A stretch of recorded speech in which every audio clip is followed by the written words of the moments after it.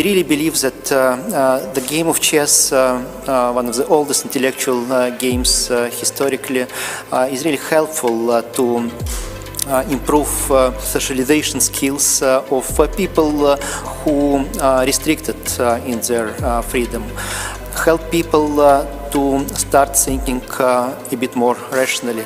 People who made mistakes before but have all possibilities to improve their lifestyles in the future.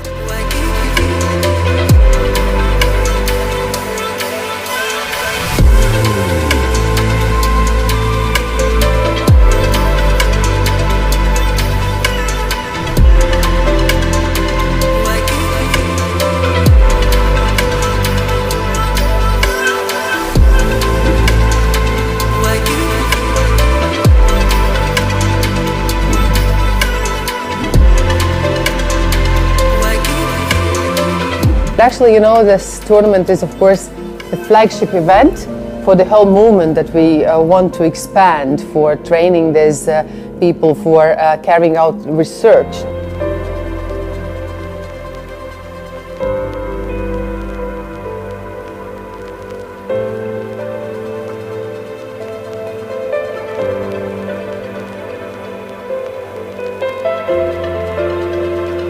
We have female teams, we have juvenile teams, we have men's teams. It's wildly diverse and we are so excited.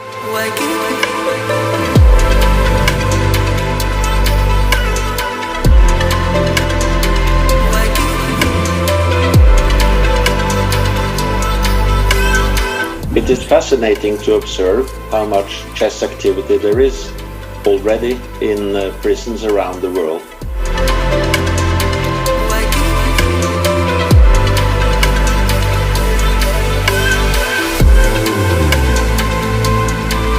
I strongly believe that chess helped everyone to feel I'm the winner right now. I won it, I did it. I did it by myself, I did it without any bribery, any help, and I'm the winner.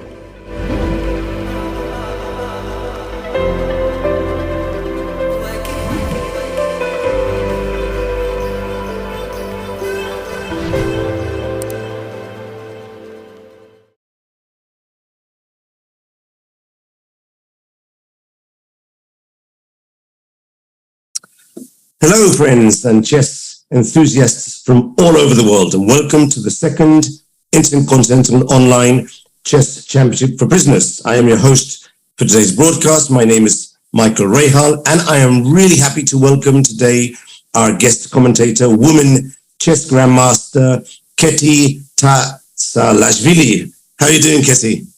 Hello, Michael. I'm doing good. I'm so happy to be here at this event. This is the second time that we have the tournament Chess for Freedom itself. The name says so much, and I would like to see some of the participants who played last year, and I want to see how much they have improved. So glad to be here today.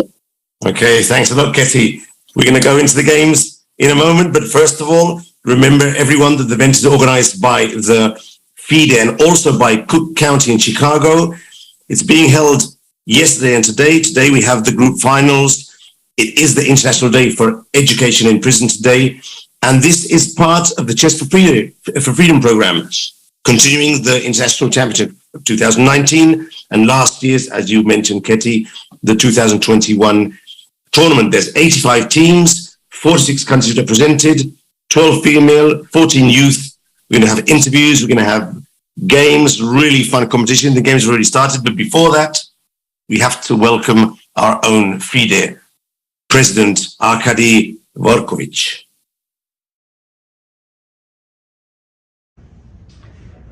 I'm Arkady Dvorkovich, President of FIDE, International Chess Federation. Greetings from Buenos Aires, Argentina. Our project, Chess for Freedom, is for people who made mistakes in their lives before, but have a chance to improve. FIDE is going to bring chess to all corners of the world, especially to those corners where chess can transform lives of people, give a chance to live a better life, to change things around. and inmates who are not free right now have a great potential to develop their lives to the best. Chess started to come to prisons many years ago, and I would like to thank in particular Sheriff Dart from Chicago Cook County, Michael Kornman, who developed this project in FIDE, and Dana Reznice Ozla for coordinating this project globally. This is the second edition of Chess for Freedom tournament. Last time we had 30 countries, this time 46 countries, 85 teams from all around the world, so we are improving. And I hope that all players will enjoy playing. They will represent their own countries in this World Intercontinental Cup, and I hope that this event will give a boost for the development of chess around the world, and will have a great social impact on many people around. So good luck, and I wish all the best and success to this event.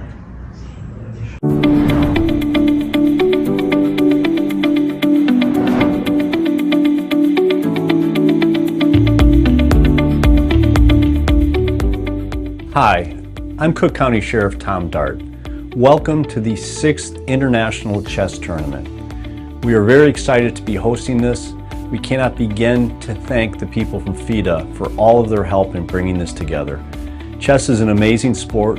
As you know, it gives you critical skills, but it also teaches you patience, things that we can all learn from and something we can all use in our daily life. I hope you're going to enjoy the games today, and good luck, everyone.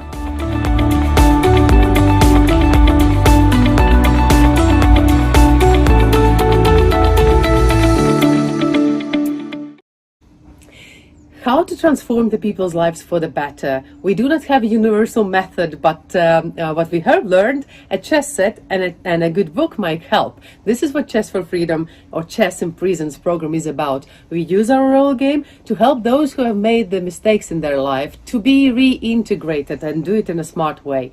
I warmly congratulate all the participants of the second Intercontinental Online Chess Championship for the prisoners. I thank all the officials in their countries who have made this possible for their teams to participate. I know how challenging it might be to overcome all the legal, technical and other obstacles to do so.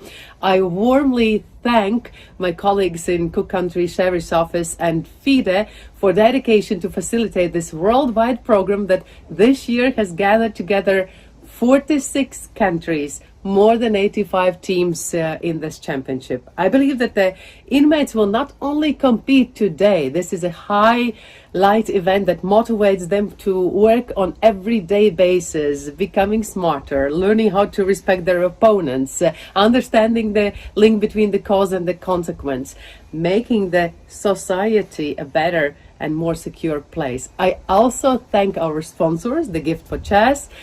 You are helping us to transform the lives with your support in this program. I wish you all the best in this tournament. I wish a lot of excitement. I wish we together reach the goals others only think of and feel the freedom that chess can give. So we're live again. Thanks, Arkady. Thank you very much, Dana, and also Thomas from Chicago. Thanks a lot for these really cool welcoming speeches. We're back live. Keti, you still with us here? Yeah, I can't wait to see the games, actually. Yeah, before I say anything, I have to say, Keti, I'm really happy that you're joining me today. You have a huge experience as a commentator for really important tournaments. It's my first time working with you, but I remember seeing you in Sitges in the World Championship. You've done a huge amount of things, but I'm especially thankful for today because I know you're actually doing the commentary in Italy of the World Juniors in the afternoon. So this is a really huge effort for you to come this morning and help me here. How's the tournament in Italy going? It's fantastic. There are players, almost 200 of them from many countries. And Michael, here we have, this is a junior championship, World Junior Championship, which means that all these participants are the champions of their countries. youth champions. And the games are so interesting because these kids are very ambitious. No one wants to make a draw. All of them want to get the first place, and that creates a very nice atmosphere here for the chess fans because all the games are incredibly nice and fighting. So it's my pleasure to be here also for this tournament. As I mentioned, I was here for the first time. It was something very unusual for me, for chess player, chess commentator, to see this project. It's a social project, and also we have here Georgian team. I myself am from Georgia, and then I have seen some videos which was prepared for TV for wider population in Georgia, and these chess players, female chess players from Georgia for this project Chess for Freedom were telling much more about themselves, about the tournament, and how much freedom this tournament gave them, and how much hope this tournament gave them. So yeah, we were even joking in social media that now Georgian women gonna get this title again, and it will be like the title for many years. Let's see how the thing's gonna go this year. But I remember that many people supported them in social media. The team which our country represented for the event of the first edition.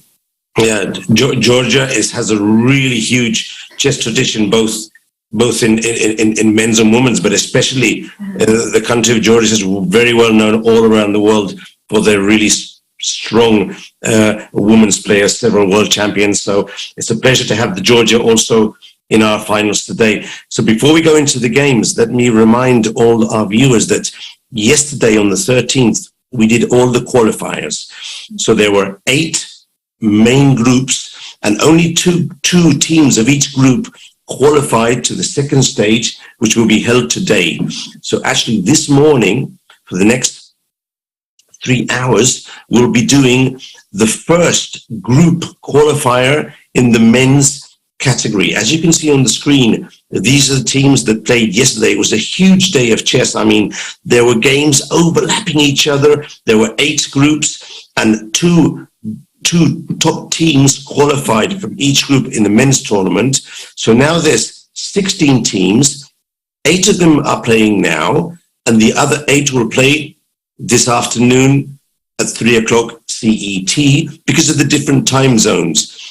So if production can put up the chess results of the final group 01, we can see that all the teams are from quite distant time zones, whereas the second group, which will be played this afternoon, are basically teams that are of the Western Hemisphere, basically North American and South Central American teams.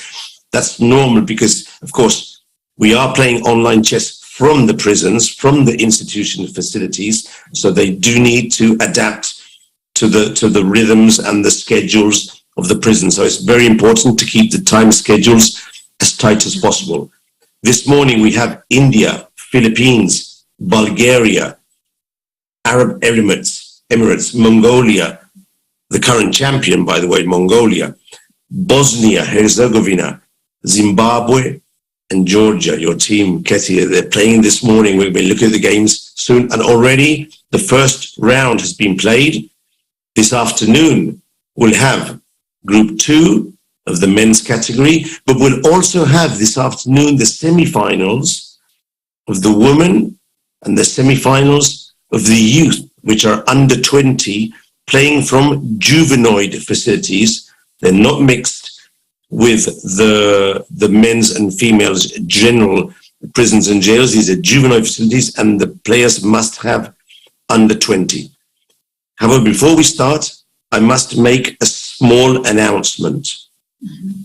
The first semi-final of women, which was scheduled to be held this morning between Mongolia and the team from England, unfortunately won't be held. There's been some technical difficulties from the English team. They can't play the semi-final, and very unfortunately, they have to be forfeited, and Mongolia will go to the finals and will face the winner of the other semi-final, which we'll see this afternoon. In the screen, we can see that England has withdrawn from the semi-final because of technical reasons. And this afternoon, we'll have the other semi-final of women's. Serbia, very strong Serbian team, will be facing Trinidad and Tobago. And also we'll have the youth team, where the other Serbian team of youth will play against Argentina, and England against Ecuador. What do you think of these matchups? Do you have any favorites here, Keti? I should not have any favorite, even also when I mentioned about Georgia. I know as a commentator I cannot, and I really equally support all of them, but can't wait to see the matches to start. About the comment of the team which withdrew for the event, probably they were waiting for this day for so long and they prepared for this, but let's take into the consideration this is not just a tournament. A lot of details has to be come together to happen this. So let's hope that they can come stronger next year, and they can compete. And Michael, I remember some of the teams were even taken to some public areas. Like I remember Team Armenia was playing from the Chess Palace in Armenia. Nice. In Erevan, yeah, and Chess Palace in Erevan, it's beautiful. It's super beautiful. So we had this footage too, as they had this chance to, be out there and play. That's great. That's great to hear, because I mean, Chess for Freedom. I was talking to the inmates yesterday, and this is one of the things that they were valuing: the possibility to improve their communication skills. The possibility to get to know and to practice their favorite sport with other inmates, but also the way they could use chess to think strategically, to relax, to be patient.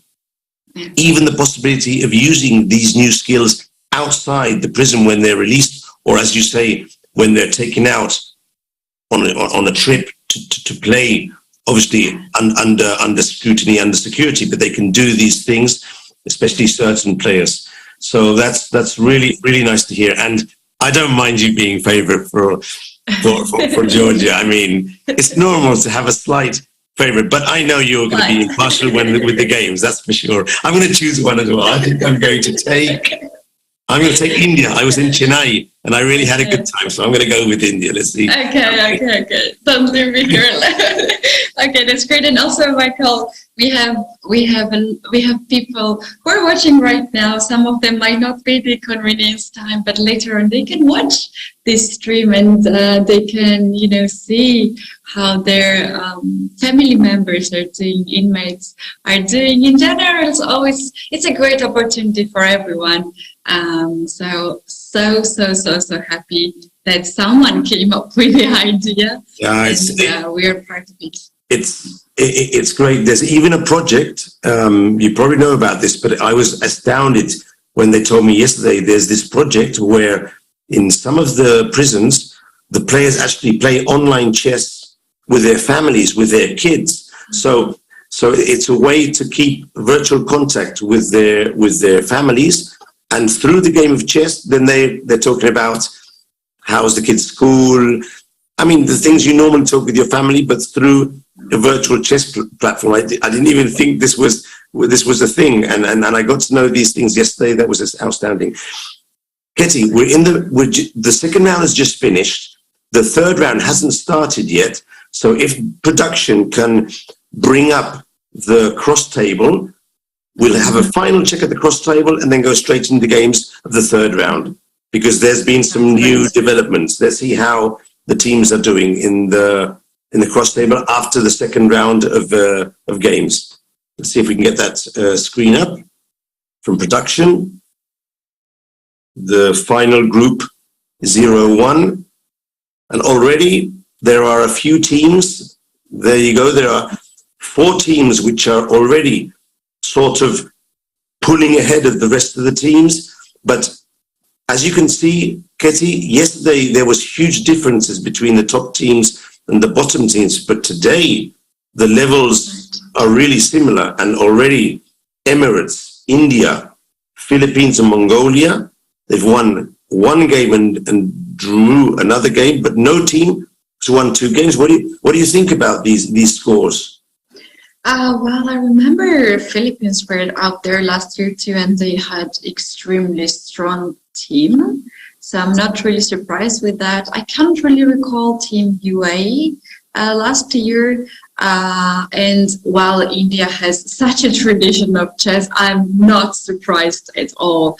And they also have some of the prisons have the well-known grandmaster mentors like Padmini Rodo, who was the guest of this event as well. And she was telling us about the challenges, what they had, and also this period of the time. And Michael, she said that it was hard to be there. The last day of the trainings and of the session was extremely hard for everyone because it was, already the end of this project. Yeah. So yeah, talking about the leaders, I saw Georgia in the very end of the list. So I just came on the right time, I think. But rest of the teams, India, Philippines, I was thinking that they would be up there at the leaders' positions. Yeah. Talking about India and Philippines, and as the round, the 10th round, the 3rd round of the finals hasn't yet started, we could, if you want, have a look at one of the games of the previous round between Philippines and India. They just played in the previous round. And so I'm going to ask production to bring up the game between round 09, 9th round, Philippines A against India A. So shortly we'll have the game on our screens. Mm-hmm. And we can just, slowly go over that game. It's a finished game, so it's not in real time because the new games haven't started. So what I'm going to ask production, if they could just slowly make the moves of the game, and we could just go over to see more or less what type of style these players are bringing to these online chessboards. Philippines with white, India with black. Keti, take the game. You're the one in the forum with look, here we go. Love it. I like this sneaky starting E66, but then no, D5 was played there, and black fighted for the center, and now there's also I can feel that both of the players know what their setup would look like. Yeah, they're decent. They look decent for sure. Yeah. Look at this. Look how he's attacking with white. Then F4 looks great. Yeah, so you can see. Of course, attack now. Yeah, white is going for the attack. Yeah. Absolutely. I would be scared of castle there. I would definitely not castle with the black pieces there, yeah. So this is a already played game, which we know white has won. So this is the previous round. But yeah, white is definitely going for the attack here. Yeah, nicely played.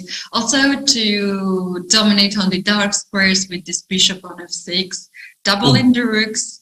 And black is like waiting, there's no checkmate yet. So he's like, prove me that I'm bad here and prove me that I'm worse. I'm not sure about rook a7 here. The knight has come in.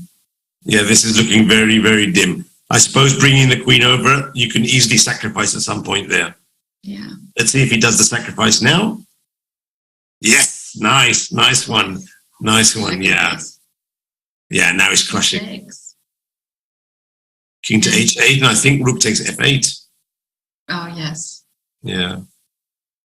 This was quite a good game, actually. Quite a good game. I mean, I can see, okay, black was playing slightly passive at some point, but I think that white was quite impressive with that attack. What do you think? It's quite good. It was everything starting from the beginning. White had idea how to set up. White had a plan to attack the king, and White knew how to use these weaknesses and then sacrifice. What else you can do in chess game? It was perfectly played for White. Yeah. Okay. So this game has definitely given us an idea that the level of play in this group final stage, I mean, we should be expecting to see some quite decent games, especially during the middle game. Maybe the openings are not so good. I do remember yesterday the inmates were telling me they don't have so much access to opening books. They have more. For instance, one of the inmates told me they had the Laszlo Polgar 5,000 exercise Bible, which I'm sure you know about, but they didn't have much access to openings. So we shouldn't be surprised to see some second-rated openings, maybe some London systems, things like that. But then in the middle game, they go for it for sure.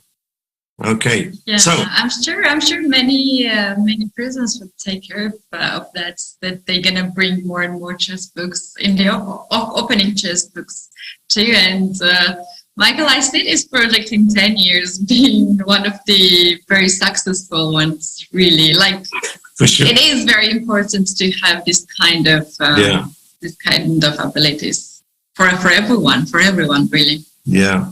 So the round has started, the third round, and I'm going to ask production to bring up the game between Georgia against Bosnia-Herzegovina on board C. So I'm going to ask for the board C. I think we're going to have it now. There you go, the board C. And look what your team, I was going to say your teammate, of course not your teammate, your companion, your compatriot has just done with the white pieces. Look at that, Keti. Look at that. Fantastic move. Beautiful, yes. Looking great for white here. The queen is going to be lost. But I'm afraid that the game was quite sharp from the beginning. It seems like black has never castled here. And there was some kind of attack from white side. Yeah, it's actually a very, it's a very weird position with that king on d7. Maybe there was, I don't see any piece sacrifices, but for sure, it's a bit strange that the king voluntarily went to d7. But this one is looking very good for Georgia. I sense that unless some big mistake happens, I think they're going to take down this game. So let's jump over to board number 1, which is Georgia A against Bosnia-Herzegovina. And if we're good on the first board as well, then the match will start looking quite good for Georgia. Let's see how this one is. What do you think about this position, Keti? How are we doing? I do like here white's position because black's king is a little bit exposed for the moment. And if white somehow managed to open up the f5 or get the knight on f5, that's going to be quite a tough challenge for black. Now g3 tells to the opponent that I'm going to find for f4 square. And the next move can be knight h4 to get rid of the defender knight on g6, and then f4 right away. So I think that's a little edge here for white, and very nice game to win this one, because there's also extra pawn on g file. So if not, there's no blunder, I think white can convert this one. White is looking good. You remember last year you were the main host last year, Keti, and me being the host yesterday. I remember seeing that in some of the games, even a pawn or a piece even sometimes might not be enough to win because of the blunders, because of the nerves. Okay, today is the finals, and I think the technique is better, and also they all played yesterday, and they have the nerve situation is a bit better. But the inmates were telling me that many of them didn't even have experience using the chess.com software. So for many of them, it was the first time they were actually using a mouse to play on a computer. They did do a test run 2 days ago, but I mean, Keti, that's really just not enough to get used to the software. And so we did see some blunders yesterday, but today, especially on the top boards, I think we'll see quite good chess. And I agree with you. This one is looking good for white here for sure. It does, it does. So another thing can be the panic when you have low time on the clock. That affects also professional chess players when you see seconds ticking. So that can be also the issue. But what I really like is that these participants, players are playing quite fast at the beginning. Yeah. And then they are saving the time. I think they have some kind of strategy. And also, they are working in team. Chess is an individual sport, right? We fight, we want to win. But then when it comes to the team, we are also very good team players. So I know that many of them have coaches or captains, or they are just team and they have these strategies. So this is, I'm sure many of them have also agreed how to deal, and they are also helping each other. If someone struggles with opening or if someone struggles with the clock, I'm sure they are giving some advices to the other players. Okay, well, I'm not totally sure. We should actually try and to be sure of this, but I know they're playing in the same venues, and each of them play with their own game, and they probably support each other verbally. But I do think there's a captain there to try as far as possible for each player to play their individual game, so that they really have the real experience of dealing the battle with themselves. A funny thing happened in that board. I thought Black would probably exchange the knights on h4, but he didn't decide to do that. But you're right. Yesterday, most of the games, you'd have one player with 8 minutes and the other one with 3 or 2. But today, they're playing super fast, and also they're controlling their time. So they've realized that they can't go low on time, because that's when the mistakes start to happen. So, yeah they definitely learn their lesson in the qualifiers, for sure.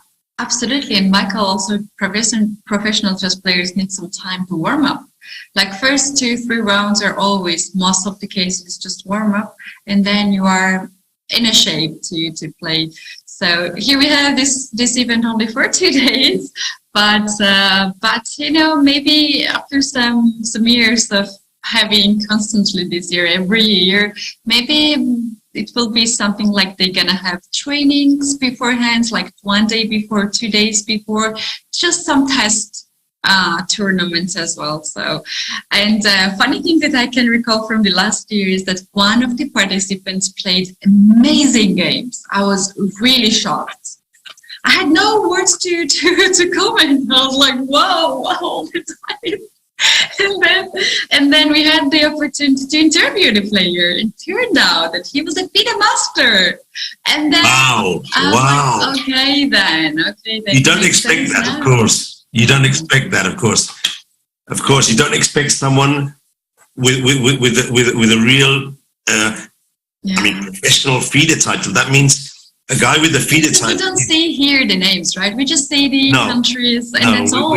We don't see the rating, but the level of play, FIDE Master is 2,300 plus. Yeah, but I did get to, when I was talking to the inmates, who one of them was playing the tournament, he did give me some insight of the books he was reading, the way they were playing, and basically I was getting the sense that most of the top teams will be having players that are around 1,800, maybe 1,900, 1,700 even. You know, some of the teams have some pretty decent club players in their teams. Of course, most of the teams, the level is quite basic. But if we do this every year, I can imagine in several years' time, of course, you never know, because many of these players will be released from prison and they won't be able to continue competing. Actually, luckily enough, no. But okay, if some of the inmates with maybe longer terms really get good at this, we could have some really interesting battles in the future. And also, these tournaments allow federations and prisons to make contacts. So maybe they can even have regional tournaments, qualifiers for the world tournament. So this, I think, is quite a good thing, actually. Yeah, this is looking good. Our sports can help people this wide, of course. That's the idea. We're more than happy. Yeah, gens unasumus. We have to be doing things for everyone. We have to be as inclusive as possible to get chess in, because it's good. It really makes them relaxed and patient, and they start understanding that being impulsive is not the best thing, especially on the chessboard, as you and myself well know. Yeah. Okay, so what do you think? Is he going to take this one down? Will he win this? Things are going pretty well. I do like that White locked down the king side, and now White is trying to concentrate on the queen side, but there is a problem of the d5 pawn. If you get this rook on c file to open up the file, then d5 pawn will hang. But White king is ready to get on e4, centralize, make sure the d5 pawn will not hang, and then White's rook will be free to move away. So I think White's next move, one of the next move can be king to e4, nicely placed there, and then she takes d6, and slowly I think White is converting nicely. I think this player has been studying Capablanca's games. I mean, king e4, knight to a4 instead of knight to e2. Now we're going to double rooks. Prepare to take on d6. But let's double rooks before. I mean, this is unbelievable, no? I mean, I remember Michael last year. I had a little chat about this event with the president of the federation, and he was so enthusiastic. Yeah, we were at the prisons, we brought books and the chess sets, and he was talking like one of the Georgian teams that he's sending for youth championship or for Olympiad or some team competition. And I was like, wow, you guys are taking so seriously this event. Like, of course. No, wow. Now he's re-maneuvering the knight to c4 to d3. Maybe this is just too much. I think the knight was actually quite good on a4, but, I mean, this is technique. Yeah. The technique, I think he wants to get some time on the clock to start maneuvering a little bit. I think he's going for the cheap tactic. Now, these guys go for the cheap tactics. He's going to capture on d6, play knight c4, and see if he can hit the d6 pawn. But whatever works. Whatever works. But it's fun to see this more technical games. You don't really expect this from maybe the type of chess we see, because one of the inmates that was released, he learned chess in the prison. When he was released, he went to one of the places where the ex-prisoners can meet, and they help them to find jobs. He started doing chess for the kids at risk there, and he was telling me, "No, we like to hustle. We go to the parks. We bring our chess pieces. We make our friends, and this is street chess."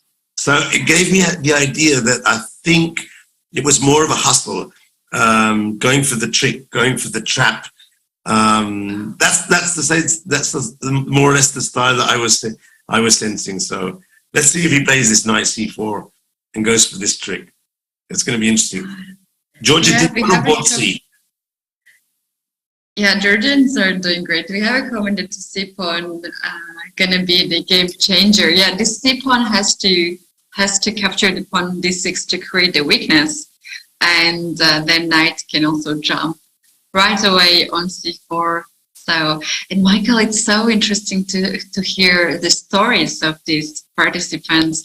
And what was a very important point for me, I would never think of that, but one of the participants from Zimbabwe, I think, said that he was happy to have the opportunity to talk so widely, nice. To have this freedom of impress himself. And what you mentioned right now, he also pointed out that topic that he wants to continue to play chess because this changed his life so much, and now he's busy with this. And he has a goal to take it very seriously. So yeah, that's great. And who actually thought that the f-pawn would be the first here to be pushed? Yeah, well, they say you have to push the passes, no?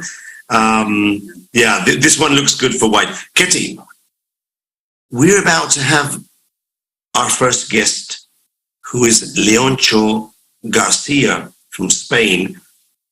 You probably know him. He's a worldwide renowned journalist of chess. Everybody knows him. Everybody knows him. But also, world is.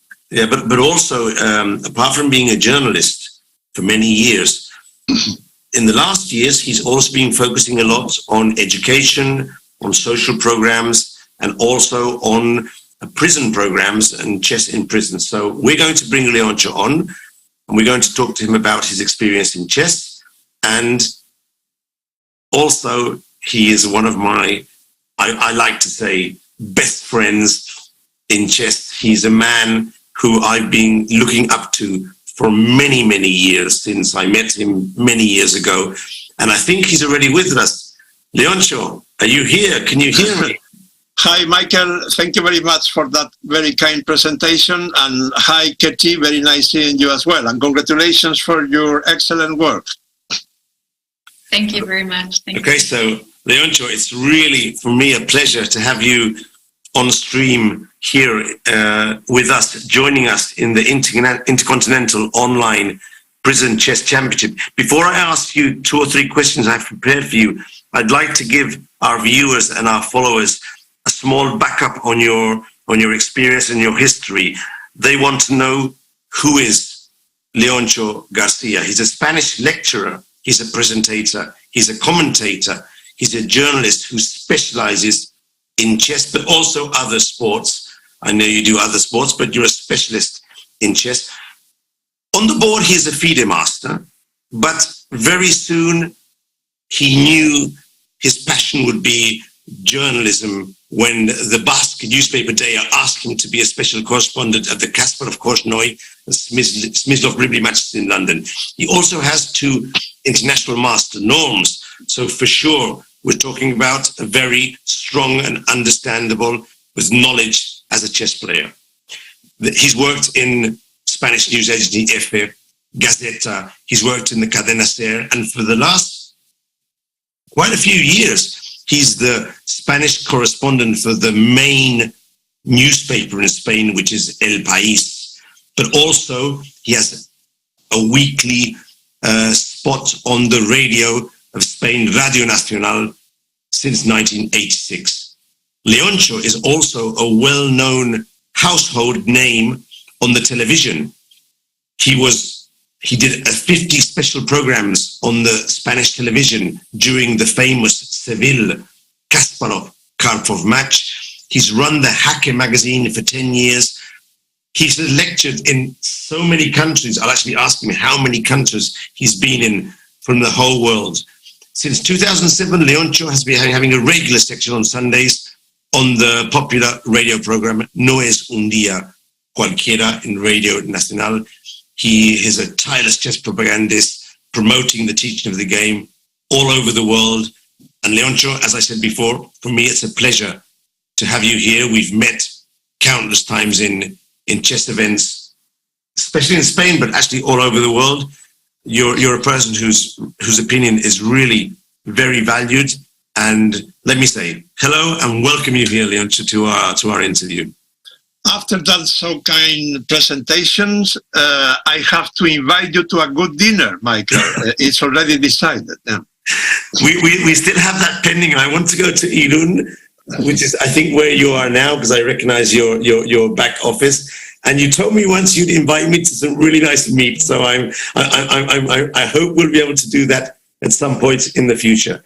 Leoncio, you are specialized in chess journalism, but I know for the last 10, 15 years, you've been also dedicating a lot of time to education and chess programs for as a social tool, but also chess in prisons. I know that you were in the south of Spain in Almeria, and you went to the El Acebuche prison for the first time. And that's when you really started to understand why chess was important in prisons. Please explain to us, give us your thoughts on that first time in El Acebuche. We're very interested in that. Yeah, that was 30 years ago. I spent a whole day from breakfast to dinner inside the prison together with the inmates.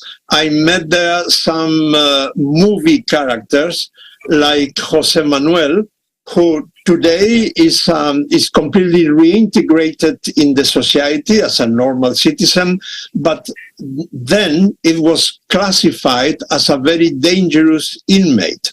But that changed dramatically when he started to play chess. And then a few months later, he became a model of behavior for the other prisoners.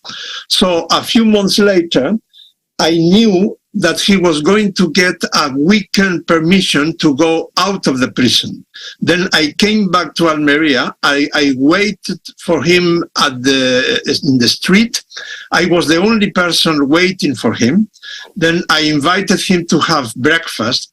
And during that breakfast, he gave me the three main reasons, in my view, of why chess is working so well in prisons.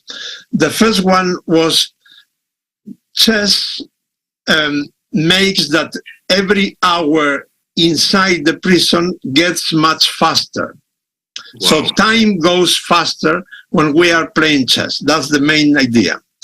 The second idea is chess makes us to think about the consequences of what we are going to do before doing it. And third, chess is a very good way to take out our tendency to violence. I think, Michael, that those three reasons are perfectly applicable, are valid as well to any other person. A normal citizen who lives outside the prison, because, for instance, if we think about children and the risk of getting drugs, if you are involved in chess, it's practically impossible that you can be involved in drugs at the same time, because chess takes a lot of your time, your energy, your concentration power, and so on. And thinking about the consequences of what you are going to do is essential for every human being. And about the violence, I think that every human being has some tendency to violence, bigger or smaller. So chess is a war with no blood. So it's a way to take out that violence. Wow, a war with no blood. You just said that time flies in prison when you're playing chess, but that's exactly the sensation that I'm sure Keti, myself, you, when we're playing the game, time flies. When we're giving a lesson, when we're listening to someone talk about chess, it's something we're so passionate about that time just goes so fast. And I can imagine that inside the jail with so few things to do, someone who gets passionate about something they can do there is very helpful to them. Leoncho, in 2015, you wrote a piece for the Spanish El País newspaper called 5 Days in the El Chapo Guzman prison in Mexico. You were there for the 900 inmates. You gave 16 talks to these inmates in the prison.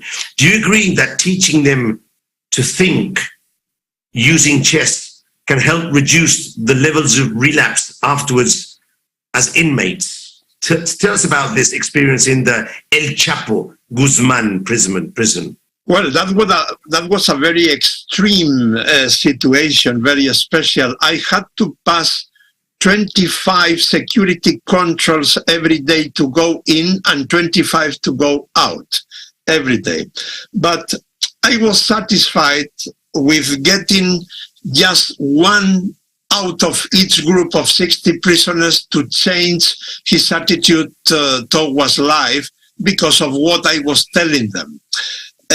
In any case, I think that the results of my lectures there were good because the prisoners asked for chess lessons later on, which were given by the Kasparov Foundation staff, and then they asked for a tournament to the closing of which I went a year later to present the prizes. Now, if we talk about normal prisons and not that extreme one, the level of satisfaction with chess is usually very high. For instance, I know that in Extremadura, they are very happy, as you could see, I suppose, when you interviewed Juan Antonio Montero. The ideal thing to do will be to have scientific studies to confirm that, but doing scientific studies in a prison is particularly difficult, among other reasons because the population is very changeable. There are people who come and go frequently, so it's not easy, but I can tell you that well, after my huge experience in different prisons in different countries, the level of satisfaction as an average is high. So you mentioned Juan Antonio Montero. He was with us yesterday. Juan Antonio is a psychologist who specializes in programs of chess in prisons and also drug addiction programs in juvenile facilities. Leoncio, I know that both Juan Antonio, yourself, and some other business partners have developed an app called Gym Chess. And I don't know much about this app. So please tell me about this app. Tell me who the app could be for, and tell me if there's a way that this app could be used somehow in the context of chess in prisons. Well, first of all, my modest advice to all of you, to all the listeners, is just download Gym Chess. It's for free, and you can just try it by yourself. And even we will appreciate very much your feedback, because we are trying to improve the app right now. Besides on that, what is the idea of Gym Chess? Okay, you know, Michael, sometimes a big success is based on a failure. And this is what happened in Extremadura many years ago, when they started to work with drug addicts in a rehabilitation center with chess. I mean, the first experience was a failure. Why? Because, you know, somebody whose brain is destroyed by cocaine, for instance, is unable to play a whole chess game. Then the Magic Club, the club whose president is Mr. Montero, well, made a brainstorm, and then they decided that they are going to create a cognitive program, but you don't need to know how to play chess to play with that cognitive program. So it is based on, for instance, I put up a world chess board for you, and then I show you some position with a few pieces at the beginning, and I give you 1 minute to remember all those pieces are, in which square each of them.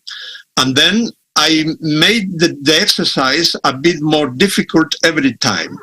And that way you can work on many important cognitive goals, like memory, concentration, attention, decision-making process, and so on.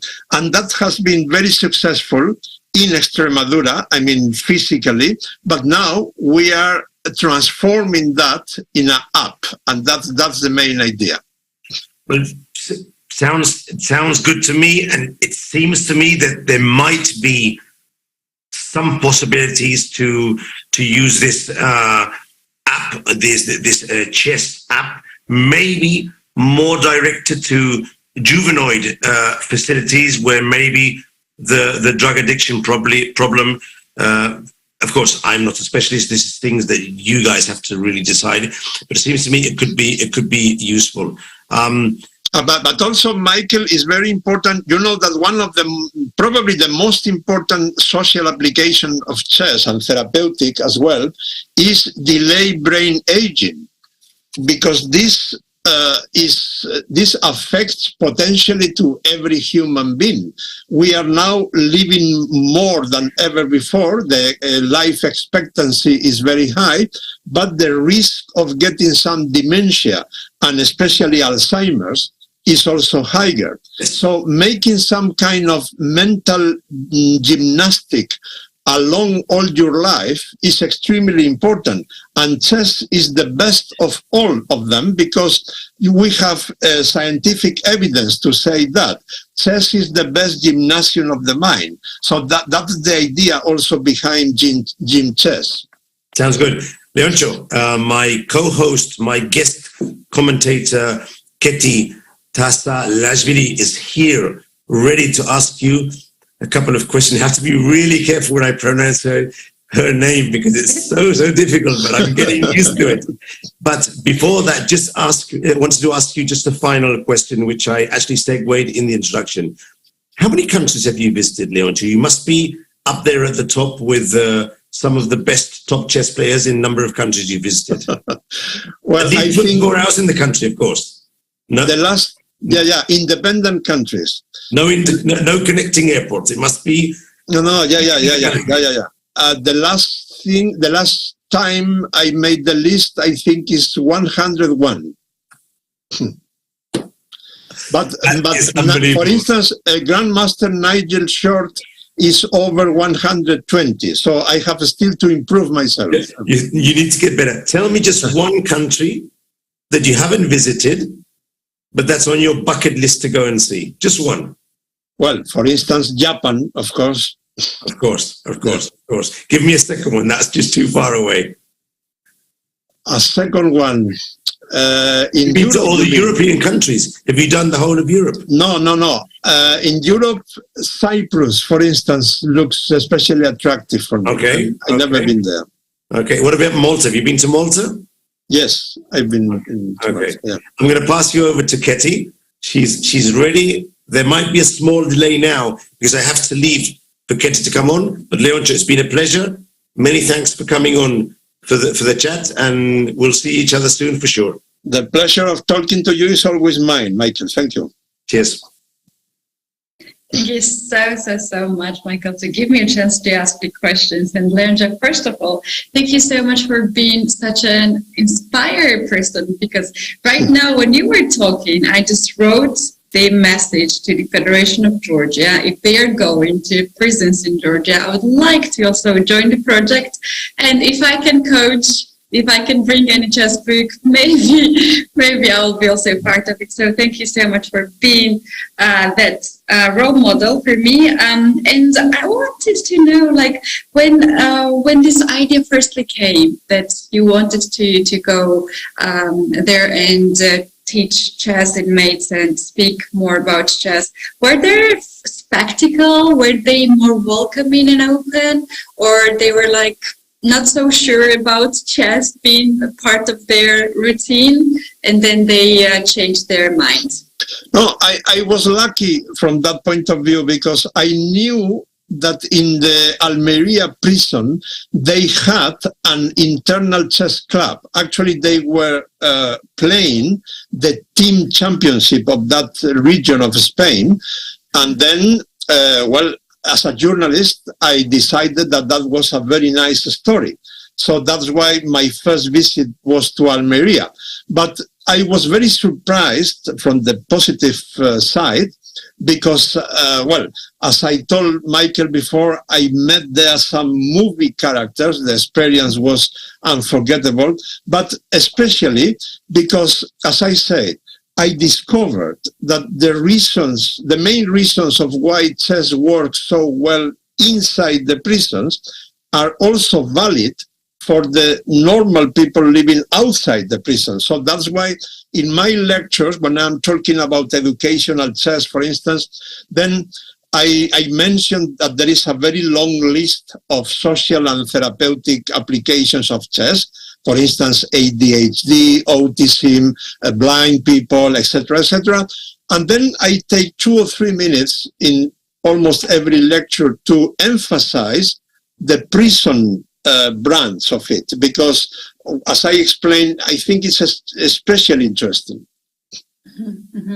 And another question I would like to know if there is any age range that, in your case, that inmates were interested in chess. Let's say, were there young generation and elder generation together at your lectures, or it was just one generation leading the presence there, or it can be the mix? No, fortunately, chess is interesting for all age people because, as I said, when you convince them that chess is the best gymnasium of the mind, many of them, they got interested.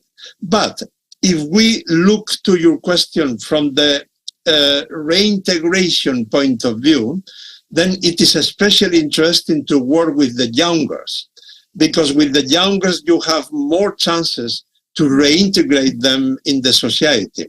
I have also some experiences with, I have visited some prisons for young people, and there I think chess works especially well. And by the way, Keti, for your project in Georgia, you know who is going to support you, for sure, your Minister of Education, Mr. Shehenkeli. I met him last Saturday in Budapest, and I could check that he is very interested on chess as an educational tool, so he can probably help you. Yeah, that's a great idea. Yes, indeed. He's helping chess to bring now at the schools, and the kids can have the access at the first, second, and third grade. And himself is quite tough opponent. He played on the first board against Judith, and he knew that he should not go Sicilian defense against Judith Polgar. So that also showed me how much he's interested in chess and how deep is his chess understanding. So yeah, thank you so much for that. Mm-hmm. Yeah, back to Michael.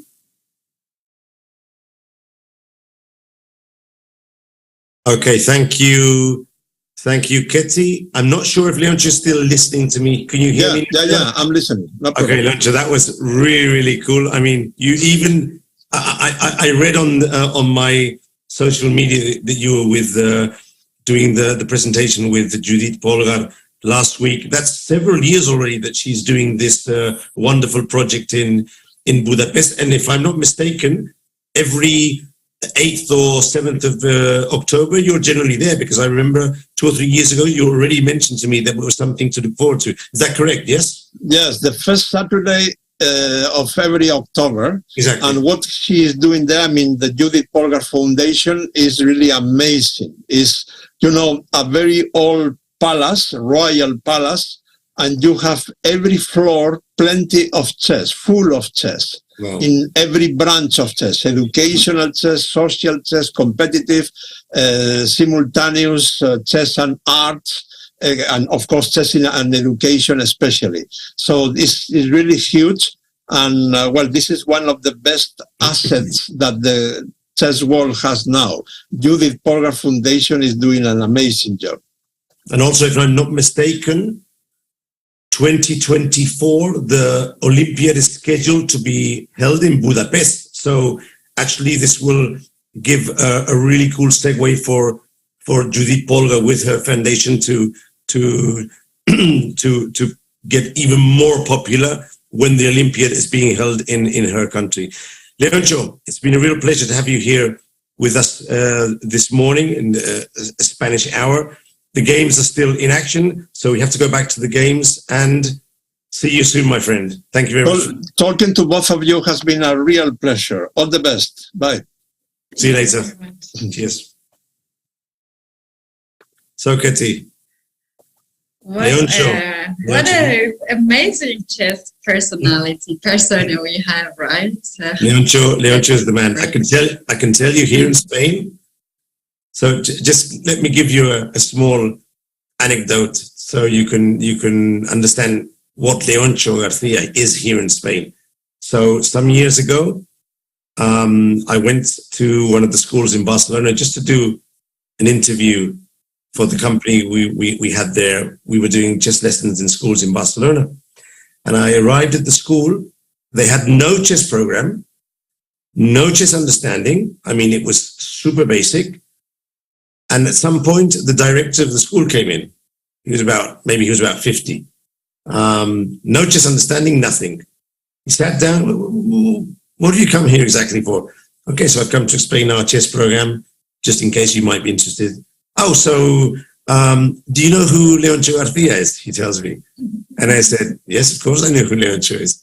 Yeah, I listen to him every Sunday on the radio. No, I know a bit about chess. So, I mean, a great ambassador of chess. 15 minutes later, we'd already signed the contract for the chess program in the school. So of course, they were interested in having the program. But as soon as he realized that I knew who Leoncio was, I know Leoncio for many, many years, so I could actually talk in a first-person capacity about Leoncio.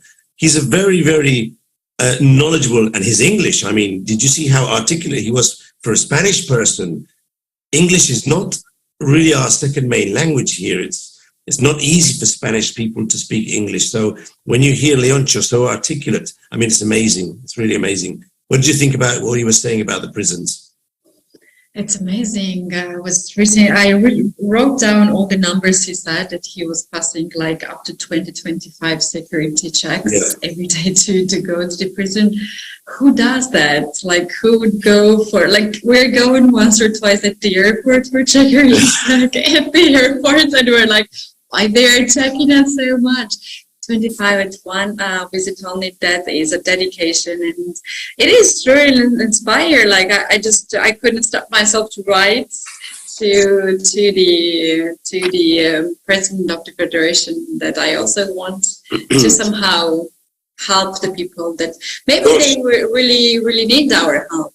Maybe they really need our help, and chess is not only a sport that we're living. It can be such a nice tool for many people to help. And Leoncio also mentioned about this Alzheimer issues that no one knows who will be facing. And as nowadays it's proven that chess helps to avoid the hardest, like the most difficult version of the Alzheimer to be prevented. Why not to help the people to avoid that? Yeah,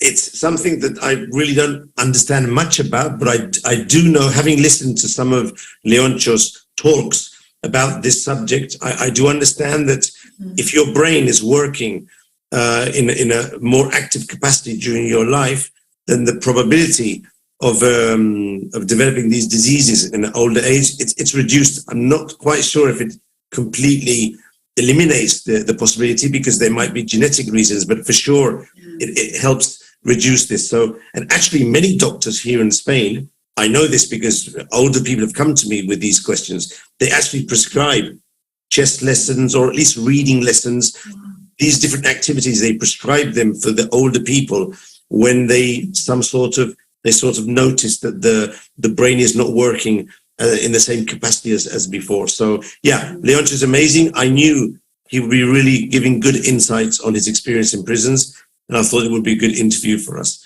Keti, we should get back to the action, because this, of course, those of you who are following us now and also offline, please remember this is not a purely chess action-based broadcast. This has a much wider outreach. We're trying to get to know much more about the initiatives of chess in prisons, these collaborations. So it's very important not only to look at the games, because the games are just the expression of the movement. We really need to get to know these people, get to know their experiences, and make this much more outreach than just a pure theoretical chess broadcast. And both Keti and myself, we understand what type of broadcast we need to try and deliver. But now let's go back to the action and see the score table for the rounds. Let's see if production. Wow! I mean, I just mentioned it, and it's already there.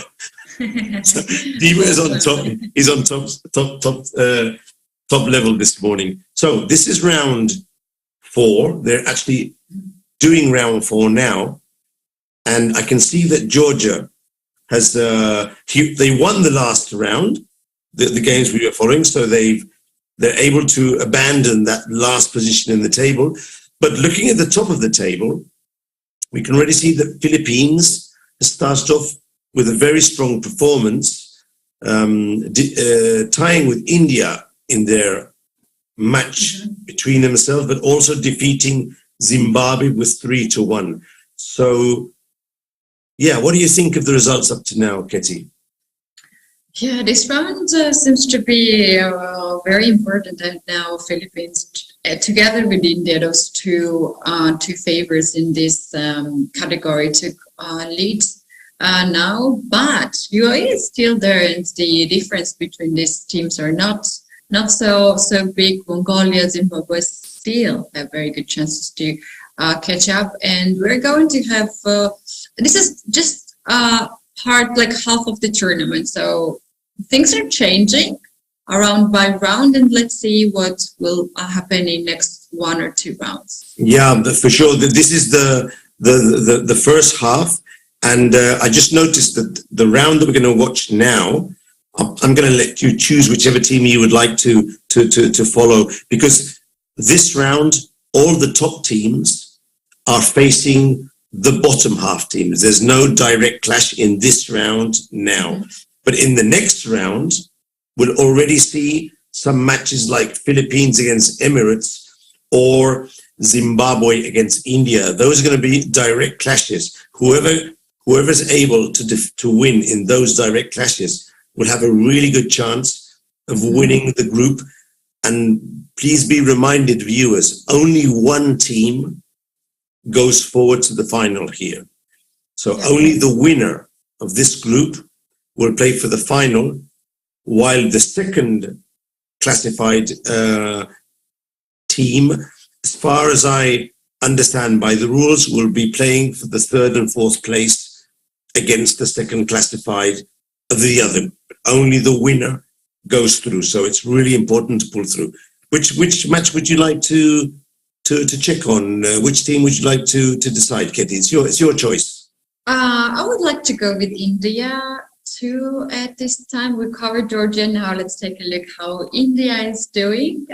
They are surely one of the favorites. So let's see who can be their opponents. And what's also very important, this teams, it's not a Swiss tournament, right? When the leaders are facing each other. This is a round-robin tournament, and each team gonna play against each other. So it's I think it's more fair that you gonna try to play with a stronger opponent, with weaker opponents, so everyone has the same opponents.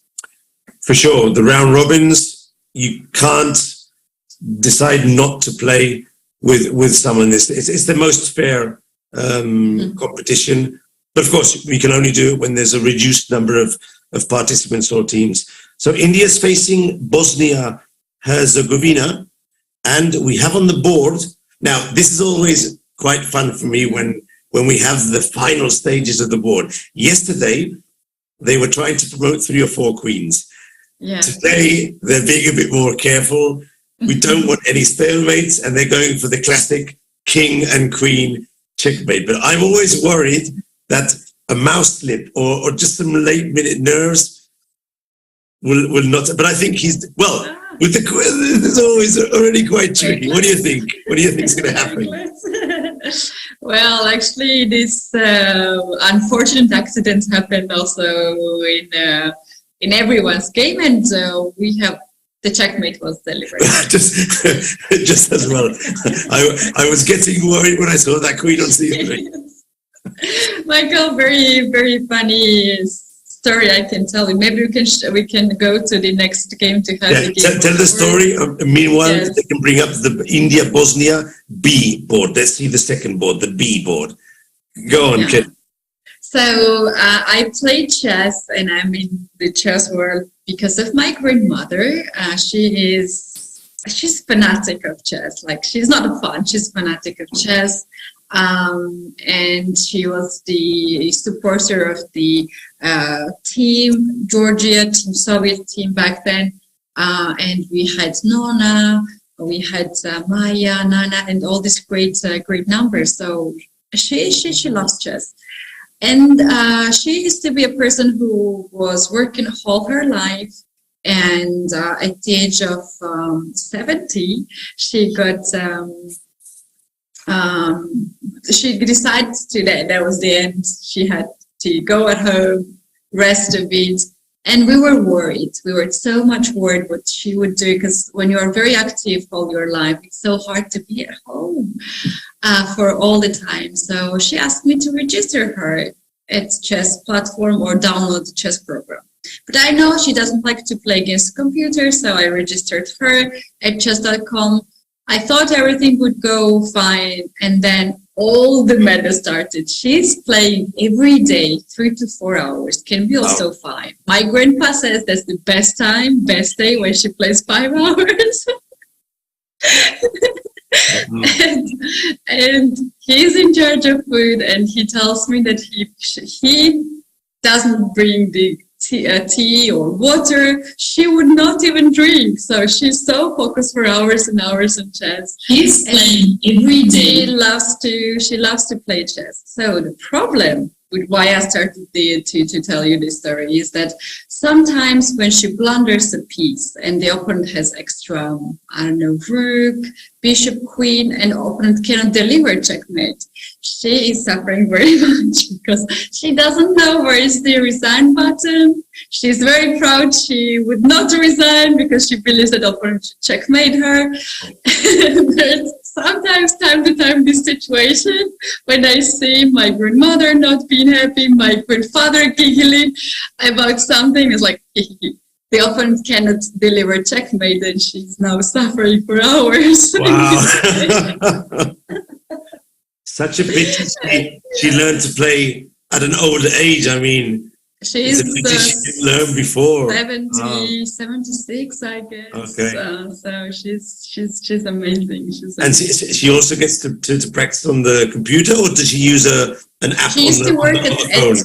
Yeah, she used to work at her work with the computer first, so she knows how to, but she doesn't know English, she doesn't know Japanese, so and then we had tons of calls to understand how to make it work. And funny enough, she invited her older brother to play chess because they could not visit each other that often. When they visit each other, they always play over the board chess. It's something that they always do. And now they cannot visit each other that often. And she pushed everyone in the family to register her brother also on chess.com. And once they played the game, no one arranged that. They automatically just got paired because they have very similar level, and they played the game. So yeah, chess is a big part in many families. It is. It's more than sport, actually. It's more than sport. It's the life. It's their life. It connects ages. It connects genders. It's really wonderful. There's no language barrier, and it's some people, when I tell them about this, they say, okay, but this is common for many other games. But then I remind them that is true. But chess has a history. It has a world championship. It's considered to be a game for the aged. It's deep enough to be easy to learn, but you need a lifetime to master it. And even now, you see top elite players sometimes making blunders that are super simple, and that is because it's too difficult to memorize everything. So it's really deep, and that, I think, is part of the attractive, at least for me. When I was young, I don't like to play simple games. I get bored very easily if the game is simple, but I really enjoy mysteries, to solve problems. I'm sure, Keti, it's the same with you when you were young. It gets to us because there is a depth there which we're trying to grasp, and we can't. So while we were talking, India was winning 3-0, and there was this last game, and I was wondering if Bosnia would able to win the last game and at least sort of score the saving goal. Yes, so they lost 3-1. India did win the match. Bosnia got the last point here. And we are going to jump straight away to this unbelievable game, which is Zimbabwe against Georgia, board A. Oh, it's just finished. Okay, don't get it then. And jump to board D of Georgia against Zimbabwe. It just finished. Georgia against Zimbabwe. Currently, the situation in the match is as follows, Keti. So, Georgia has won on board A, but has been defeated on boards B and C. So, it's now 2-1 for Zimbabwe. And this is the last game of the match. So, this is actually a decisive game for Georgia to keep going up in the standings and get to the middle, but for Zimbabwe to keep their chances to classify. So this is a very important game, actually. How is the game doing? What can we see here? Well, first of all, Zimbabwe is one of the favorites of this group. They are strong. Also, look at the rating difference in this game is quite huge. Now, the latest move, you guys see the evil bar went all the way down and gives Black a big advantage. It's because there is a piece of tactic here. Ooh. So the queen and the king are on the first rank. So ideally, you would like to give a check on D1 to get the queen, but there's knight. So if Black finds with 1 minute and 40 seconds on the clock to capture this knight, sacrifice the rook, then he can find rook D1 to win the queen. So that can be a good. It goes with knight. I actually not a bad move. Like not a bad move. Not a bad move. But that was a really, really nice tactic, Keti. Rook takes knight, and then to check on the first rank. That would have been a killer move. But okay, he still has time to find that tactic afterwards. Yeah. Yeah, like he could like if now F6. I'm not sure about this sacrifice here. If White is actually threatening anything, I think Black just won a rook. He just won the rook. There are some ideas, but it seems a bit. The only idea that must be prevented is that he shouldn't capture the pawn with the king now. Okay. But okay, he found this wonderful check on. I'm sorry for the Georgian player, but Zimbabwe did do well in this combination. That is true. Yeah. That, and also the results on the other boards. He was forced to win. He had to try and win to tie the match, and it was a tricky situation for him. So it looks like Zimbabwe will take this one down, winning 3-1. Let's see if there are any other games in progress.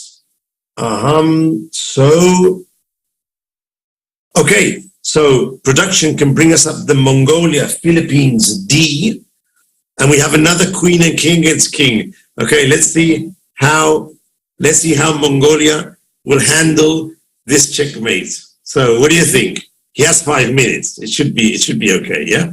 Yeah, he should not be in a hurry, and he should always give the space to the king. And what you need here, you can checkmate with one queen, right? So you have to bring the king closer to the opponent's king. And here we go. They are strong. He did the checkmate. In Spain, we actually have a name for this checkmate. I'm wondering if in Georgia they have the same name. We call it the kiss of death, el beso de la muerte in Spanish, because the queen delivers the kiss next to the king. So it's called el mate del beso. It's the checkmate, the kiss checkmate. I don't think that's said like that in English, but I'm wondering if in Georgian you have a special name for this checkmate as well. No. But I love. This is very specific Spanish. It's very graphical, isn't it? I think very nice. Yeah. When I explain this to the kids in the schools, the girls just immediately start like, oh. They say, "Well, what is this? What is this?" No. It's just because it's the queen who is going to checkmate the king with this checkmate. So it's graphical and it's fun for them. Yeah. So by the way, with this checkmate, Mongolia has tied 2-2 against Philippines. So that was one of the matches. For Philippines, they were leading. So they're going to drop a point in the standings with this result. So we have a last game. This last game, it's actually the last game of the round, if I'm not mistaken. Yeah. 16 games, 15 have finished. This is the last game of the fourth round. And we have Bulgaria with the white pieces and United Arab Emirates with the black pieces. And the advantage, yes? What do you think? Big advantage here, yeah? It's a big advantage. Black has here extra piece and also 2 extra pawns. And those pawns are too much. Like white should try his best to trade all the pawns. Yeah. And then to give up the knight for 2 pawns, which is a bit hard. Nice. Nice, Keti. Yeah. If he was able to do that, do you think Emirates would know how to deliver a bishop and knight checkmate against the king? Do you think that would be in the range of possibilities for this level? Tricky, no? Might be tricky. Yeah, very tricky. Actually, it's not easy checkmate. You need to know the pattern, right? You need to know the pattern. You need to know. Let me admit that you need to know. But Michael, what I know from the coaches and the captains of this tournament, what they were preparing is so hard to prepare in such a short time, right? Yeah. They are actually trying to teach very basic checkmates. Like with the queen endgame, I was sure they could deliver because probably they are working on that, like how to deliver checkmate with queen, rook, and this kind of like pawn end game, like the pawns, how they're like the first thing that we're learning. But maybe 2 bishops also possible, but the knight and the bishop, I think it requires a bit of practice, to remember. And I would not be surprised. I will not be shocked if they will not deliver checkmate. That's not easy. Let's be honest. I agree with you, Keti. I would be shocked if they even mentioned this in the coaching, and probably not even the 2 bishops. I do think that the queen and the rook must be handled, but I agree. But it's not. In the end, it won't happen because it's an ending that, as you know, hardly ever appears. That the last time I saw this ending at a really high level was I think it was some match between Anna Ushenina and. I think it was either the World Championship or maybe one of the previous stages, and even Anna had big trouble to do it at that time because it's not something you practice every day. And I actually stress to my students, maybe the higher level ones, they need to practice it on chess.com on one of the programs. Just do it 3 or 4 times a year just to keep it, because you never know when it can appear. And if it comes about and you don't know how to do it, and the championship is decided with that, you'll be worried. You'll be hearted. Your heart will be broken because that's. But of course, at this level, it doesn't matter. It's winning position, and it's just.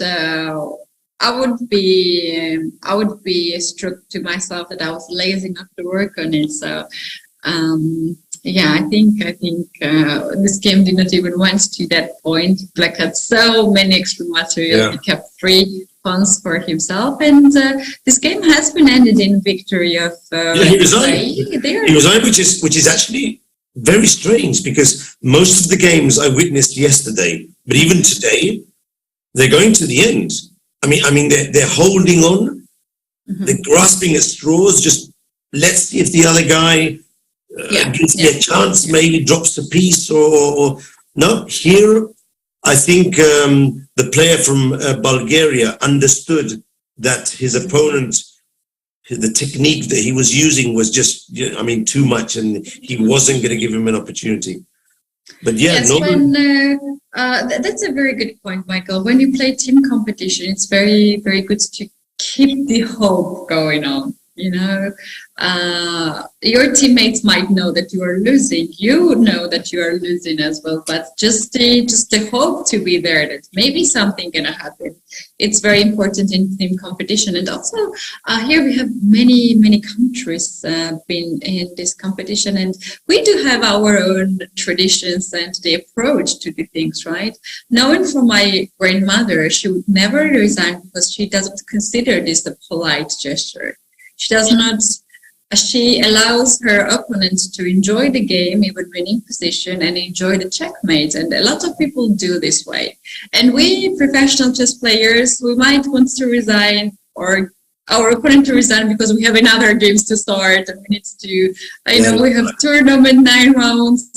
Sometimes we have double rounds. So that's why we're more impatient. But these people, they enjoy to play chess. So it can be cultural thing. It can be also team thing. And who likes to resign? Thanks, Keti. So, everyone likes to resign. No one wants to resign. So, Keti, we're going to introduce a video. The video is called Chess in Oslo, Chess in the Prison of Oslo. In 2019, the Norwegian Chess Federation launched its project Chess and Society. The goal of this initiative was to bring chess and chess activity to a larger number of areas in society, including prisons. Chess activity started to develop in the prisons of Oslo, in the center of Oslo at Grønland. Chess is used by prison authorities as an excellent tool for starting dialogue between staff and inmates. This is something we've already heard from several of the experts in this area. And many inmates play chess. New players emerge all the time. More than that, chess has influenced other activities in prison, and they even have chessboards made at the workshops in the prison in Oslo, in the prison. So let's see this video together and enjoy the Chess in Oslo video.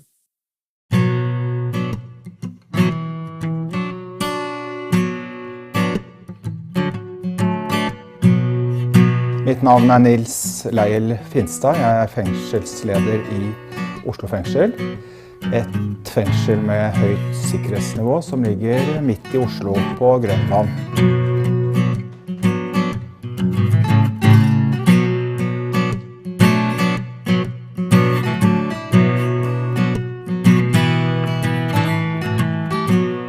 Norges Sjakkforbund hadde vel en slags lansering, hvor da prosjektet Sjakk og Samfunn ble presentert.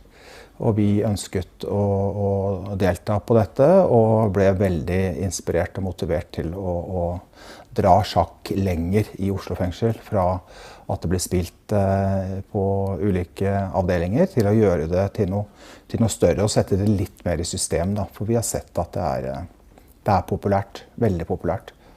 Sjakk er et godt virkemiddel til å starte en dialog, for eksempel, mellom ansatte og innsatte, eller mellom innsatte. Det kan være at sjakk kan være en innfallsport til en god samtale. Det er ganske mange som spiller sjakk, da. Og det kommer nye spillere hele tiden. Det er det som er også så gøy. Å spille sjakk i fengsel. Nye innsatte, nye spillere. Jeg spiller ikke så mye ute, men det er noe som blomstrer inne. Egentlig spiller kanskje 4-5 partier om dagen. Nå er vi i arbeidsdriften i Oslo fengsel, primært trevareproduksjon. Det lages veldig mye forskjellig, også sjakkbord. Det ene står her. I tillegg så har vi ganske nylig laget litt sånn prototyp på et litt annen type sjakkbrett, litt mer eksklusivt i mahogni. Det er mange muligheter i Oslo fengsel for produksjon. Det har vel kanskje fått litt ekstra vind i seilene nå. Dette har vi gjort en stund, i hvert fall disse sjakkbordene og brett. Men igjen, prosjektet Sjakk og Samfunn har trigget oss på flere måter, også her i arbeidsdriften. Man føler seg at man er ikke i fengsel, da, faktisk. Og tiden går veldig fort når man er i et sjakkspill. Ja.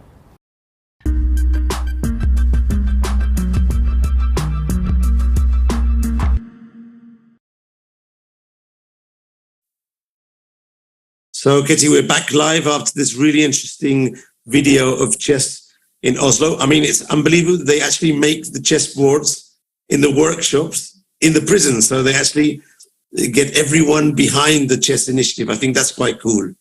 Yeah. Awesome. That's really, really nice. Nice activity for them for sure. Absolutely nice.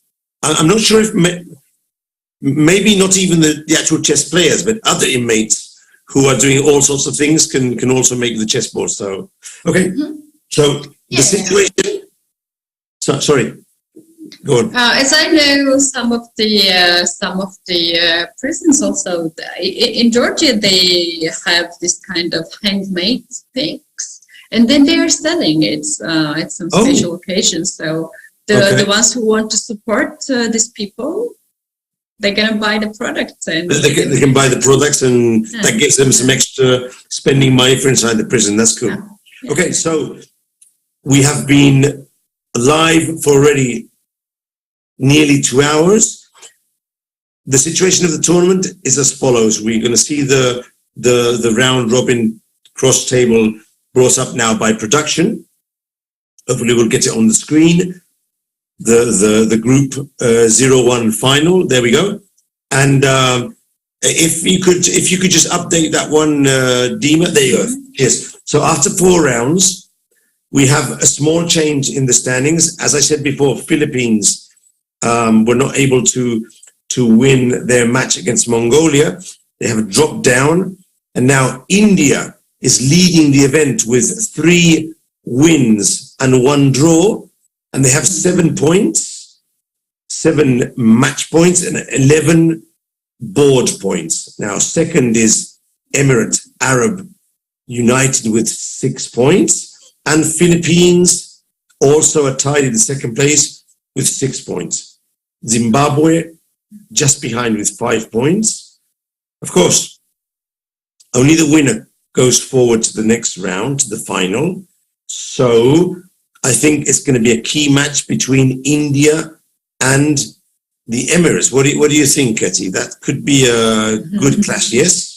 Oof, absolutely good questions. Michael, we have this India, UAE, and Philippines in top 3, but they are certainly places, right? We had earlier UAE on the first position, then we had Philippines, now India. So, and what's very interesting, it's not because they played against each other. We had Mongolia beating their favorites. So even those teams who are now rated being a bit below top 3, they are still fighting, and this is not the end yet. And Mongolia actually has a very outside chance because they face the weaker teams now. If they were able to score 100%, of course, the top teams play between each other. I'm not a mathematician. It seems to me that it might be having some very, very small, maybe 2 or 3% chance. But everything would have to be perfect. It had to be a perfect storm for them. However, this next round is probably the most important round of the event because India plays against Zimbabwe and Emirates plays against Philippines now.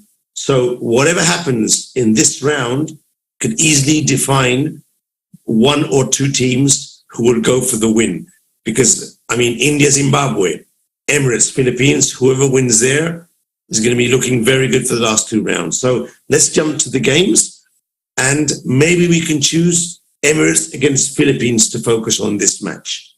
Sounds fantastic because these 2 teams are the closest followers of Team India. So the one who wins the match going to keep the chances for the first place.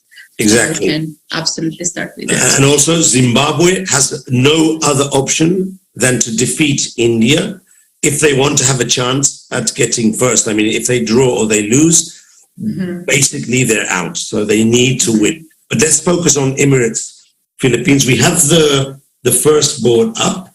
This is... Where are the queens? Queens are gone. Queens are going so fast. That's interesting. Yes. So they've headed straight to the end game. Wow. Yeah, right away to the end game. Talking about the competition itself, Michael, it's for the person who has this fighting spirit and who is the fighter, and they're okay with the losses. They're okay to not to get the top seed because very often for chess players, it's sometimes even bigger thing to lost the competition and to understand that you have potential, you have so good chances. All you need is to work on yourself. Yeah. So I remember as a kid, I was losing the last rounds most of the time, and which was devastating for me. But I had my parents next to me, my mom especially, who was always buying so many books and telling me that if I read those books, each of them, I would win the last round as a guarantee, and I believed in so.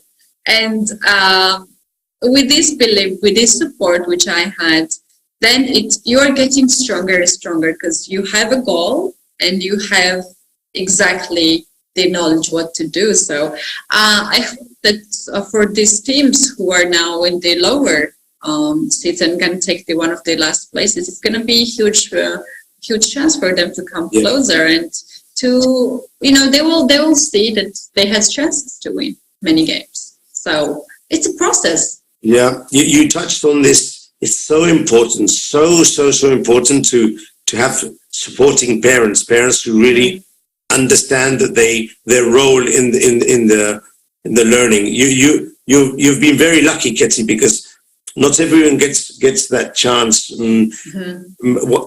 Actually, when I get asked what are the talents to become a top chess player, one of the most important talents is actually having a strong and supportive family, an environment that allows you to progress. They take, for instance, here in Spain, we can have a really good player, a young player, but if his parents decide they prefer to go to the mountains on the weekends instead of staying back to play the tournament, that's going to be bad for his development. And that's just one thing. So there's so many different little things that go into becoming a strong player, but getting some really supportive parents is really important. Production, could you bring up Emirates Philippines, but the third board, C board, because this is an ending, but there's a very interesting development on the C board.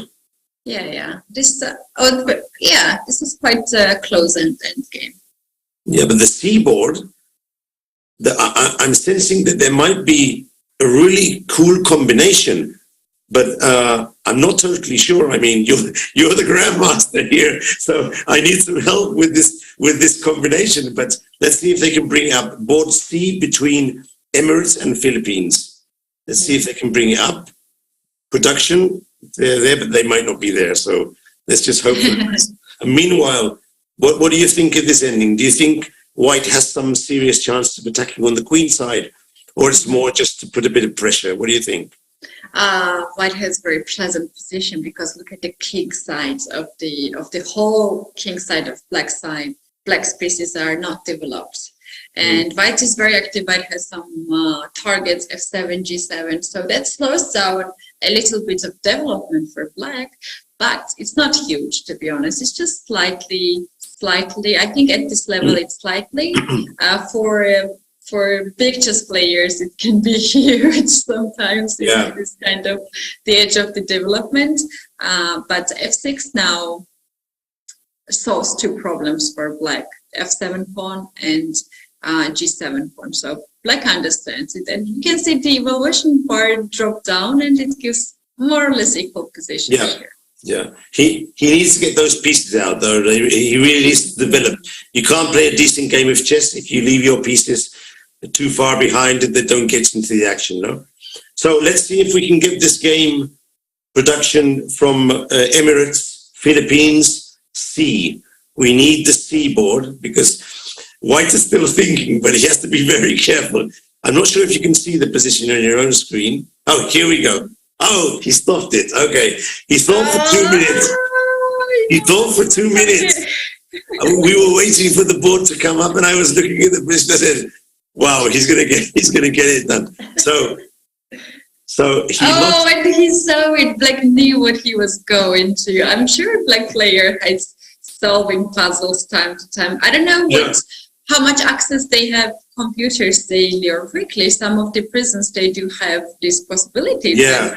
This game surely helps that there is some puzzle knowledge here. They told me yesterday that they didn't use much of the computers, but they did have these books with a lot of tactical exercises, and Black did just play h5, h4. So I think he recognized the pattern and he was going for it. But what I'm not sure if White realized that he had to move the pawn, even losing the rook to, or he just thought, I might well just make a space for my king just in case. No? So amazing, yeah. So that was a cool tactic. And now Black is ahead here with an extra rook for a bishop. Of course, a lot of moves still to be done. But you can see in this game that the Philippines player has a better understanding of how to put his pieces on the board. This is more or less some French defense variation. You can see that the Black knows what to do. By the way, I didn't tell you before, Keti, but I only noticed yesterday at the end of the round. As you can see, there are no names for the players. We only identify them with letters and the country. But the ratings, they don't reflect the strengths of the players because these accounts are new. They were made just for this tournament and they used them a few days ago in a practice tournament. But of course, most of them haven't had time to increase their ratings. So I don't really pay much attention to the ratings because, for instance, the Philippines C clearly has higher strength than the 782 rating, but he probably hasn't had time to play games on the account to increase the rating, whereas the Emirates player probably does play this 1,200, 1,300 strength. So I only realized that later on in the I was thinking, wow, I mean, this guy with 1,300, he's losing 200 player. Doesn't make sense to me. And then I thought, okay, and then I asked, and of course, they can't put the names of the inmates because of security and because of privacy reasons. So we use the team plus the letter. Okay, so what do you think? Yes. Just imagine, Michael, this very same situation as you were. I was to you, and I was seeing a lot of tactics like this from the FIDE master who was competing here. I don't remember he was FIDE master or he was the level of the FIDE master, but he was incredibly strong. And you didn't know this during the interview, of course. You didn't know this during the broadcast. You didn't know. No. During the interview, my jaw dropped down on the floor, and I was like, oh. That's why, and all these tactics and the games came to my mind that he played. But I could remember that Team Philippines were extremely strong, and very level, balanced on each board. And they were team players, like very, very, very, very good team players. So here we have this. Yeah, they definitely contenders for the win. Of course, Philippines did have an ex-president of the FIDE, Campomanes, for many, many years. But I don't think they have a huge chess tradition, such as, for instance, India nowadays. I mean, not for sure. Such as India or even Georgia. Because when I was interviewing the Indian coach Kunte yesterday, the Grandmaster Kunte, I'm sure you know who Abhijit is. Yes. He actually said that, of course, if a country has millions of people and a huge chess tradition, then there is more chances that the level of game inside the prisons should be a reflection also of the popularity of the game outside the prisons. And of course, it makes some sort of sense. Absolutely. So we can see that some of the countries a strong chess tradition. Unfortunately, some of the inmates inside will also have this strong. For instance, Serbia is also very, very strong. And Serbia, of course, has a huge chess tradition. It does. Okay, so Philippines. Michael, look at this, Queen E4. It recognized the Queen on F1 was not guarded, and another piece beautifully. Very nice tactic. This is basically a winner. I mean, if he captures the queen, he's lost. If he doesn't capture the queen, what to do, no? I mean, Yeah, this position is starting to look very, very bad. And Philippines has demonstrated, an extra rook. Of course, yesterday in the qualifiers, this was not enough to guarantee a win. I could see that. But today, with this level of game, this is already, for me, a clear win for... It doesn't make sense to me that Black will not win this game at this stage of the event with the level of play. So there's a very interesting game on board 2. So if we could get Philippines B against Emirates B, that's a much more interesting and dynamic game with, balanced chances, all the pieces on the board, and already both players low on time. Let's see if we can get production to bring up that board. Yeah, because this one... Yeah, it's almost decided. So there was a game yesterday. It was unbelievable. I'm just going to tell you the situation so you can imagine it. So there's a rook on G3, hitting the pawn on G7 for many moves. He brought the rook up. Finally, he gets his queen on D4, and he can mate on G7 with the rook. But there was a knight on F6. Oh, okay. At some point, the other guy plays knight to E4. So it's mate. And he had the rook on G3 for several moves, and he was maneuvering his queen to get to D4. And finally, he got to that position. The other guy did 2 or 3 moves, and then moved knight to E4.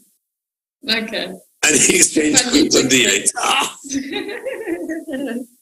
And I was like, come on. No. How can this be possible? He brought his rook. He put the queen. And then when he exchanged the queens, and then he played bishop C3 to attack G7 again, the guy did G6. And then he thought, okay, H4, H5. So I said, oh, come on. He was very dedicated. He found the weakness, but sometimes you trust your opponent. It also happens in non very high level. You trust your opponent, that there will be no blunder, no checkmate in one move, and you just the nerves. I just think he forgot about it, really, because he brought the rook some moves before. He got the queen to D4, and I think he was trying to do queen takes knight on F6 because it was pinned. But the other guy had a queen protecting the knight. So for a few moves, they were there sort of doing some moves. And then when he finally moved the knight, he forgot about the mate. I think he was 2 minutes thinking, and I was saying to myself. Wow. But Michael, what has happened to me? My opponent, international master, women grandmaster, resigned me in the position where she was checkmating me in 2 or 3 moves. Can you believe it? Yeah, these are fun things. Every now and then, these things happen every now and then. I mean, it's part of the game. Yeah, because I was winning all the time. I was winning the whole game. I had extra lots of pieces, and then I blundered. And I saw I blundered, and I had totally poker face. I didn't really, make any gestures, just sitting like cool and everything. I just played another move. She didn't realize. And she believed you. She believed you. Yeah. And she put her hand like to resign before I stopped the clock. And there was someone in the audience who said, like, what are you doing? Wow. And I was like, hey, let's finish the clock. Wow. That's not allowed. You can't do that. I started to get scared. I blundered. I really blundered the checkmate, and he couldn't believe that I blundered. He trusted me, and then someone else wanted to get into this. So yeah, things like this happens so many times, so many cases. So yeah, that's fine. Yeah, but this is the same game, like Michael. But White got exchanged back. Yeah, but Black has still so many extra things. White is defending quite well. He's able to reduce the deficit of material, but even so, Black should still win. But of course, as you know, if you keep holding, sometimes you get your opportunities. So we'll stay here then and see if he can finish off the game. I'm being confirmed that. Yeah, I'm being confirmed that, so the winner of the group will play for the finals, as we mentioned before, and the second will play for the third and fourth place in the tournament. So we'll have a podium of three winners. But only the winner gets to play the final against the winner of the team this afternoon. So this is confirmed by principal arbiter, international arbiter Nebojsa Baralik. He's a very well-known arbiter. I think he's from Serbia, but I might be mistaken. I think he's from Serbia. So he's just confirming that this will be okay. And now we have a video. We have another video. So let's see which video is ready. Let me check the schedule, and we can introduce the new video. So it should be the Chess in Cook County Jail video. So let me give the viewers just a brief explanation of what you're going to see.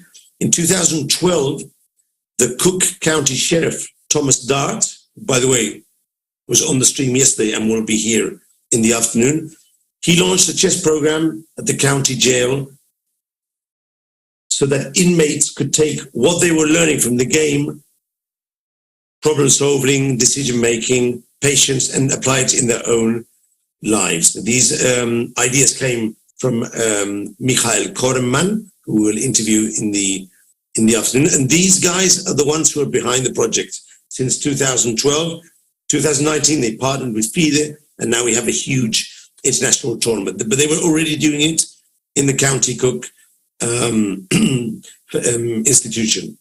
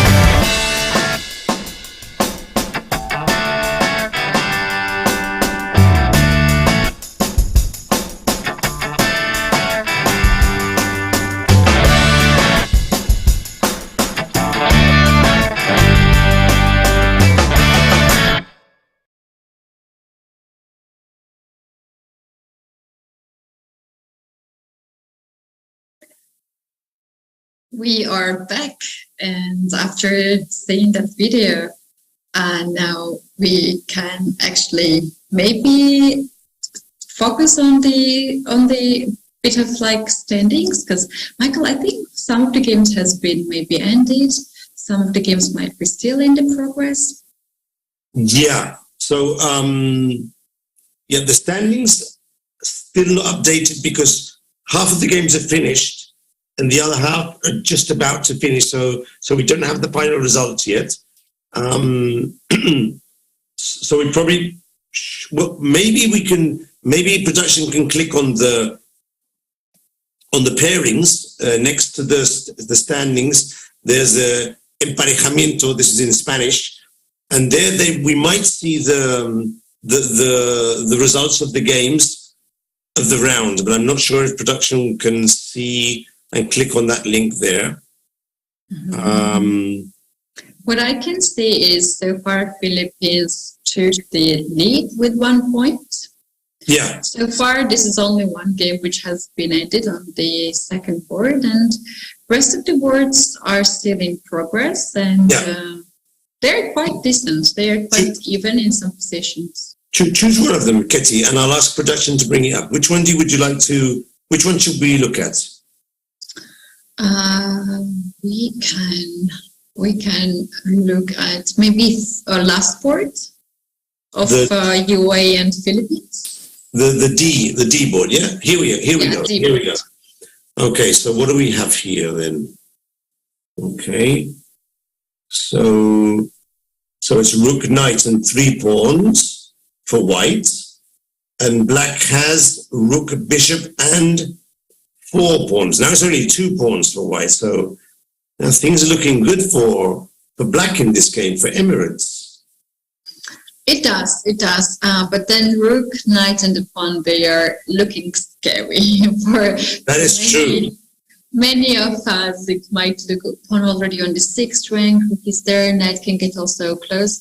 But black seems to be very stable, plays bishop to f3, just to make sure the pawn is not going any further for now. And then black will start to push the also h pawn. This is very interesting game because black's king is cut it. So black needs to find a way to get this king at the right place. So my suggestion here would be for black to play h5 to make sure that you push the pawn, and then he's actually doing a great job. No need my advices. Were you suggesting to launch the pawns and maybe even sacrifice the bishop if need be for the pawn? That would be good. But this is even better because I think some mistake was made by black and he lost the pawn, but look how he doesn't have time. He's under 1 minute. He's under huge time pressure. So imagine the nerves he must be having there in the prison with the computer, seeing his clock running down to 0. These guys haven't played much with increment even, so they're probably not used to having these extra 5 seconds, and they just see they're under 1 minute, and they probably just play the first move they think of. Yeah, that's another. Just making right away. Yes. Yeah. So it's rook against rook with 4 pawns against 1. Looking good for black. Looking very, very good for black. But let's stay here and see if his technique is good to get the win here. I think he will, but it's good to see the technique of the players. Yeah. Okay. 4 extra pawns. That's very tempting. That's very tempting position for black. Yeah. So, I like the rook's position. It kind of divides the board in half, and black now can simply play on one side, and white's king is misplaced. It's misplaced. He's and he's even using his king to push with the pawn. This is very good technique, actually. Very good technique. Yeah. It's very good. And this is board D. I mean, Emirates is another contender with this. I mean, with this level of technique, you'll see that sometimes we'll get 3 or 4 moves in a row because because of the connectivity reasons. Yeah. We have the result here, so that's the win for Emirati player, I believe. So that's 1-1. It's 1-1. Yeah, and let's jump to the A one. Let's jump to the A game. Emirates Philippines A. And Philippines is about to lose on time, as you'll see now when the board comes up. Wow, this is another rook ending. So, yeah. Keti, sometimes I wonder, 10, 15 years ago, compared to now, I mean, you're in Italy. I'm in Barcelona, in Spain. And these games are being played in 8 different countries all over the world, in the prisons. And we're actually witnessing these games in real time, commentating on these games. I mean, it's unbelievable. And in the last 10 years, the evolution of the internet and technology, it makes you think in 20 years' time, I mean... What it will be.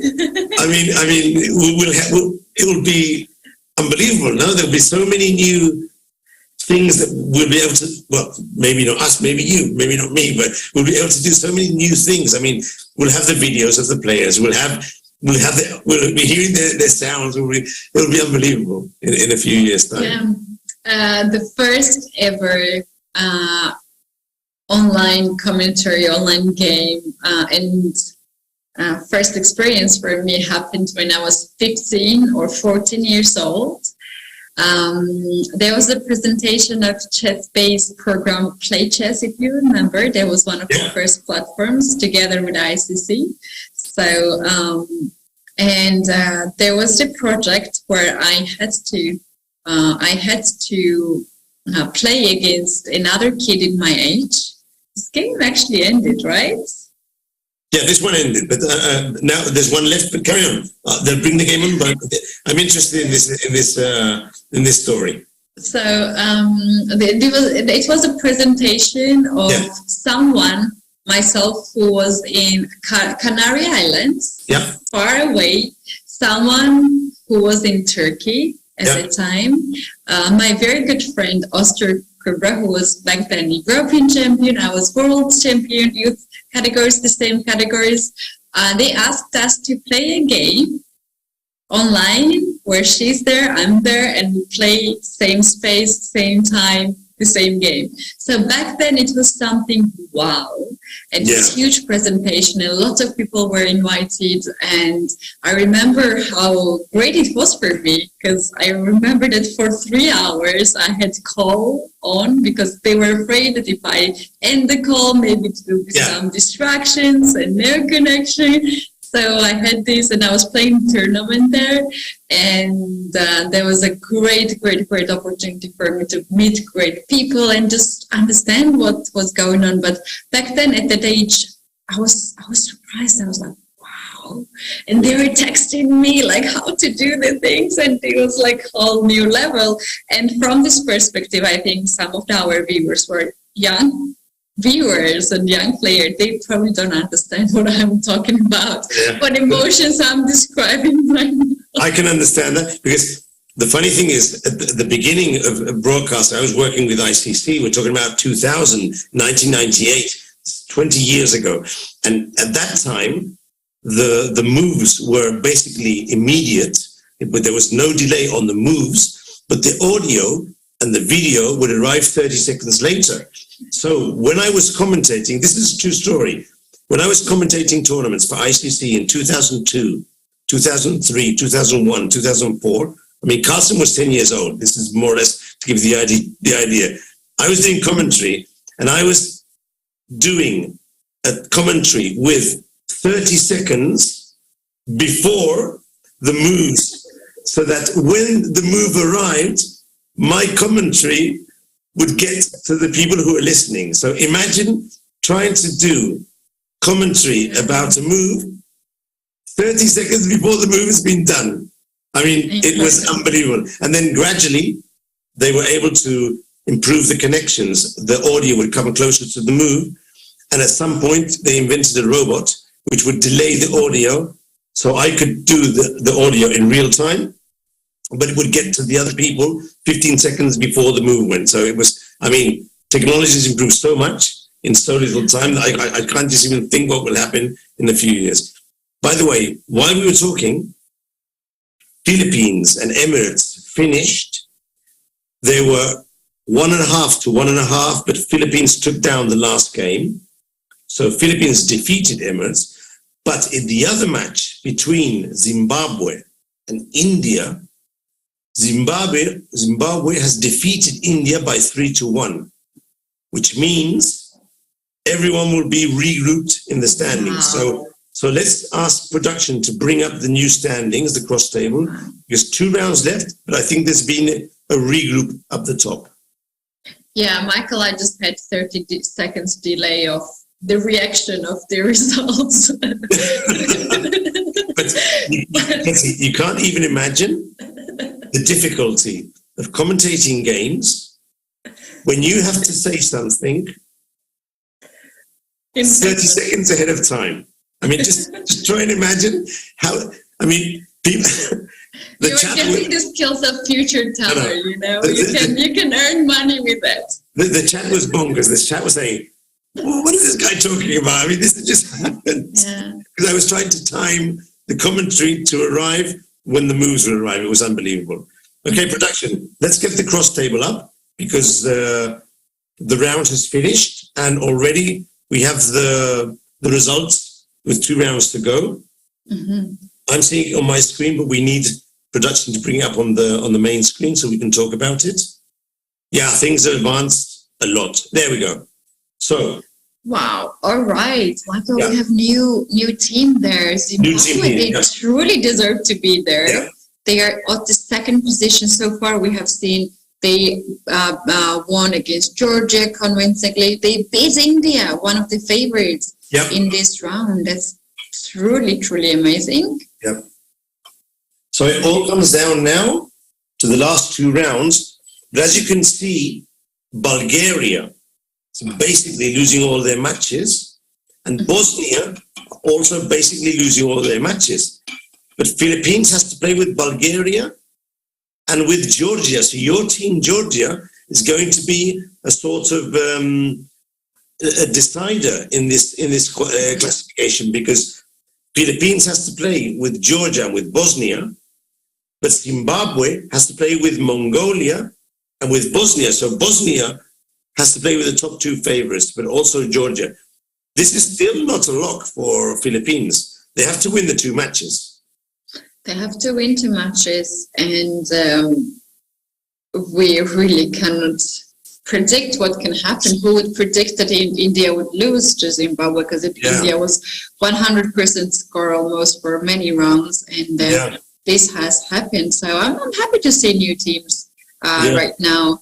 Michael, I remember last time also Team Zimbabwe, but a female section, which starts later today. They were one of my favorite teams. We also have this video footage from the last year where one of the player wins another high fives, and for so much of the emotion we had the opportunity to see some of the footage from some of the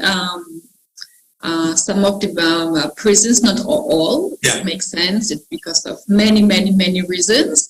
But we had the footage from Zimbabwe, and it was incredible. They were all wearing the same T-shirt, team spirit, supporting each other, showing so much emotions after winning.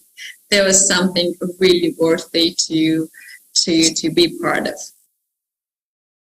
Yeah, so I wonder, hopefully we'll get some footage this afternoon in the finals. But do you remember, of course, this was last year, but do you remember if, apart from supporting and cheering themselves, the players could actually suggest moves to the other players? No, that doesn't make sense. Doesn't make sense, no? No. We're talking about the after the game, the happiness and the cheering after the game. Yeah. After the game, of course, they were chatting. After the game, they were chatting. But as every tournament, FIDE makes sure we have a group of the people working arbiters anti-cheating. So after the game, during the breaks, yes. Yeah, when someone wins, they high five. Yeah. Just first reactions. Yeah, first reactions. I'd like to see that because that would add a really good flavor for the broadcast. Hopefully, this afternoon we'll get some images. So, before the next round starts, I'd like to take this moment, Keti, to just remind the viewers that yesterday were the qualifiers. There's a 10-hour video on this same channel with all the rounds, and there were some very interesting interviews yesterday that I'm sure that many of you would like to look at, because some of the person that we talked to yesterday gave us some really interesting insights on chess in prisons. For example, we talked to Tony Ballard. Tony was in the Chicago team. He is working for the Gift of Chess, which is a non-profit organization that specializes in helping inmates, but also outside in social programs through chess. Tony was super articulate. I mean, I really enjoyed my conversation with him. He was talking about how he was teaching in the prison, how he motivated the rest of the teams. So check out the interview with Tony Ballard yesterday. I also talked to Eddie. Now, Eddie Carrillo was a really interesting guy. Eddie is from Champaign in Illinois. He was an ex-convict. So he was in prison before. He was released after many years in prison. He told us the story how he learned chess in prison. He didn't know how to play. And an older man in prison taught him the game. And the way he got taught was the way he understood that he could think positively through learning the game of chess. And he actually said that it saved his life in prison. Doing chess every day, immersing in the game, allowed him to not be tempted to do other things which are not so good in prison. And he could focus on this. And when he's out of prison, now he's using these same experiences for, well, the kids he teaches to outside the prison. We also talked to Juan Montero. Leoncho mentioned him, the psychologist who does programs for chess in drug addiction rehabilitation courses. And Juan told us something really, really unbelievable. I knew about this before because I went to one of his conferences. He reminded us that young kids and even older people who have serious drug addiction problems, they lose their memories. They can't think properly. The drugs have messed with their head. So they've done studies in these prisons that using chess, but very simple chess for these guys, very, very simple chess, it allows them to do exercise to recover partially some of their memory, which has been destroyed by the drugs. So, for example, Keti, they don't do the Sicilian defense. They don't do the fool's mate. They don't do these things. Mm-hmm. No, they use the chessboard. They use the chess pieces, but they use it to do memory tests, to make thinking. For example, I remember in one of the conferences I attended, they would bring out the chessboard, but they divide it into different sectors with different colors, with different sequences and patterns of colors. And the inmate or the person who's had drug addiction problems, they would solve these small exercises and gradually recover memory. And it was good for them because when they solved an exercise, they felt better. They thought they were progressing. They get their mind thinking of these things and not of other things. So, I mean, you can do this with other games for sure. But then at some point, some of them enjoyed the game and wanted to learn how to play. And then they get into the other play. Then they learn the Sicilian defense. But they don't use it. It was amazing. And I saw this in one of the conferences, and Juan told us yesterday. And one of the other interviews I did, check this one out.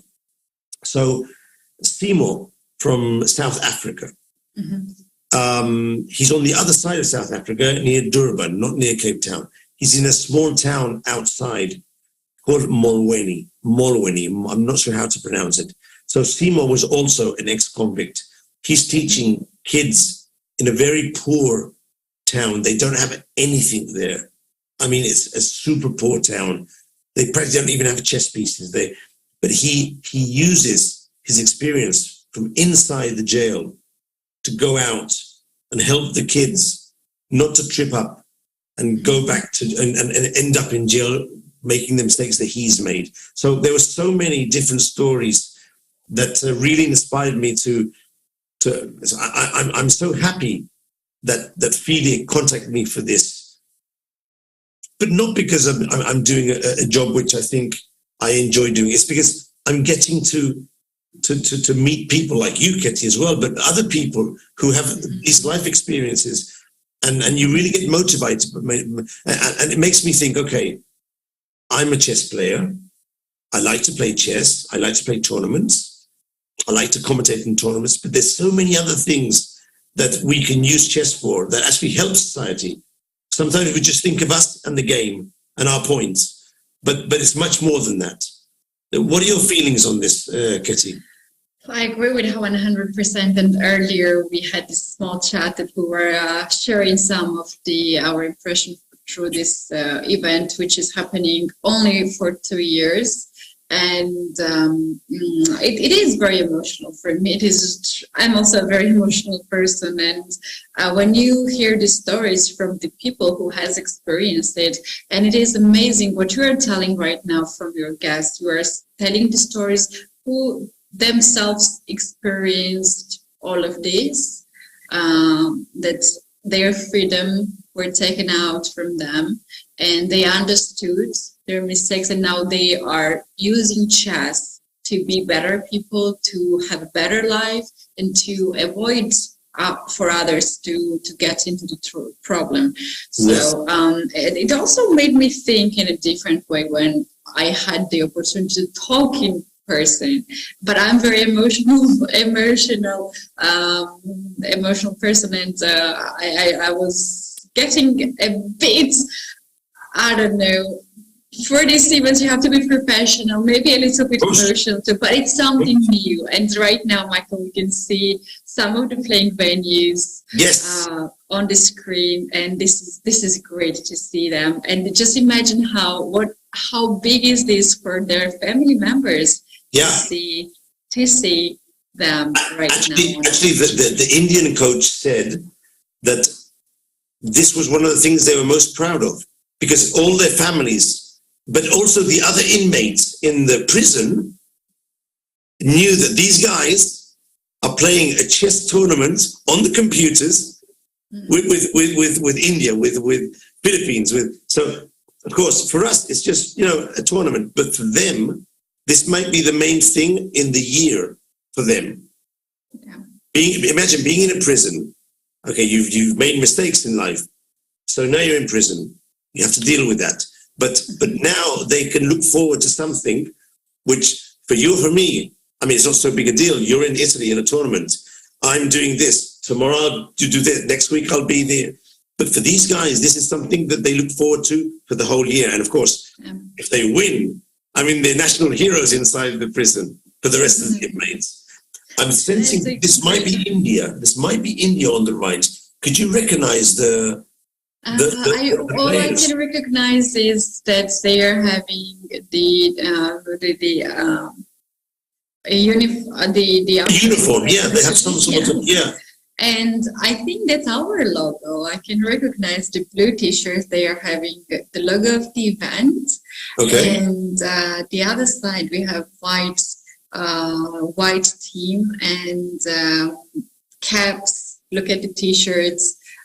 This creates a team spirit at any of the events, and being together side to side. That's amazing. That is really amazing. And Michael, I wanted to point out this bit of a story about me. We have been, all of us, through a very difficult situation when COVID started. It was something new, right? Now we got over it, and from this perspective, it's not so bad. But the first time when we got locked down, I was locked down for 14 days in my own apartment with Wi-Fi connection, with TV, with very nice food that my family was providing every day, with all the clothes. I was in my room. I don't know what else you can ask, for 14 days. And then I understood that after 5-6 days, I stopped functioning at all.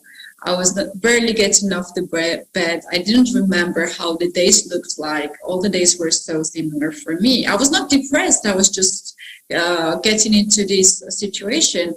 And then the day 14 arrived, and I had the feeling that my freedom was taken away from me. Mm-hmm. And then I started to feel for the people. We're not talking now. We don't know the stories of these people. We don't know the name of these people. Just it's up that how much this damage, taking away the freedom, damage so much of the person, emotionally, physically.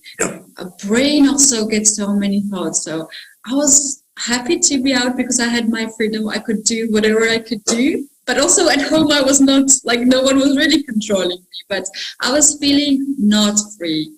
And then at this point, when I got myself to this project, I remembered myself back then. It was just 14 days for me. For many of these participants, it can be years and years. So this freedom, even for today, is incredible for them. For their health, is incredible. And also, Michael, we're talking about long perspective. Okay, they are probably going to use chess to socialize, to spend the time, and many of them can find themselves into chess world, because in chess you can be top rated player, you can be 27 plus 100 guy, you can be 2300 guy, you can be a club player. There's a place for everyone. And I really hope that sometimes it's hard to find yourself in society, and some of the society don't accept you for after so long not to be there, but let's hope that we can find a place for everyone.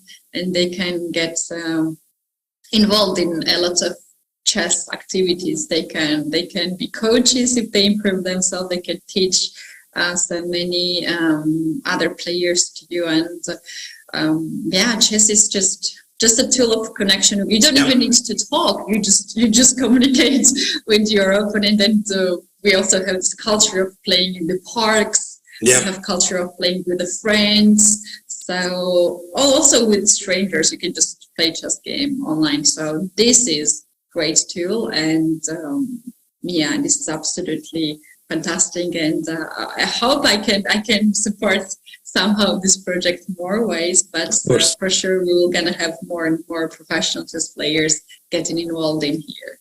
And again, thank you, Keti, for coming today. You didn't have to come, but you came, and that's something that, I mean, we appreciate, because I had to do it. I love this project so much, and it's so touching for me. I told you last year when we had a closing ceremony, we had the anthem of the winners. I was barely stopping tears because it was super emotional. So it's great event. So if you look underneath, we have two different. The team before was India for sure, the white team. Because one of the players, you noticed, he stand up and left. And that was because he'd finished his game. I checked. So that was India. And here, clearly Philippines on the left. I mean, that's for sure, because it says Team Philippines. Look at this. They had this banner last year as well. Awesome. That's so cute. And they have also the T-shirt. I'm sensing that maybe on the right, it's Bulgaria, right? Bulgaria. Is that the Bulgarian flag? Yes. Yeah, the flag is Bulgaria. So, okay, so they're displaying their national colors. And of course, on the right, we can see the inmates. They're back to back. Whereas on the left, it seems more like some sort of computer with several computers. That must be a computer lab. And on the right, they might be playing with laptops, just in any special place. So before we continue, I do have to make two small announcements.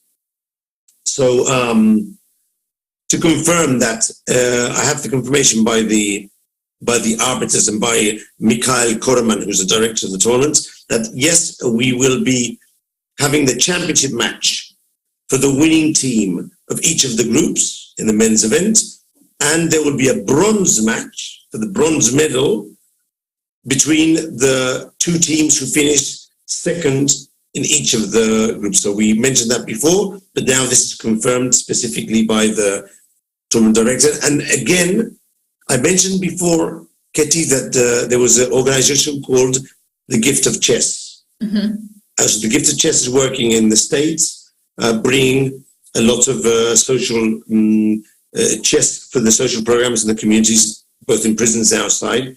They have donated 100, not one, 100 chess sets, complete chess sets to the winners of each of the tournaments, because as you know, it's female, youth, and men. So they're also doing their part. That's amazing. Yeah, they're doing their part to help out with the logistics and the price. So good for the gifting chess. Okay, let's go back to the games, because we're nearing the middle of the round. I do think we have Philippines, Bosnia. So one game has already finished for the Philippines. Remember that we need, not us, but Philippines needs to win this game, and then they'll play for the win against Georgia in the last round. So they have won the first game. This board is board A. What do you think of this position, Keti? How is the Bosnia with black? How do you think? Oh, there's checkmate coming. Queen on G7. I don't see the way how we can stop. Oh, wait, there's a way. Is there a way? There's one more. Queen D4. Oh, it's a check. He has to find it. And will he find it? Will he find it? Oof. But the problem is then, if white plays rook f2 and white covers the check, then there's no more checks, yeah? Black has to sacrifice the queen and so on. But if white plays king to h5, that's the chances. So he found it. He found it. So it all depends now. If white blocks with the rook, he's going to win. If he moves the king, the game carries on. Yeah. He moves the king. He moved the king. Oh. But now he has to find the check on h4. Michael, there is a backup plan here for black to give up the bishop on g2 and expose the king to have more possibilities. Oh, that was better though, because now when queen captured the pawn, white king can come back on and go back to the other variation. Yes, yes. I think he'll see it now because he hasn't got a chance not to see it because it's a perpetual, so he'll see it now. But I think your idea, sacrificing the bishop, would have given. Yeah. Look, he did rook f2. He found it. He found So maybe he was teasing his opponent. The guy. He said, "Okay, I'll let you give a couple of checks, but I'm going to do rook f2 afterwards." So yeah, so Philippines is going to win this game. Mm-hmm. They've won on board D. So with this win, well, we have to wait. But with this win, they've already won the match. So Philippines looks very strong. And unless the Georgian team does something about it, Philippines is going to qualify most probably. So this one is done. I mean, this is easily going to be a win. So I think we should jump over to the Indian team, to the last game between India and Bulgaria. I mean, Philippines is going to definitely win this match against Bosnia. They're 2-0. Mm-hmm. And now this is the... Hold on. No. India B, the second board, the B board. Okay? This one's finished. So, Keti, at this moment, India has won on A. Mm-hmm. They've won on C. And they've won on D. So they're 3-1. They're 3-0. This is the last game. You can actually see, I think, that the man sitting underneath our photos is the last Bulgarian player. Or maybe not, but I think that's him. I think he was playing on the other board, on the other laptop. Now he just switched the place because he was analyzing the game on the big screen. That's what I was saying. Yeah, so did you notice? Did you notice at the end of the room? Yeah. The game is being projected on the room. Yeah. And he was putting this game on the projector to see, I think, and he's working there for a long time already. So, Michael, also all these games for sure will be analyzed as a team. They will analyze it, and they're gonna have really joyful time. Because analyzing chess games is another thing. So often you're so proud of your games and tactics, some openings. So that's going to be another activity for this participants. And you know, Keti, we love teasing each other during the games. But after, you should have done this one. You should have done this. Why did you do this one? They'll have a great time analyzing games. Did you see now? White is actually threatening to get back to the queen. Black stopped it. So these guys they're tough. They're tough guys to win. The bishop f6 was the threat there. So so India's going to win. Philippines has won or just about to win. Let me check. Yeah, they're still playing, but in principle that should be a win. Let's jump over to the Mongolia Zimbabwe because that's an important one. To see if one of the two teams can still bring up. Let's go, please, production, to the game between Zimbabwe and Mongolia D. You'll see a very funny position now. Mongolia, Zimbabwe D. Look at this. Look at this position. Two bishops D versus two bishops. So we might end up seeing the two bishops mate in the end. Yeah, you don't very often see this kind of position, right? This is the fun one, yeah. I wonder, because, well, maybe either he sacrifices. Well, now bishop takes the bishop, pawn takes the bishop, and black's king is very close to the pass pawn. So he might still get a draw then. And he found it. Okay, he has to take now with the pawn.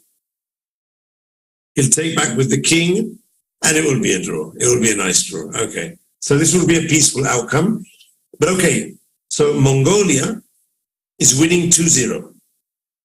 With this draw, Mongolia wins the match. So 2.5 to... But that means they overcome, let's see. Yeah. They would actually go in front of Zimbabwe. So Mongolia, who was 5th, will now be 2nd or 3rd. So they still have a chance to get that 2nd spot. Yeah, you were predicting this. If they are winning all these games, they can have a chance to get the top 6. And I was agreeing with you, but then I was also looking at India, I was looking at Philippines, and the way they were doing so great. I was like, yeah, there's a possibility, but I didn't know it was a reality or not. But yeah, it seems like it was. So, yeah, so Philippines is going to win. Then Zimbabwe will lose to Mongolia. They just lost because the game ended in a draw. And the last game, actually, they'll end up winning 3.5 because the last game is also very favorable for Mongolia. I do seem to remember, I'm not sure if it was women or men, but last year, Mongolia won one of the competitions. Was it men or women last year? I have to check that. I think Mongolia won last year. One of the competitions. I'll have to check that. Okay, so let's go to Georgia. Okay, so Georgia against Emirates is the final game. Now the score is 1.5 to 1.5. So this game will decide the match between Georgia and Emirates. Yeah, very important match here, and Black is having very active position, extra several pawns, 3 extra pawns. White is threatening to get 1 pawn back, but yeah, Black is not really giving up. On the other hand, another weakness on e5 is hanging. So I believe Black has very, very decent chances here to convert this advantage. Too many pawns, yeah? Yeah. So, but both players are going into the last minute. So I think we can stay with this game. We'll keep this game on the screen. And just to remind the viewers that this is the 6th round of the tournament. As soon as this round finishes, they'll prepare for the last round, and then we'll go to break. But in the afternoon, we're coming back to do the second group, not only the second group, but also we'll have several interviews which are scheduled, and also the women's and youth semifinals. So there'll be a huge amount of games to choose from this afternoon. I mean, yesterday was unbelievable. We couldn't even find the games. There were so many. Today it's much easier. But this afternoon, I think we'll be back to trying to locate the game between all the games. So what do you think? Yeah. 2 extra pawns in the rook ending? It should be enough. It should be enough. Now we need just a little bit of technique how to convert this one. What Black is doing is absolutely fine to push the pawn. That's the passed pawn, offering for the rook trade pawn endgame. If White decides to go to the pawn endgame, will be no chance to survive. So White has to keep rook on the board and try to stop. Now, Michael, they listening to us? They might be listening to us. I mean, he just did the move you suggested. Yes. Let me look at this screen. So this guy down there, he might be listening to. There was one event actually where the commentary was a little bit loud, and it was terrible. But we're not really giving much advice in the game, so it doesn't really. We're more talking in generic. Just the beginning of the game in that case, and it was just noises going there. But our participants are surely not hearing us. But now, as the pawns are pushed, we usually like these rooks to be behind the pawns, to be active and to give chance. And White's rook is a little bit passive. And I believe now it's time to trade the rooks. It's Black to move, and Black can simply take the rook, go to the pawn end game. And the pawn end game is simply easiest. You just push your pawns with the help of the king. Let's see the technique, but this looks to the end. So Black was looking for that rook exchange for many moves. Now he's achieved it. I think he'll either abandon the D pawn and go for the other two, or even try to promote the 2 pawns. He's going for the 2 pawn promotion. Yeah, he wants to. He'll probably eat the other pawn as well and get 3 queens. Yeah, maybe this one he'll go for the 3 queens. Yeah, we'll see. But there's some stalemate things here. He has to be slightly careful. Dangerous. It's a Okay, bit dangerous. he got the first queen. Let's see what he does. Let's see if he goes for the mate, or he goes for the double. Queen and the king, or he goes for the... Let's see what he I does. would myself personally go for 2 queens for some reason. 2 queens is okay, as long as you don't have a bishop on the board. If you have a bishop, then better to forget about the second queen, because the bishop just takes one diagonal and then it's stalemate always. Yeah. You don't need more than 2 to have pieces on the board. He's going for the 2 queens, so we'll see the staircase. And then he will do these letters. The ladder, the staircase. Yeah. Let's see his technique. For the moment, looking very good. Very good for Emirates. So the Georgian player, he's trying to hold on to the stalemate, but not today. I don't think it will happen today. But we'll see. We'll see. I wonder where he would go for the 3rd queen. No, I don't think he'll need a 3rd queen. No. Victory. Okay, he did the kiss of death. He didn't do the stairway. He did the other one. Yes, okay. I like that. So let's go back to the so Philippines won by 3.5 against Bosnia. Then the Zimbabwe-Mongolia, as we said before, victory by Mongolia by 3.5 as well. Mm-hmm. India against Bulgaria. That's 1, 2, 3, 4-0. That was a crusher. And finally, Emirates with Georgia. Emirates took Georgia down by 2.5, 1.5. So we have to update this the scoreboard. Let's see if we can get the update. They haven't passed the results yet. Yeah, we don't have updated results on the screen. The results go to the cross table, I think, when they put them in the pairings. Then I think they automatically go to the cross table. But we're still waiting for them to add up for the pairings. Let's see if they can. Yes, they've put them now. So hopefully the cross table. Yes, they've just updated it. So if we can get the cross table up,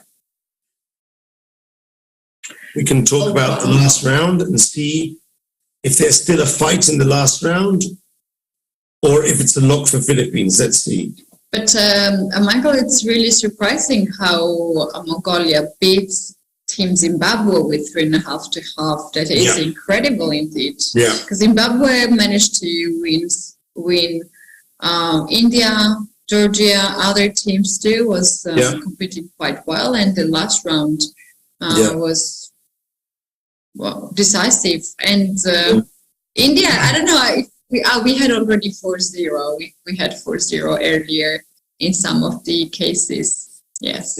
But yesterday, for instance, many of the groups had many 4-0s and 3.5s. But today, the only 4-0s for the moment have been against Bulgaria. Bulgaria, yes. Bulgaria. All the rest of the matches, it's always been at least half a point. That's quite surprising, but that does mean that this is, well, you can see by the scores from Philippines to Zimbabwe, 10-7. I mean, okay, Zimbabwe doesn't have a chance now, but if they defeated Mongolia, they could have gone for second.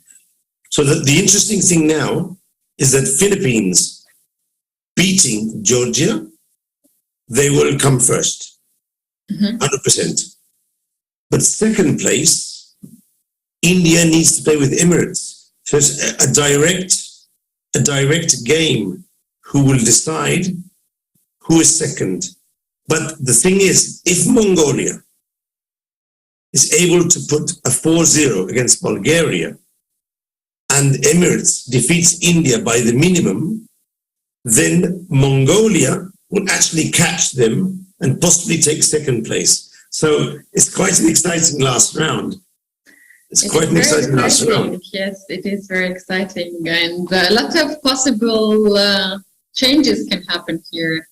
As you mentioned, Michael, we have first place competing for the first place, and we also top like the best second team can also compete for third and fourth place. Third and fourth. So, yeah, I like this approach very much. It's not something, sometimes at the chess tournaments when you take second place, this is sad for some people because they are fighting for the first and it means that they lost and they got second. Second place is something that you have to celebrate. So with this kind of structure, we're going to have extra match for third and fourth place, and we're going to have something to celebrate for those players there.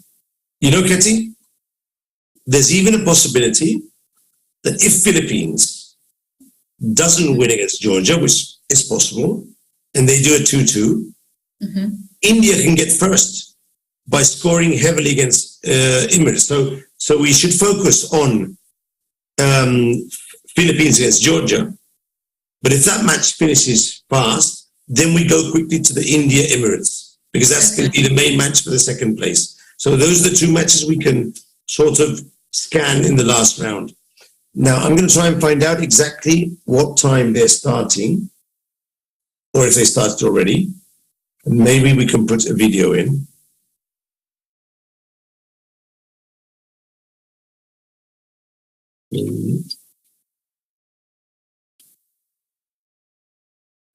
I don't see game started yet. I think they started 12, so I'm going to suggest, if that's okay with you, I'm going to ask for a video so we can take a 5-minute break. Get our energy back and then go right for the final. Is that okay? Yeah, sounds good. Let's see if we can do this.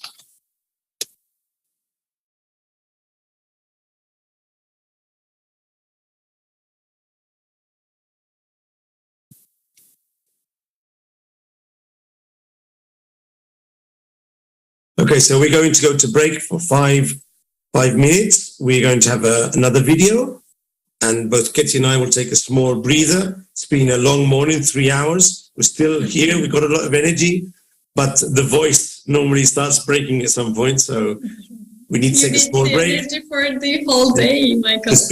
Yeah, yesterday, the last round, I mean, I couldn't even speak hardly, but okay, we'll get through it. But if we can just not say anything for 5 minutes, that's good. I like to make a tea as well, which helps me. Okay, let's go. Keti, see you in 5 minutes. Yes.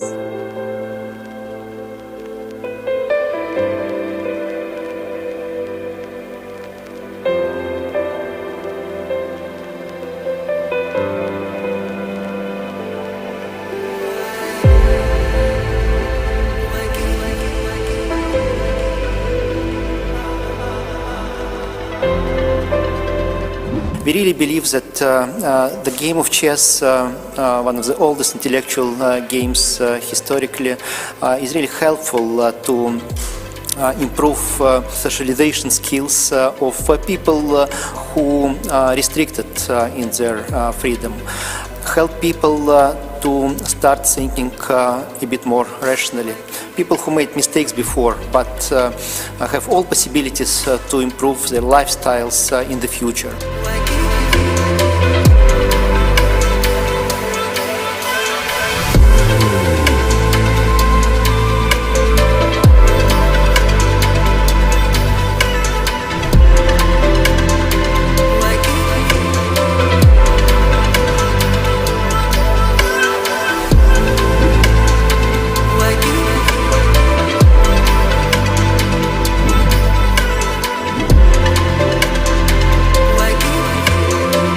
Actually, you know, this tournament is, of course, the flagship event for the whole movement that we want to expand for training these people for carrying out research.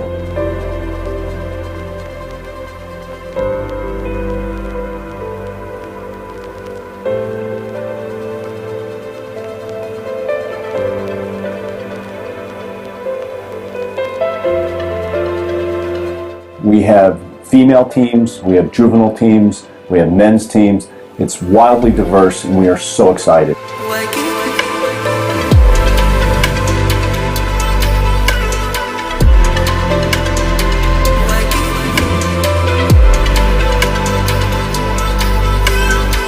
It is fascinating to observe how much chess activity there is already in prisons around the world.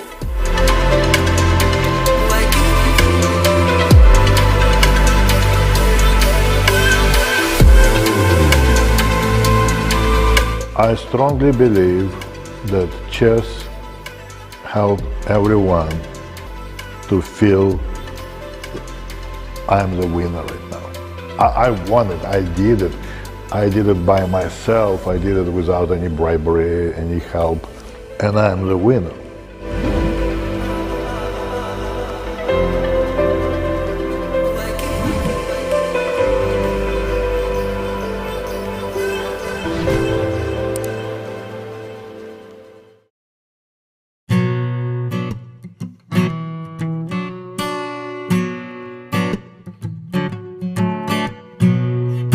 Mitt navn er Nils Leil Finstad. Jeg er fengselsleder i Oslo fengsel. Et fengsel med høyt sikkerhetsnivå som ligger midt i Oslo på Grønland.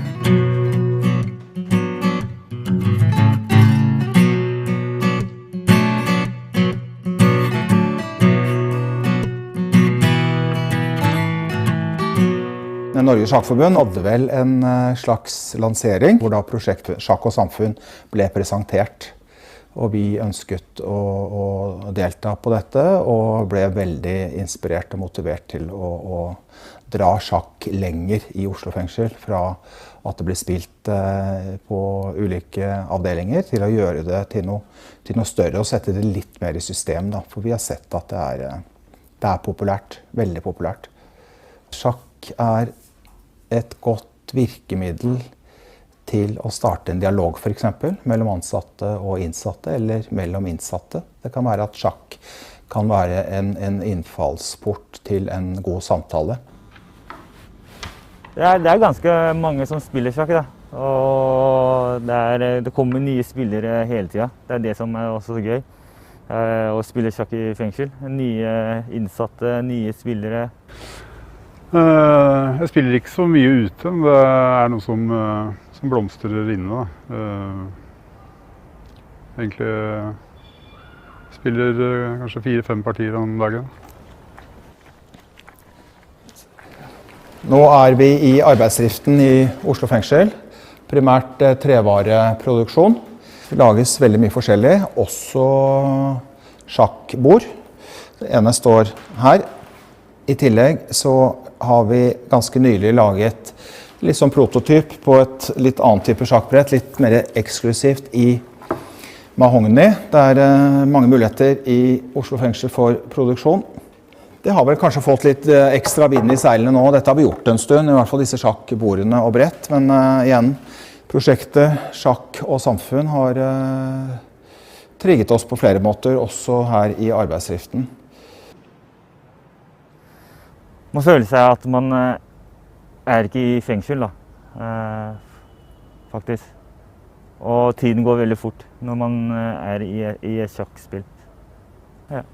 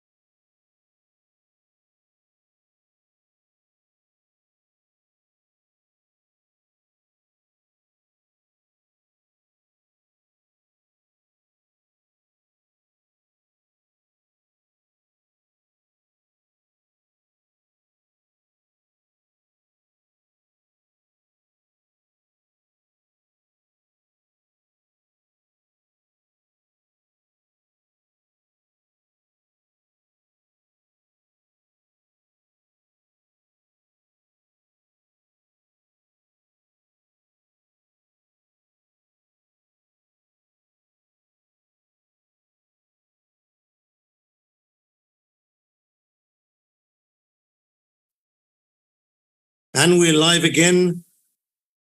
Your host, Michael Rahal, here from Barcelona, joined by my guest commentator today from Italy. Where are you exactly in Italy, Keti? Woman Grandmaster Keti Tsatsalashvili. Where are you exactly? I am at the island, Sardinia. So it's Sardinia. Yes, nice. It is a lovely island, and beautiful place to be at these cold days. It's sunny here. Sometimes a bit rainy on the seaside on the beach. So it's perfect place to have this tournament. In which town are you in Sardinia? In which town? That's the top question. Oh, because I'm bad with the names. I was there a few years ago, and we went to a town called. It was like Barcelona because it was where lots of immigration went from Barcelona when they left. It was on the west side of the island, and it was actually very nice and very good weather and very nice scenery. So you're very lucky, Sardinia. It looked to me that I was thinking I should come here for a vacation at some point. So you're invited. We're here for a long time. So one more week, a little bit more. So you're pretty much invited because of the tournament. Okay, so we're in the last round. And it's going to be a very interesting one.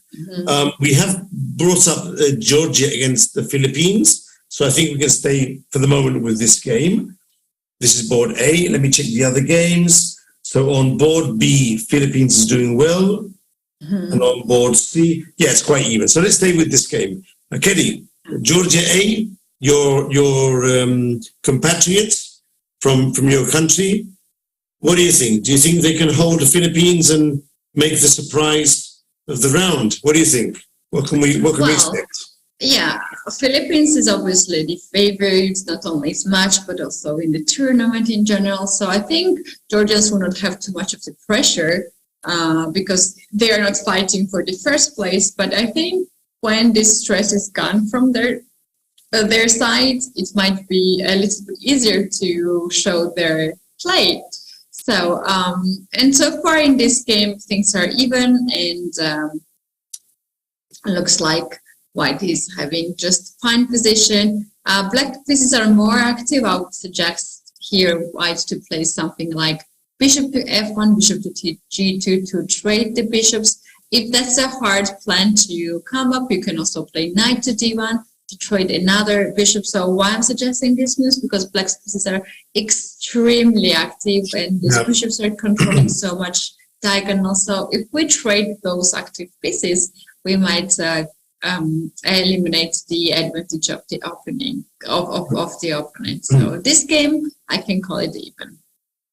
Okay, I agree. I agree completely with you. But those two black bishops, they're dangerous. Your plans are actually very good. White should try to do one of those two moves.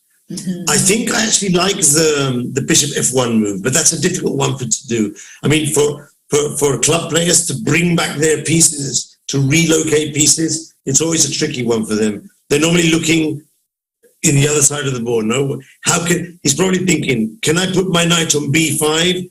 Look, he played knight a4, change the bishop, so that's good. Yeah. That's good. That's good. That's good. Knight a4 is dedicated to trade the pieces. White was actually taking some time, and I was afraid that sometimes when you are taking too much time, it means that you are not finding the move. So White was at the right direction here in this game, and knight a4 is can be even more active because it's closer to the opponent's pieces than rather knight d1 here. So it's good. This game is more or less balanced. So let's jump, if possible, to the board 2. Philippines B, Georgia B. Let's see if production can bring up the second board, because although Philippines has an extra piece, it's quite an interesting position still. Can we get the second board, Dima? Philippines B, Georgia B. Let's see if we can get that one. There you go. So it's an extra piece, but there's so little material that I'm wondering if, with some mistakes, obviously, there might be some chances for Georgia here. What do you think? Do you think they might have a chance to get a draw or force some last-minute exchanges? I thought it might be interesting. For example, now he's being attacked on the g4 pawn. Okay, I was wondering, maybe we could try G3, or maybe go back with the king. Oh, he went for the yeah. The problem here for black is that white's 2 pawns are at the starting position, so they're a bit safe territory now. And when you push 1 pawn, white will trade 1 pawn, and then knight will capture the other one. So I think with the correct weights to play here, white should not have any problem to win the game. Like for instance, after f3, if black plays and keeps both pawns, knight can capture right away, and to give up for 2 pawns, that's winning. Yeah, look, he basically he just dropped the pawns. This was a mistake. But what you were suggesting is probably the best solution. Just give up the knight and then play with 2 pawns against the king, and things are easy. Okay, so this looks probably going to be lost for Georgia. So we need game 3, which is Georgia C against Philippines C. That's quite an interesting game. Let's see if we can get that one up. And if we can have Dima the C board. Oh, draw. No. Stalemate. That's why you have to fight to the end. That's why, wow, this is if they don't win the game because of this stalemate, I know one inmate who's going to be. Our producer knew, felt what would happen, and was like, "No, guys, we're gonna see this." Oh wow, that's incredible. You can't relax at any moment. You have to be on your top game at every moment in chess, as we've just seen in this position with the stalemate. Okay, so now these games are super important. So here, Philippines is playing with the black pieces, Georgia with the white pieces. So it's more or less balanced by material. What about the position? What do you think? You think white is better? Black is better? What's happening here, Keti? Help me understand this position. Black has a bit of more space with the pawns. Pawns are on the 4th rank for black, so black is on this side of the white board, and black also has curved bishop, but in this closed position, this one is not so visible. So what black can do here first is to open up the king side a little bit, like to push f4 now to break through these, or to take the pawn on g4 and try to get the rook on f8, double these rooks. Nice. Can also be a5 to open up the file. So there are like many ways to open up the file, and if that works, that's fine. Another thing what black can do here is queen to g3 to attack the pawn on e3 right away. But anyway, okay, so we have this f4. This is good enough because now after e takes f4, knight, bishop takes f4, and Michael, we're gonna have double attack. The knight on h2 will hang, and the rook on c1. So now I don't think white noticed that the 2 pieces are attacked now. So he's going to lose a piece, or maybe just the exchange. Let's see how he deals with this. But this could be an important. He preferred to lose just the rook. Now I wonder if black would capture the rook or keep the bishop on the board. I would capture the rook. I think I would capture the rook here. This is starting to look very good for black. He captured the rook. Now maybe he can open up with a5, or maybe rook f8, the moves you were suggesting. Looks very good for black here. So we have a draw on the board too. The board one with the bishops, that's still very equal. This one looks good for black. Actually, queen f4 is quite a good move as well. Yeah, attacking the rook, guarding the pawn on e4. So that's a well-spotted move. And on the 4th board, also, Philippines seems to be slightly better. So for the moment, things are looking good. Let's stay here and see how the Philippine player plays here. Let's see. Rook e8. I'm going to check the other match meanwhile as well. The Emirates against India match. So India won the first game. And on the other boards, India looks to be having very good chances in the match against Emirates. So Philippines has to win. If Philippines doesn't win this match, I think India will overtake Philippines in the final moment. So really, this is a critical moment for the Philippines. After drawing the previous game, they really need to win this game. Yes, and look at the time situation. Black's down to 1 minute at this point, and we were talking about this 5 seconds increment can be a lot for professional chess players, but for those who has not played, is not playing chess every day, something unusual can be to deal with the seconds on the clock. The position is reading. I'm starting to worry about like why he's not making move. It's now right time to play 5. He knows that.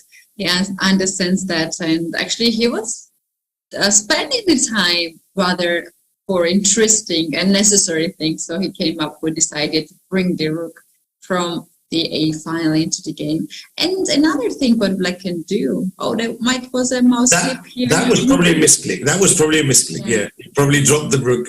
He probably drags and drops instead of click and click. Yeah, that was a misclick. Yeah. But okay, luckily for him, it's not going to be a decisive one. But you can clearly see that 887 is not the rating of this player, because this player, I mean, I don't exactly know chess.com ratings as much as other platform ratings, but he must have at least 1,500, at least. Mm-hmm. Maybe even slightly more. I'm not exactly sure how ratings work in chess.com, but this is clearly not the level of an 800 player. The technique of this player is reasonably good. Of course, he dropped the rook before. So, yeah, this he's probably going to win it.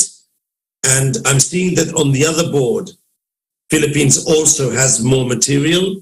So it looks as though Philippines is going to, they don't want to miss their chance to be in the finals, of course. Yeah, they played all these games, what we have seen so nicely. And it would be heartbreaking for them not to win the whole competition indeed. And, when you see so much effort, you automatically just support them. So, they deserved it. They truly deserved it. But still the games are going on. And before we have the final result, anything can happen. That's true. That's true. So this one, he's about to get the queen. Mm-hmm. I even think that if the rook drops down, he might consider rook takes knight. But then there's the other pawn as well. Do you think he'll let the other pawn get to queen? He dropped down with rook. Ooh, this is bad. This might be a mistake as well. This might be too early. Should go on E1. This might be a mistake of the mouse. Also, as I mentioned before, Keti, yesterday there were 2 or 3 games with 7 minutes, and they just dropped down to 0. So there are some connectivity issues in some of the prisons, and that's normal. I mean, they're playing with the internet to the prison. It doesn't necessarily have to be as reliable. Yeah, everybody has this. No? Yeah, everybody has the internet connection. So that even more. Yeah. Once I was hosting the show and my electricity went out, so I lost the electricity. No, for example, in my house, the other day they put up a notice, 2 days notice saying, this day will be shutting down for 3 or 4 hours in the morning. And I looked at the day quickly. I mean, it was yesterday. Sorry, the day before yesterday, because if it had been today, I have a difficulty, I have a problem. So, yeah, this game is one for Black. So let's go, please. The nice one. Let's go to Georgia, Philippines A, please, Dima, because we might see a very nice mate called the Arab mate. Let's see if we can get the board up. Georgia A against Philippines A, because this game is basically finished. Yeah, it's too many extra pieces for Black. Yes, we're going to get the Arab mate if we can get the board up in Georgia A against Philippines A. Mm-hmm. The Arab mate is a very typical checkmate pattern with the rook and the knight, and there's several ways of doing it, but this one is actually quite nice. It'll be cool to get the board up. Let's see if production can give us. Of course, we must remember that production is also doing many other things, so sometimes they can't bring the board up straight away. Okay. 14 seconds. delivered already. Okay, so he delivered the mate, so... I couldn't stop myself to check. I checked it. I checked the game. It was nice. Nice checkmate pattern indeed. Yeah. King h6. And now it'll probably mate. So this is one... This game will end the win again for Philippines. That means Philippines is 2.5 to half.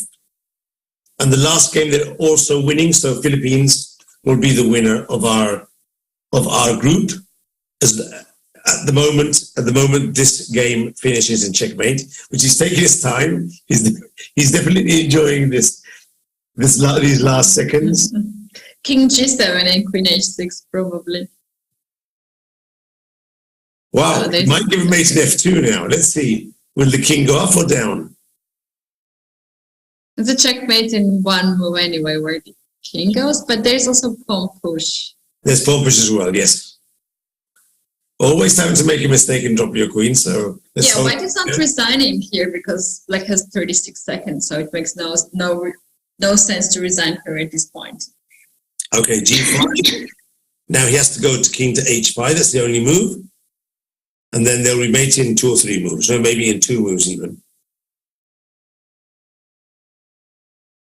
Yeah, there's only one move, king to H5. What I do here is, if I was in this situation, I'd stop playing until my clock gets to 0. And then I play. And hopefully my opponent's got to the toilet or something. I said, okay, this guy is already... And he starts looking at the other games and then loses on time. Yeah. I mean, you have to use everything to win. Okay, so another nice checkmate pattern. And with this result, Philippines has won the match and will be the winner of the group. So there's one game still going on, but I think it will not change anything as Philippines already scored 2.5 out of 4, so that's... Exactly. We could jump, if production can give us the game between India A and Emirates A, that would be nice because, I mean, there's quite a few pieces on the board and both players with 30 seconds. It should be exciting. Here we go. So White does have extra pieces, of course, but they're still very low on time. So as you're saying, when they're low on time in 5 seconds, that's just not enough time to do sensible moves for this level of play. So let's see what happens. But yeah. There are 2 pieces for the rook, but White also has the extra pawn on g-file, so it's quite complicated position. Here, if somehow Black managed to give some checks. I'm going to check on Mongolia. Did they win 1, 2, 3? Yes, so Mongolia did a 4-0. So that means that they will tie with India. So India needs to win this match if they want to finish second. So let's see how the match is going.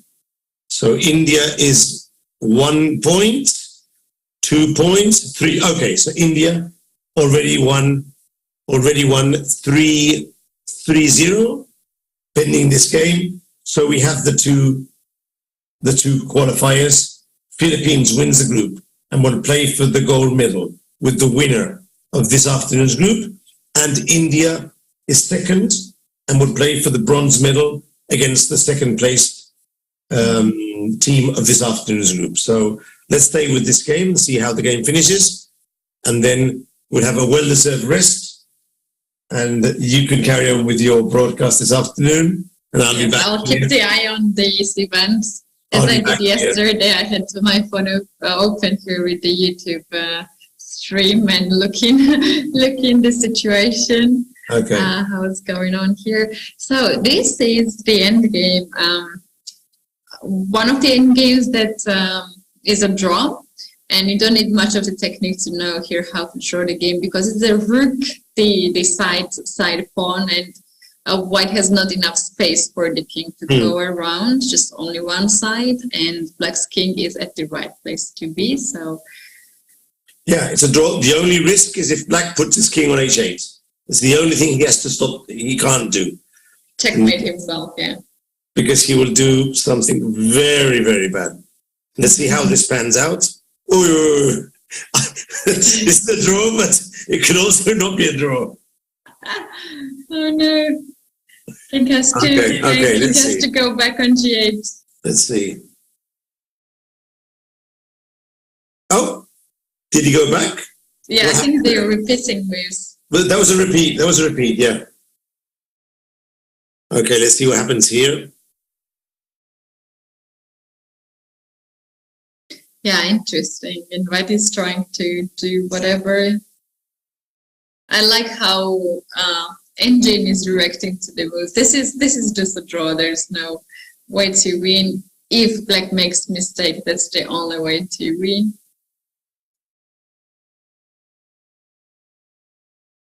Now we can simply pass the move like rook to h2, rook to h3, anywhere. Just to wait. Just to wait. Anywhere. Just to wait and yeah, just to wait. But you have to make a move when you wait. Black's time is running. So it's 34 seconds. Now this type of position, you should be able to hold it with 5 seconds. There's no big deal. As long as you keep your nerves. But of course, the rest of the team, you know, come on, it's a draw. Make a move. Make a move. I can imagine, no? So now he really needs to pay attention and bring his rook back or take his king out. Okay, he did a check, which is also very good. I would actually, I might even go up with the king now or just wait with the king, with the rook. 18 seconds. Yeah, to cut this king from the 6th rank is a very nice idea. That's now very he good. can go, He has moved his rook, so this is a very good idea, very good defensive plan here. Yeah, the rook pawn always is the exception in chess. Nearly all the endings with the rook pawn, already the draw is the 80% more probable than any other pawn. So, yep. Yeah. Let's see what happens here. But as I said, India have already won. So the standings are final. But we need to see what happens here to be able to. And this is the last game, in fact. This is the last game. This is the last game of the tournament of this group. And remind everyone that this afternoon we carry on at about 3 o'clock, 3:30. I'm still unsure of the exact time of starting. And then we have the other group of the men's tournament, plus the women's semi-final and the youth semi-final. So we'll have a lot of action this afternoon. And the only thing is, how long will White try to win this position? Let's see. I think White will go 50 moves through. I think it's time to count 50 moves. No, Keti, as he has the extra 2 minutes, he'll play on. He'll try and play on just in case. But now the other guy is playing so fast, he's cut on the 4th now, which is even better. So at some point, he might even get more time than the other player. He might try to win the game as well. Maybe. Maybe. Who knows? Yeah, we just saw that you put the rook on b6 instead of c6, and you've just dropped the rook. Yeah. That's game. So, but it's nice to see that he cut on the 3rd. Now he cuts on the 4th. So he's improving. There's no way White can win this position now.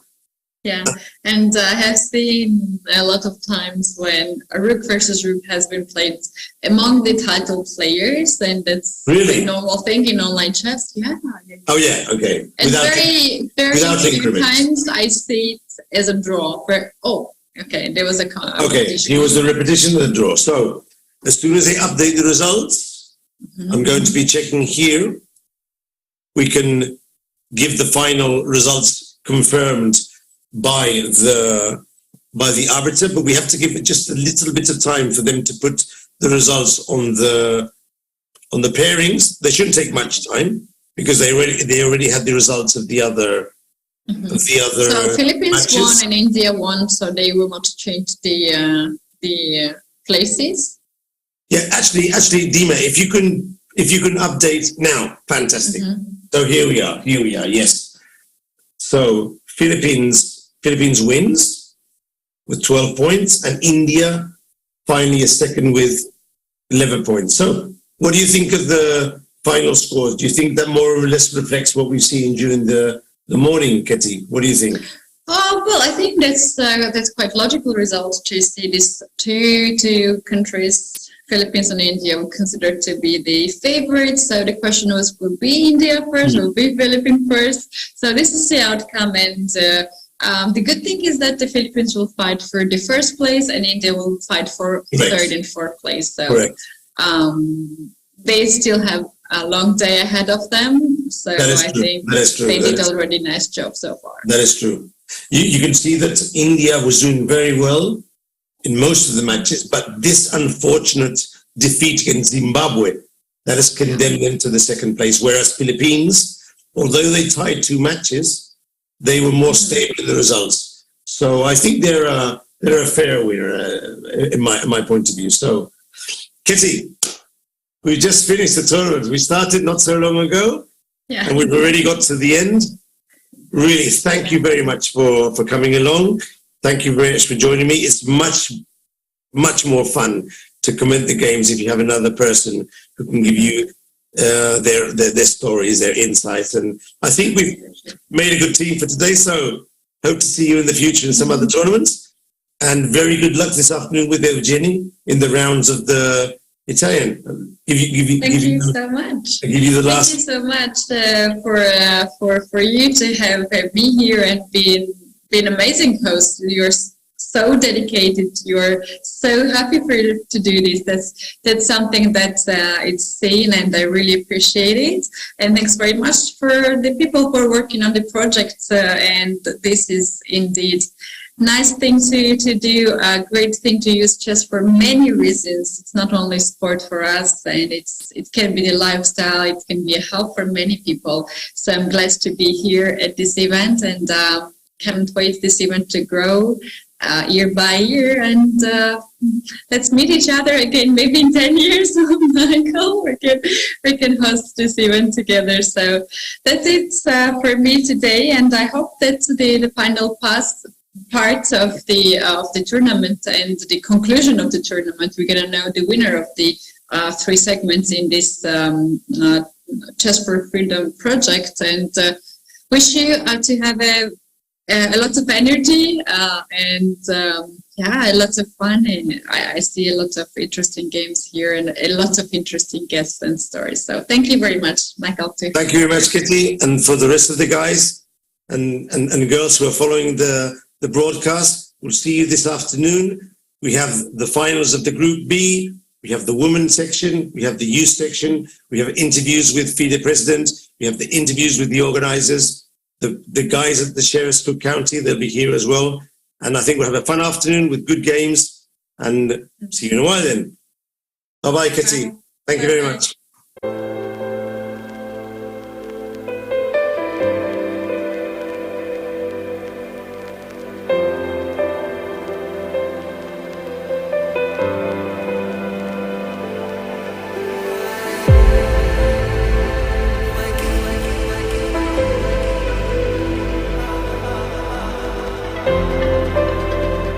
We really believe that the game of chess, one of the oldest intellectual games historically, is really helpful to improve socialization skills of people who are restricted in their freedom, help people to start thinking a bit more rationally. People who made mistakes before, but have all possibilities to improve their lifestyles in the future.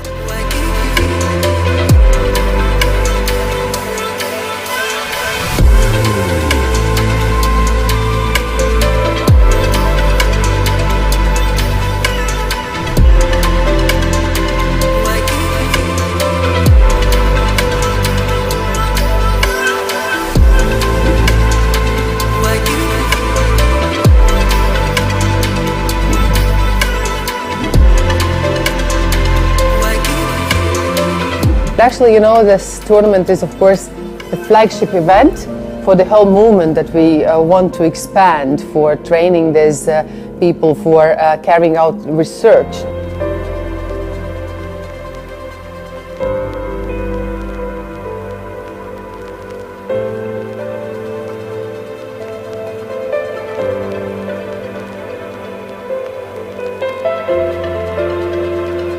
We have female teams, we have juvenile teams, we have men's teams. It's wildly diverse and we are so excited.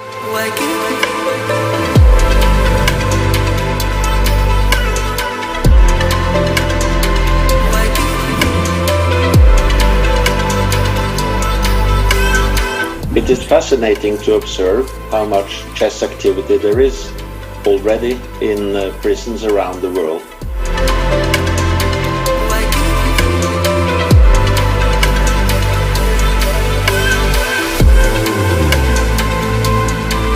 I strongly believe that chess helps everyone to feel I'm the winner right now. I won it, I did it.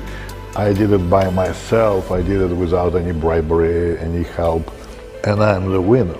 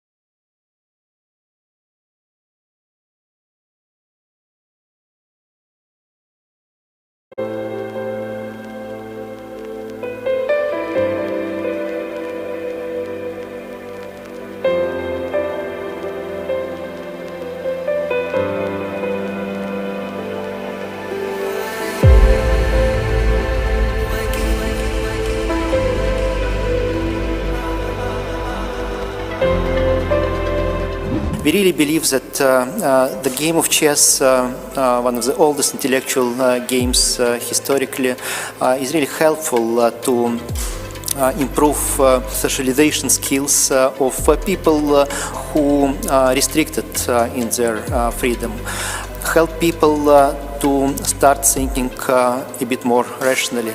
People who made mistakes before but have all possibilities to improve their lifestyles in the future.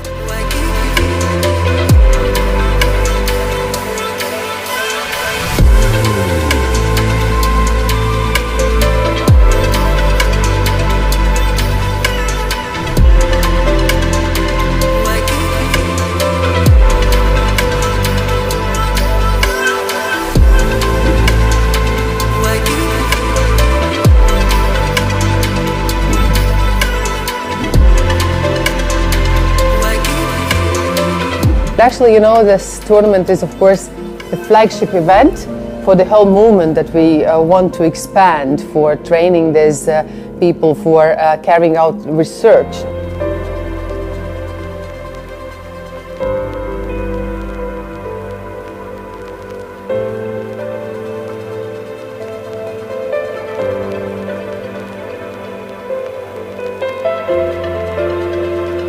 We have female teams, we have juvenile teams, we have men's teams. It's wildly diverse and we are so excited.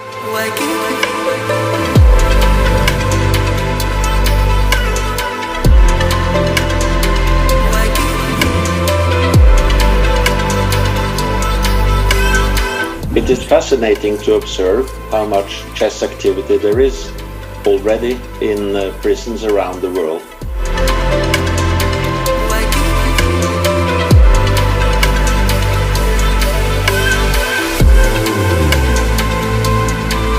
I strongly believe that chess helps everyone to feel I'm the winner right now. I won it, I did it. I did it by myself, I did it without any bribery, any help, and I'm the winner.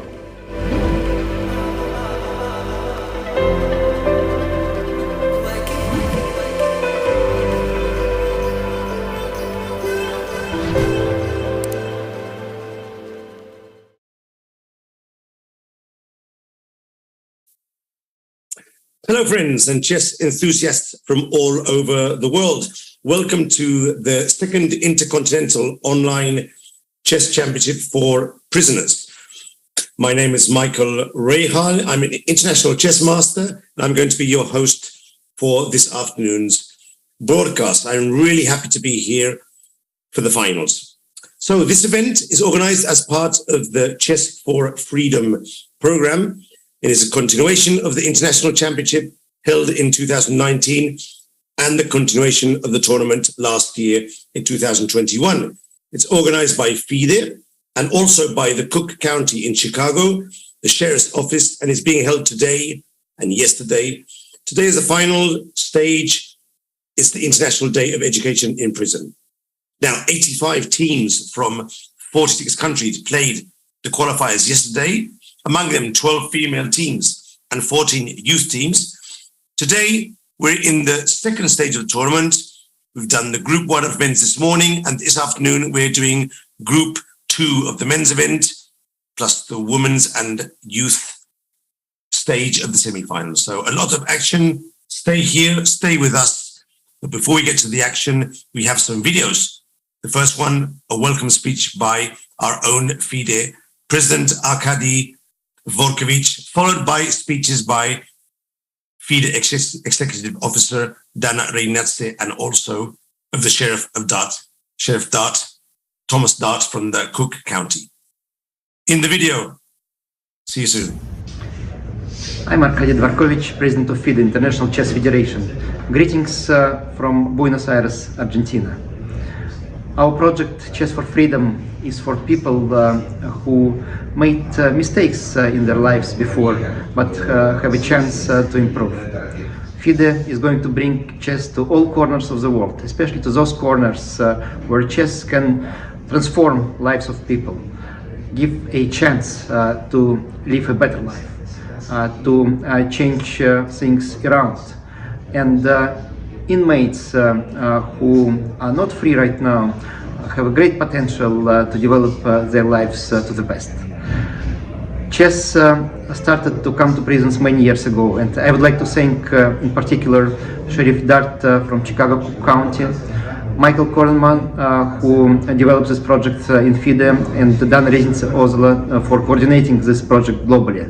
This is the second edition of Chess for Freedom tournament. Last time we had 30 countries, this time 46 countries, 85 teams from all around the world, so we are improving. And I hope that all players will enjoy playing. They will represent their own countries in this World Intercontinental Cup, and I hope that this event will give a boost for the development of chess around the world, and will have a great social impact on many people around. So good luck, and I wish all the best and success to this event.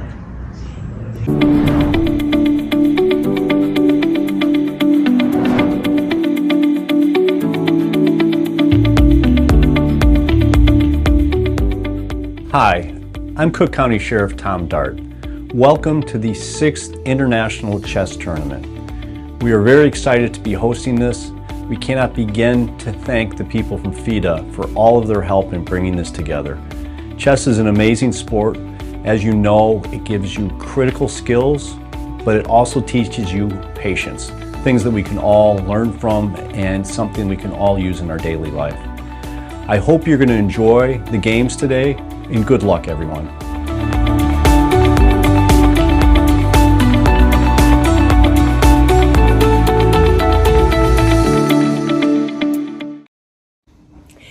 How to transform the people's lives for the better. We do not have a universal method, but what we have learned, a chess set and a good book might help. This is what Chess for Freedom or Chess in Prisons program is about. We use our role game to help those who have made the mistakes in their life to be reintegrated and do it in a smart way. I warmly congratulate all the participants of the second Intercontinental Online Chess Championship for the prisoners. I thank all the officials in their countries who have made this possible for their teams to participate. I know how challenging it might be to overcome all the legal, technical and other obstacles to do so. I warmly thank my colleagues in Cook County Sheriff's Office and FIDE for dedication to facilitate this worldwide program that this year has gathered together 46 countries, more than 85 teams in this championship. I believe that the inmates will not only compete today, this is a highlight event that motivates them to work on everyday basis, becoming smarter, learning how to respect their opponents, understanding the link between the cause and the consequence, making the society a better and more secure place. I also thank our sponsors, The Gift for Chess. You are helping us to transform the lives with your support in this program. I wish you all the best in this tournament. I wish a lot of excitement. I wish we together reach the goals others only think of and feel the freedom that chess can give.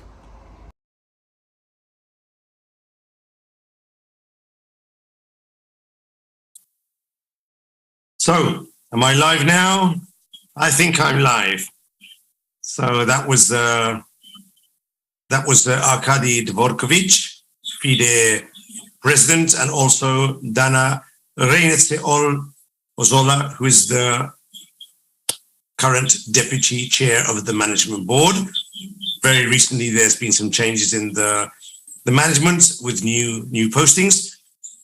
They were giving their views on the importance of this tournament, of the Intercontinental Online Chess Championship for prisoners.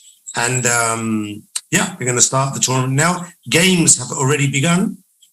Basically, it's always a good moment to remind all of you who are following this stream live, but also those of you who will see the clips in the future or the video in the future. This is an important educational social program stream. We will be looking at the games. We obviously will be considering some interesting movements, but we are also trying to focus on the persons, the people, the institutions, the directors, those who are playing the games, the inmates, those who are using chess as a way to improve their balance in life, a way to get through the difficult stages of their lives in prison, and using chess to improve their thinking skills, to improve their patience, to try and use this skill for when they are released to be able to continue their lives outside the prison. Yesterday, we talked to several inmates, to several coaches who were former convicts, and all of them agreed that chess had been very beneficial for them in their lives. So this is very important to bear in mind. And also, they're just playing for their countries, for their prisons, for their friends and families. They want to do well. They want to participate.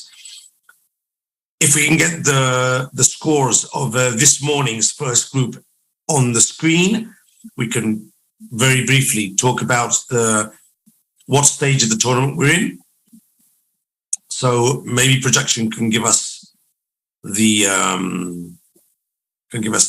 screen, the classifications of this morning. So we can see a game now, and also we can see the situation of the teams just underneath me here. But I really would like to have the cross table of this morning's group, or one of the cool graphics that the FIDE team is making out, so I can just talk about how this morning went. There you go, thank you. So this morning, we had the first of the men's qualifiers. So yesterday we did 8 qualifying groups of 8 teams each, and the first 2 teams of each group qualified for today. So 16 teams in total. This morning, 8 of these teams, most of them on the Eastern Hemisphere, they played a round robin, 8 rounds, and the Philippines qualified for the final in first place. India came second, Mongolia came third. So Philippines will play against the winner of this afternoon's group for the match, for the gold medal. And India will also play the second team of this afternoon, and they will fight for the bronze medal.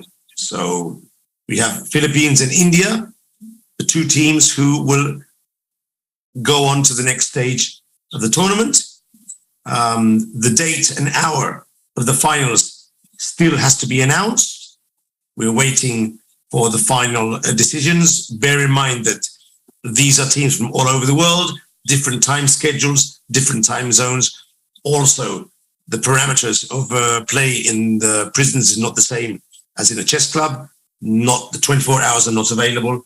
So we still need to wait for the final data on the date and hour of the finals. We will keep you informed, of course, and if not, on FIDE.com, you will always get all the information.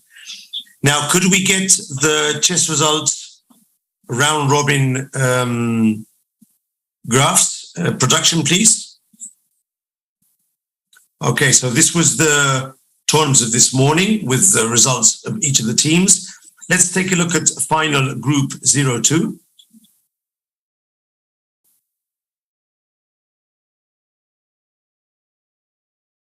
Yep, let's drop back to the previous screen. And final group 02, please.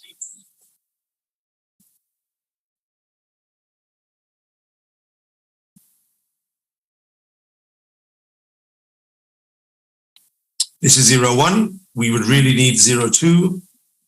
Okay, this is a cool graphic as well. So we just started to see the games that just began in group 2.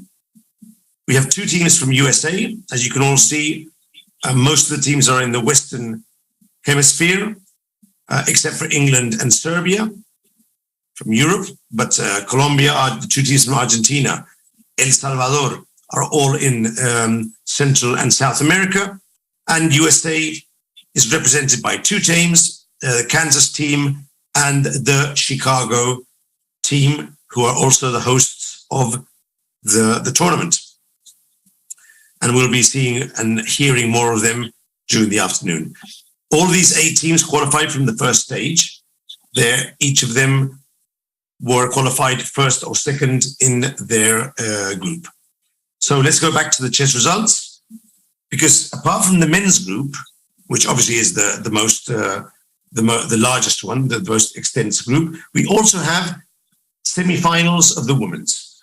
So this year there were 2 full women's groups with 14 groups, and 4 of them qualified for the semifinals.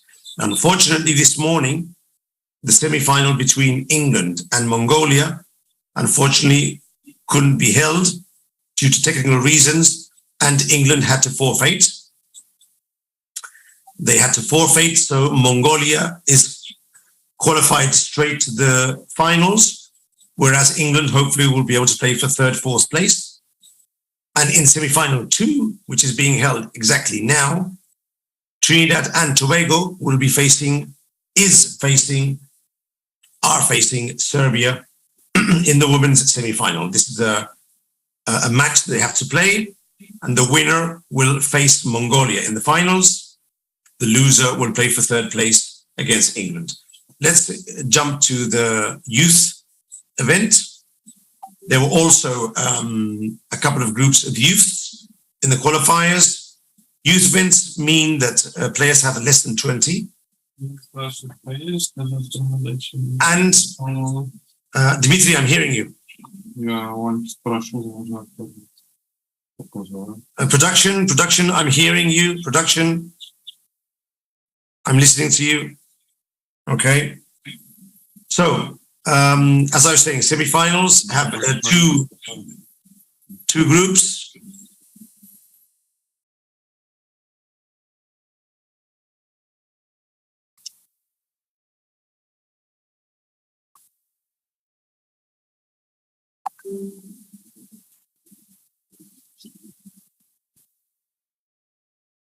So, as I was saying, semifinals have 2 groups. We have a group with two matches, a match with Serbia plus Argentina, and a match with Ecuador and England. So the winners of these 2 matches will qualify for the finals and play together, and the loser will play for 3rd, 4th place against the other team. So let's remind, if production could put me the semi-final 01 and semi-final 02 on screen.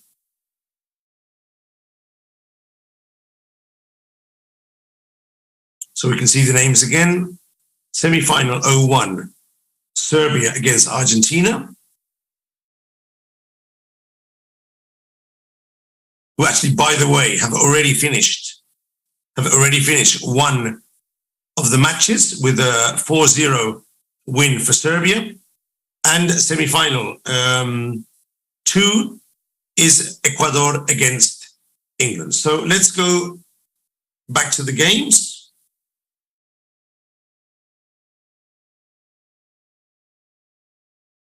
And I'd like to focus, especially at the beginning, on the women's and the youth matches. So maybe we can bring up one of the youth matches between Ecuador and England.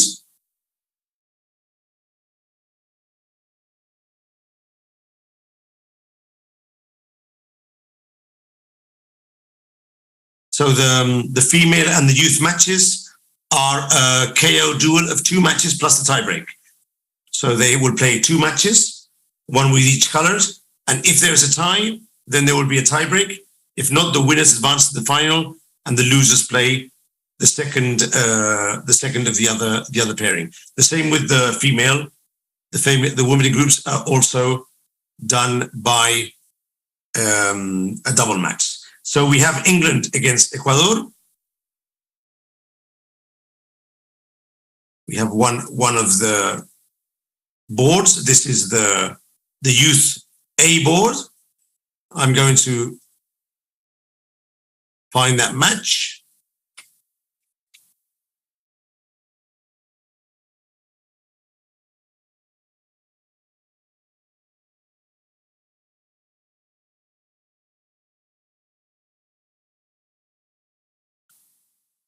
Okay, now I need to find the link.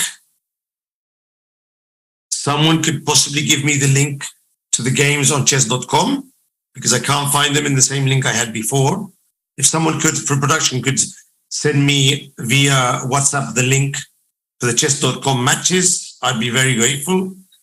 And meanwhile, I'm going to talk a bit about this this game here between England and Ecuador. So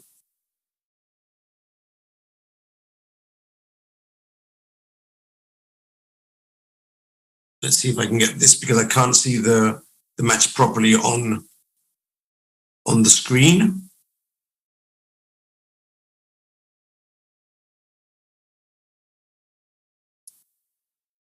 Okay, round 8. Now I have it.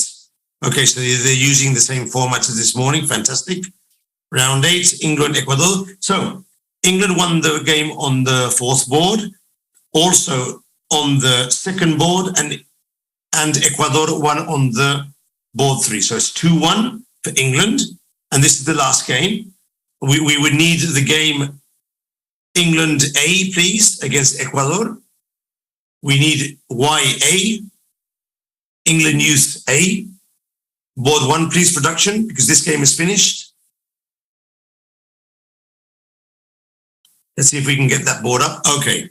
No, this is... no, it must be England against Ecuador, not against El Salvador. Yeah, this is the one. Fantastic. Okay, great. This is the game I need. Because, of course, England is winning 2-1. So a draw would suffice for England to go through, at least win the first match. But as I see in this game, Ecuador is doing quite well. Extra piece and extra pawns.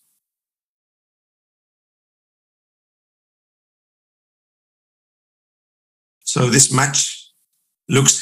game looks heavily in favor of Ecuador. And in that case, the match would finish with a score of 2-2. But of course, there's a return match still to play. You can also see underneath me, you can see some video footage of some of the players. That might be Ecuador on the left. I'm not completely sure. And it's hard for me to say what country is on the right. But I only see one player participating, so it might be the English one, actually.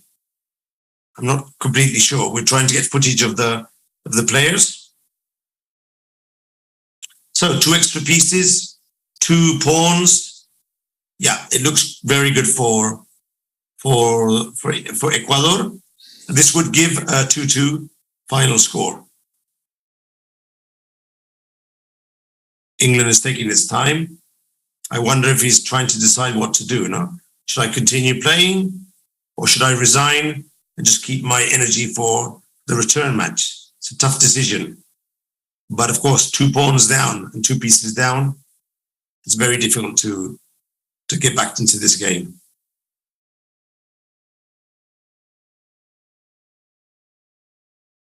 The other youth game, Serbia against Argentina. Serbia won all 4 games. So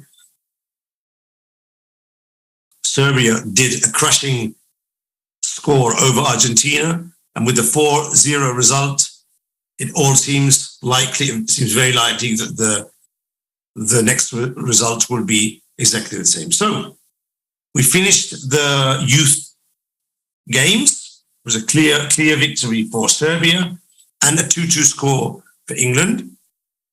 So now we're going to go to the women's games, the female competition, the semi-final between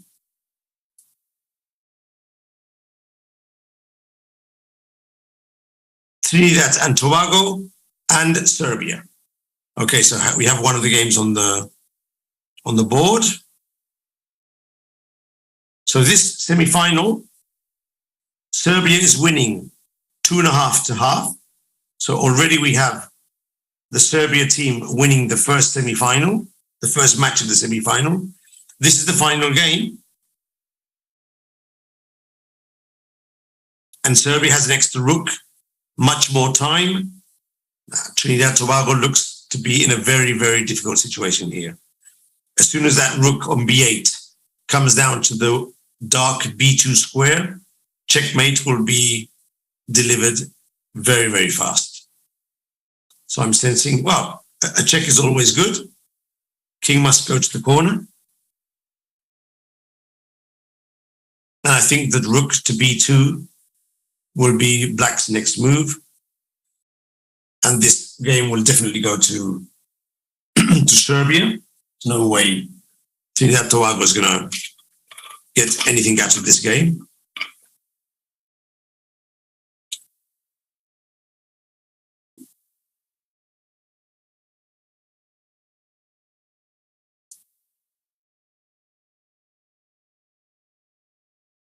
So I think I'll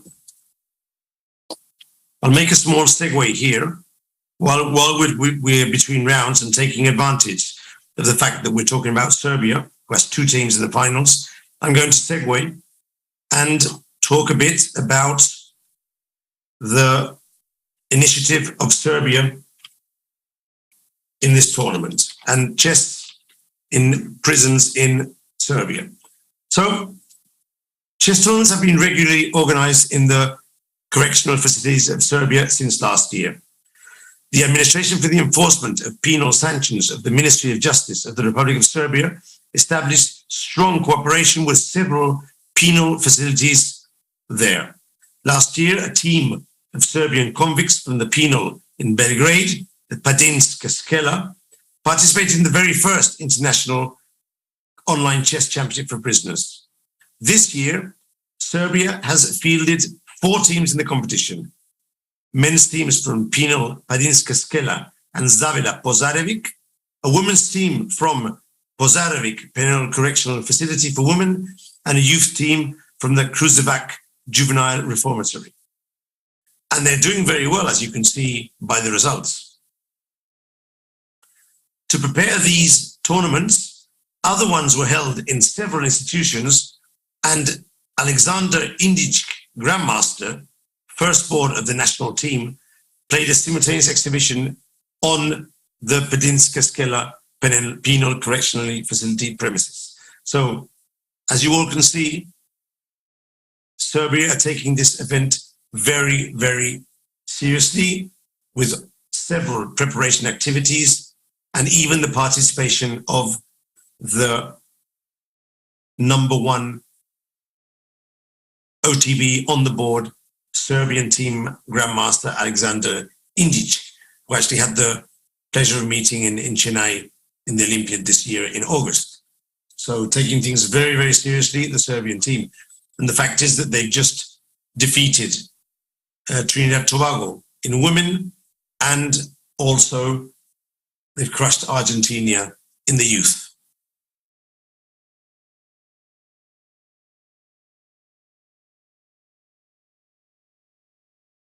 So as you can see, I'm focusing on the youth and the women's in these first moments. But of course, the main event is the round robin men's event, which I'm going to try and find.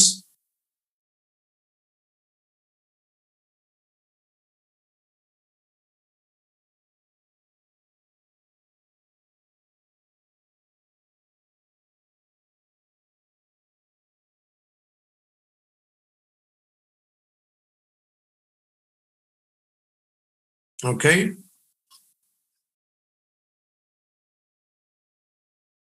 Not many games left, if I'm not mistaken.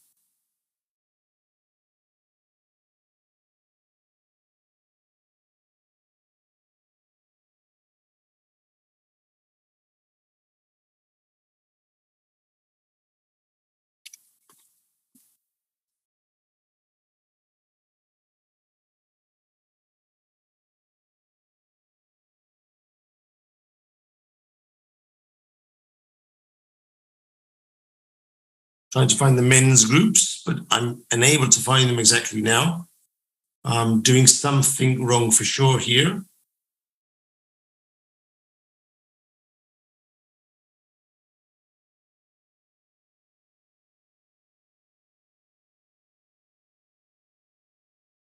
Okay, so this is El Salvador C against England. Let's see if I can find this game on my computer. Could I get from production exactly where the games are in the men's event? Because I just can't find them. We're going to be joined soon for an interview with Michael Rahal, who is the main man organizer behind this event. Hopefully he'll join us soon.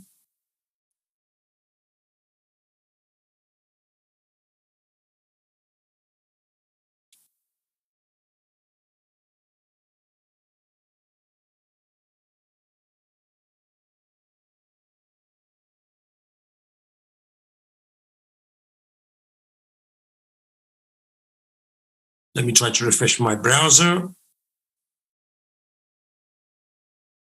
Okay, round 14. Let's go to round 8. And England and El Salvador. Yeah, now I can see the games. 1, 2, 3, 4, 5, 6. Now I think I have the full group. Let me check. But I think I have the full group now. Sorry about that. I'm slightly confused with the with the games, but I'm getting my bearings now.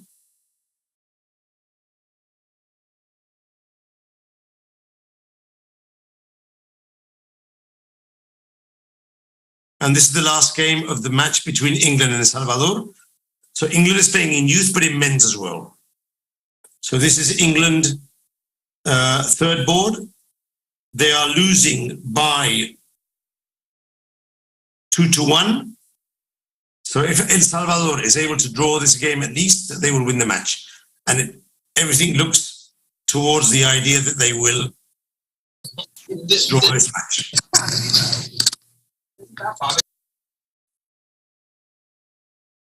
Yeah, hopefully they will draw this match.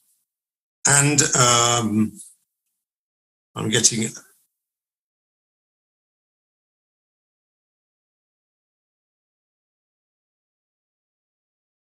Okay, I do see USA Kansas in the Zoom.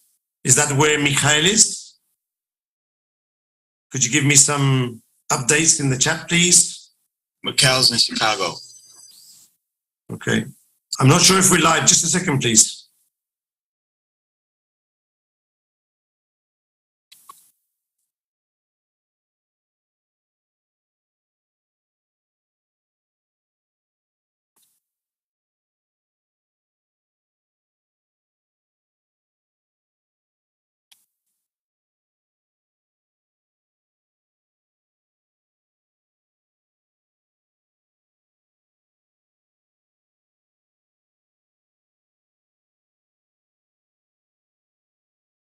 Okay, so I think the round has finished. If that is so, we can check the results on chess results. Okay, so production team, can we get the chess results up? This has been a bit of a confusing round for me because I wasn't totally sure what was happening and getting my bearings. But now the round is finished, so we can possibly bring up the scores. Okay. So this first round, Colombia is in the lead, defeating Serbia 3-1. El Salvador 3-1, the win against England. We saw that before. USA 2.5 to 1.5. Chicago defeated Kansas in the All-American match. And Argentina 3 did a draw against Argentina 4. So those results are done. We also have the result of Serbia 3.5 against 0.5 in the match in the semi-final for women's. In the youth, we already said that Serbia defeated Argentina 4-0. And in the second semi-final for youth, it was a 2-2 Ecuador against England. So we're getting ready for the second game. So now we're going to see the return match in the women's semi-final and the youth semi-finals, the return match. And we're also going to see the second round in the finals of the men's finals. We're going to see the second round now of the scheduled 7 rounds.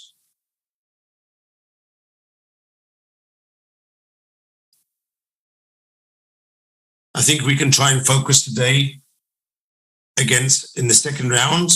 I think the best match will be, let me check, Colombia against El Salvador. Yeah. Colombia against El Salvador. We will focus on that match because they are the 2 leaders. So let's go back to the games and see if they started. No, I think they'll be starting exactly at 3:40, which is the scheduled time.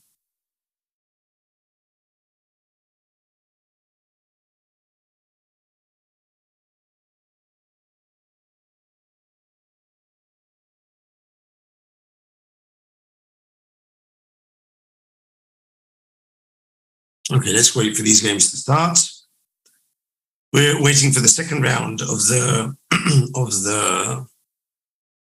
men's plus the return match of youth and women's semifinals.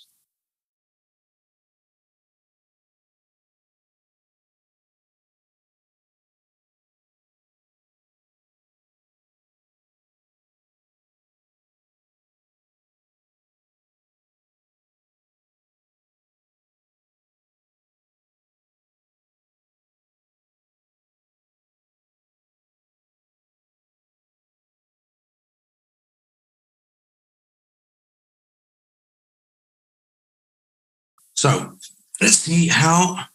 I'm notified that we will have an interview with the organizer of the tournament in about half an hour. So that will give us time to see one more full round and then get an interview in with Mr. Michael Rahal, who is one of the driving forces behind this event.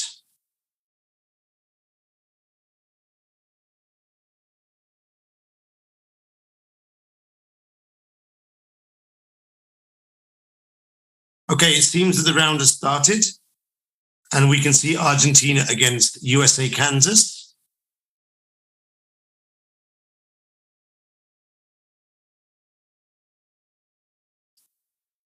Can't find the round. Let's see. Okay, now I've got it. I would really like to get the match between Colombia and El Salvador. That's the one I'd like to get up.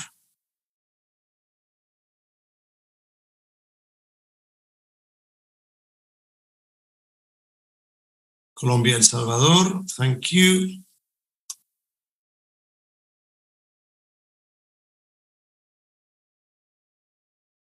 Okay, it seems not all the games have started yet, but this one has, so we'll stay with this one.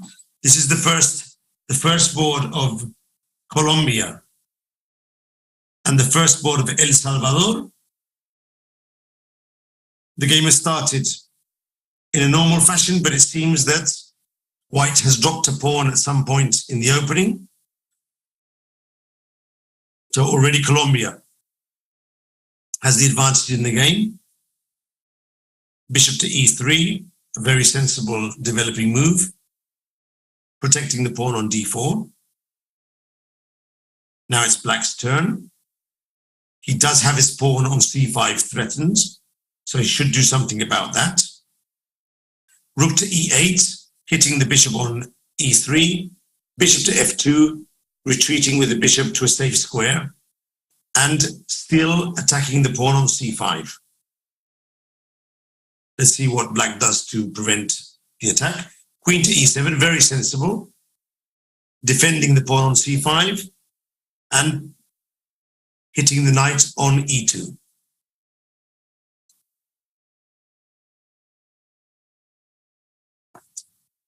So let's see how the top player of the El Salvador team protects that knight on e2. A good move might be to play knight to g3, or maybe even knight to f4. Knight to f4 has been played, very sensible. The knight was under attack, and relocating it to f4 saves the piece, but also hits the bishop on h5. Now, a very sensible move would be bishop to g6, but also black can consider developing the knight to c6 or knight to d7.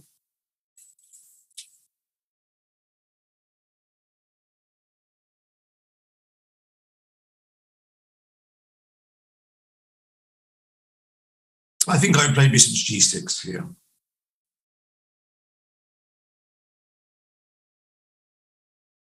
Queen to d6, okay. I do think that's a very risky move, and it could easily lose a piece if white is able to find now. White's played bishop to g3. Okay, so now white is hitting the queen through the knight. So knight takes h5 would be a very strong threat at this point. So black moves his queen away.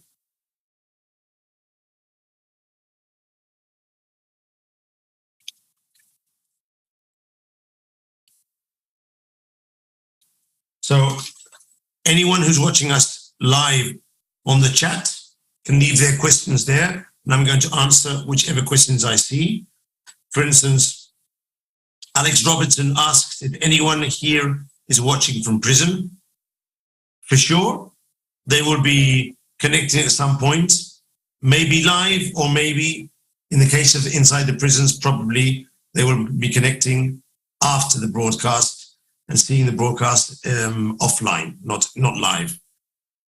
Hola Michael, ya se están jugando semifinales de juveniles, puedes seguir las partidas. So Hector Fiori, who by his language I sense he's Argentinian, wants to know if we're playing the semifinals of juveniles, which is true.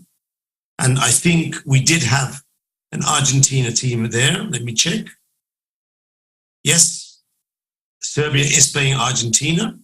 So if Hector is following his compatriots, stay around because we'll be seeing the games.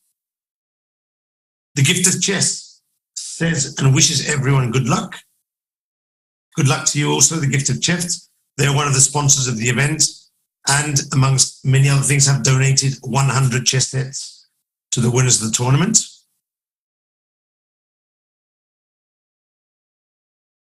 So we're still on this game between El Salvador and Colombia. An important game because the two leaders are facing each other. But as this men's tournament is very long and the women's and youth finish very soon, I'm going to request production to jump over to the games of Argentina in the youth. Argentina, Serbia, I think the pairings are. Yeah, I would like to have Argentina 1 against Serbia in the youth.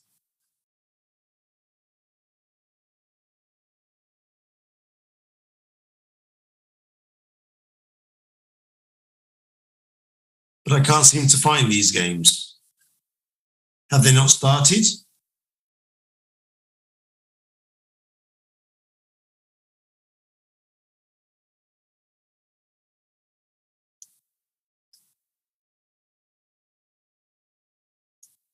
It's really so confusing.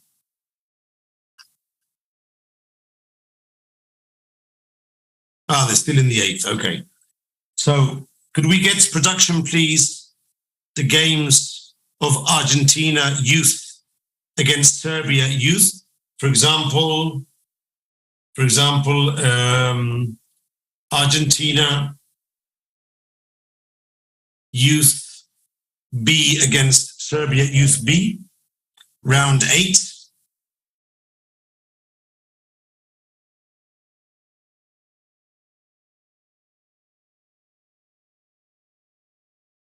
Okay, so what I think I'm going to do, I'm going to focus more on the game that's offered to me here by production. Here it is. So, okay, so we have one of the games from Serbia against Argentina, requested by Hector Fiori in the chat. A shout out to Hector, following the games live from Argentina. This is board 2, and we can already see that Serbia is doing very well because they do have an extra queen, but Serbia king is still slightly in trouble because the 2 rooks and the knight are very near the king. However, I don't see an immediate danger for the king. So most probably the extra queen will be enough to make the win. I do notice that the youth players play much faster than the adult players. It's probably something to do with their age as well, but that's something I'm noticing, the fast play of the youth players. And this might end very soon. I think, although black is attacking strongly, if the queen gets to the a2, f7 diagonal, even a move such as knight to e6 would be very strong here.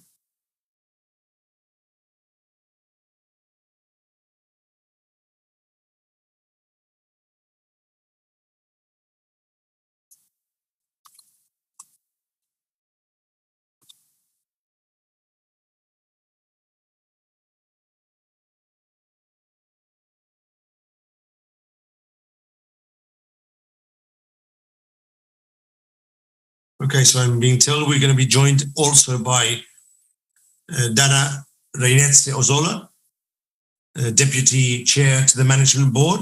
She will be joining us as well this afternoon.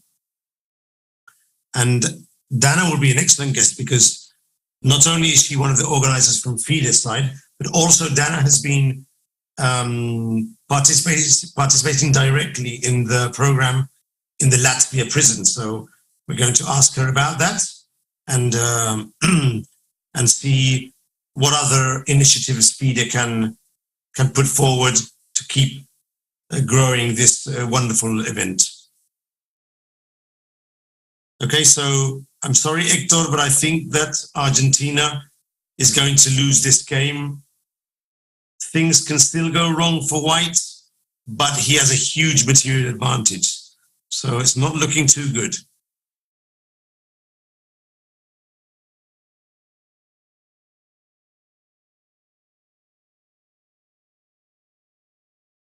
Now, on the other boards, Serbia won.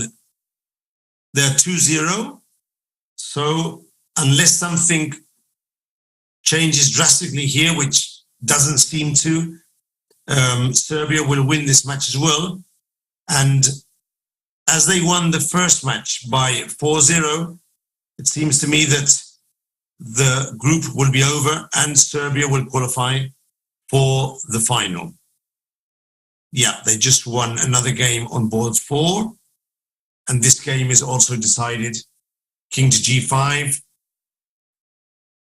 Mate will be delivered in very few moves.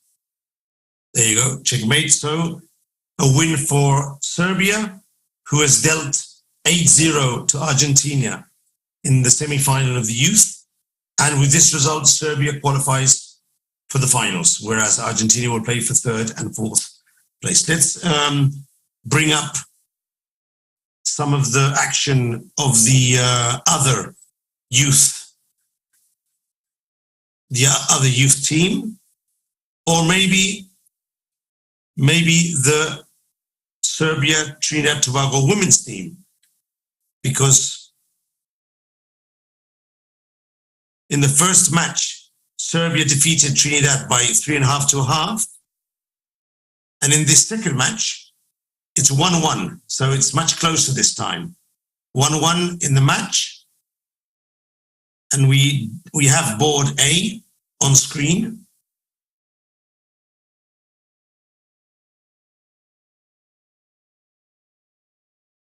So with 1-1, every game is important. Let's see what's happening here. Looks more or less equal, but it's very chaotic, the position.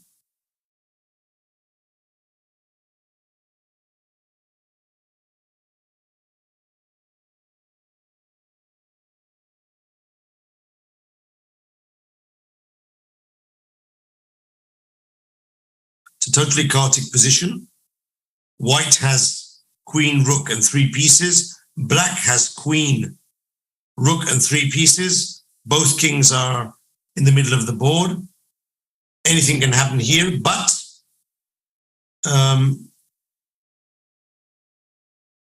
White can actually capture the bishop on a1 now and keep an extra piece. But he didn't.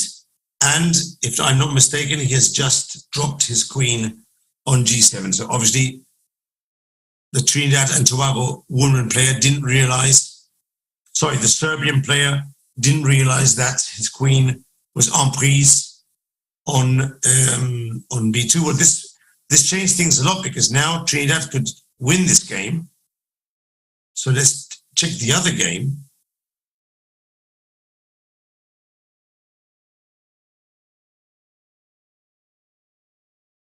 It's 1-1, and really Serbia needs to win. Sorry, Trinidad needs to win to tie the match. And it's 1-1 now. This game will be won by Trinidad. So let's look at the other game. Let's bring up the board between Trinidad, Tobago, Serbia, D, the 4th board. Thank you. This will be now our main focus. If Trinidad wins this game or draws, they will force a tiebreak. I'm going to consult this to make sure.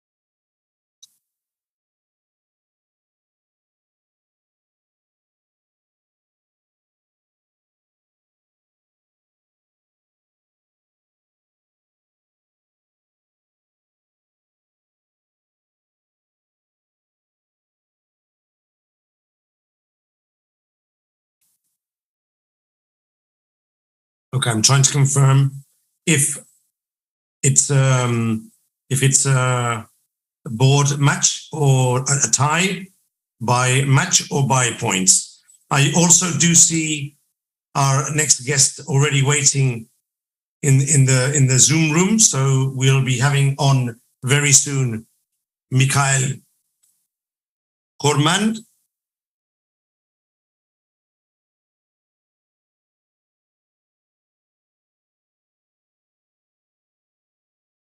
Okay, so I'm being confirmed that in the event of a draw, each team wins one of the 2 rapid matches, or both matches are drawn, then the tie will be broken with 2 blitz matches. So this means that it doesn't matter if you win 4-0 or 3-1 or 2.5, 1.5. The thing is to win one of the 2 matches. So now that's clear for me. And as soon as we're ready, I'm going to invite Mr. Korman to the stream. Mikhail Korman? Yes, I'm here. Okay, Mikhail, I think you'll be in a few seconds. Just let me confirm this. Okay. And so, of course, Mikhail Korman, welcome to the stream. The first time you're in, but you've been there from the first moment as we met yesterday in the brief before the round table. Mikhail is the manager of the chess program at Cook County Sheriff's Organization. He's also a member of FIDE's Social Commission, and as far as I've seen these 2 days, you're one of the main forces, if not the principal force, behind this this event, at least from the side of Chicago. And not only you're dealing with the organization, but I think you're also coaching some of the guys. I mean, you're really into it. Mikhail, how are you doing from your side? How are things going? Well, we're getting close to the finish. But first, thank you, Mikhail. No, we have a team. We have a big team. We have a big team in the world working on a project. And we have a team here in Cook County as well. So my role is to be part of the team and maybe to lead this somewhere, maybe to just... I'm a team player. I like to play as a team.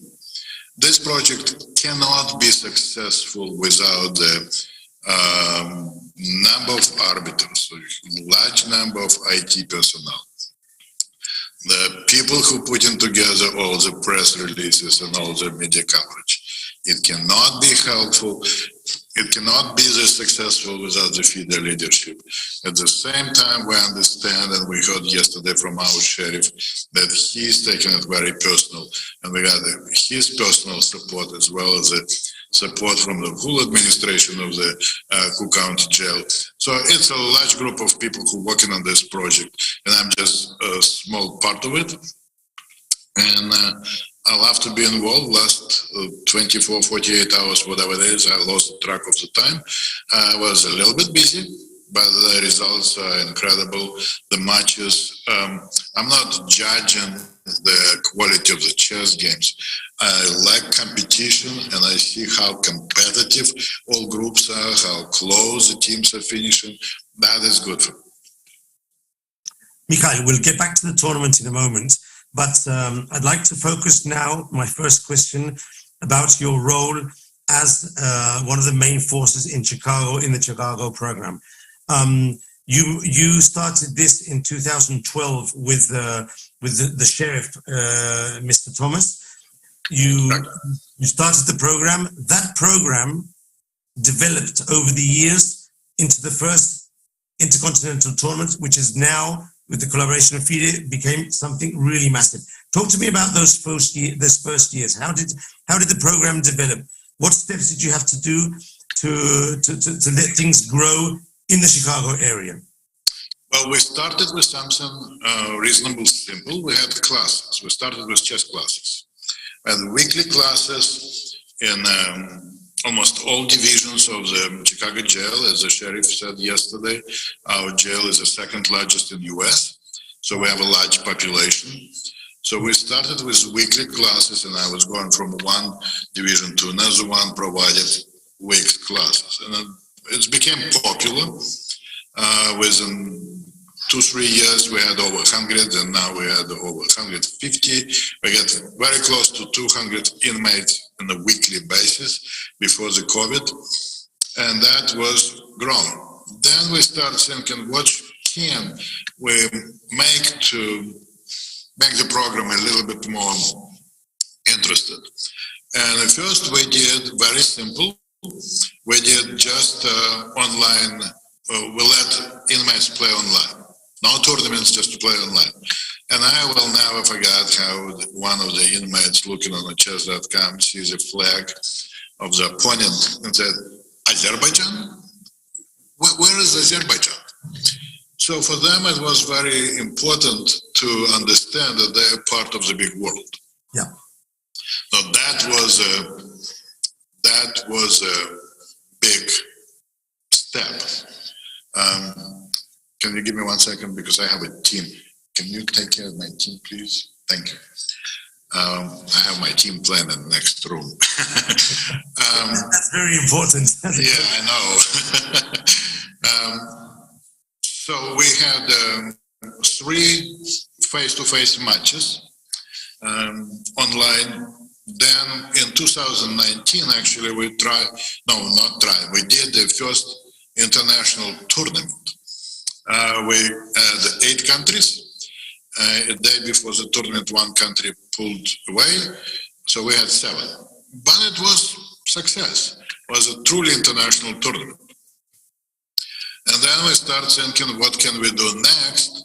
we, as an organization, the Cook County Sheriff's Office, they serve the Cook County, and that's the primarily focus. So we had to come up with idea who can help us to get this product, and of course FIDE is only one governmental body in the organization who could help with this. So we made a proposal in 2020 to FIDE to join the forces and keep going together from that. I was very interested. The FIDE president was scheduled to come to Chicago, and just 2 days before the COVID shut down everything, the agreement was ready. He had tickets to come, and everything had to be canceled just physically a day or 2 days before everything was shut down for COVID.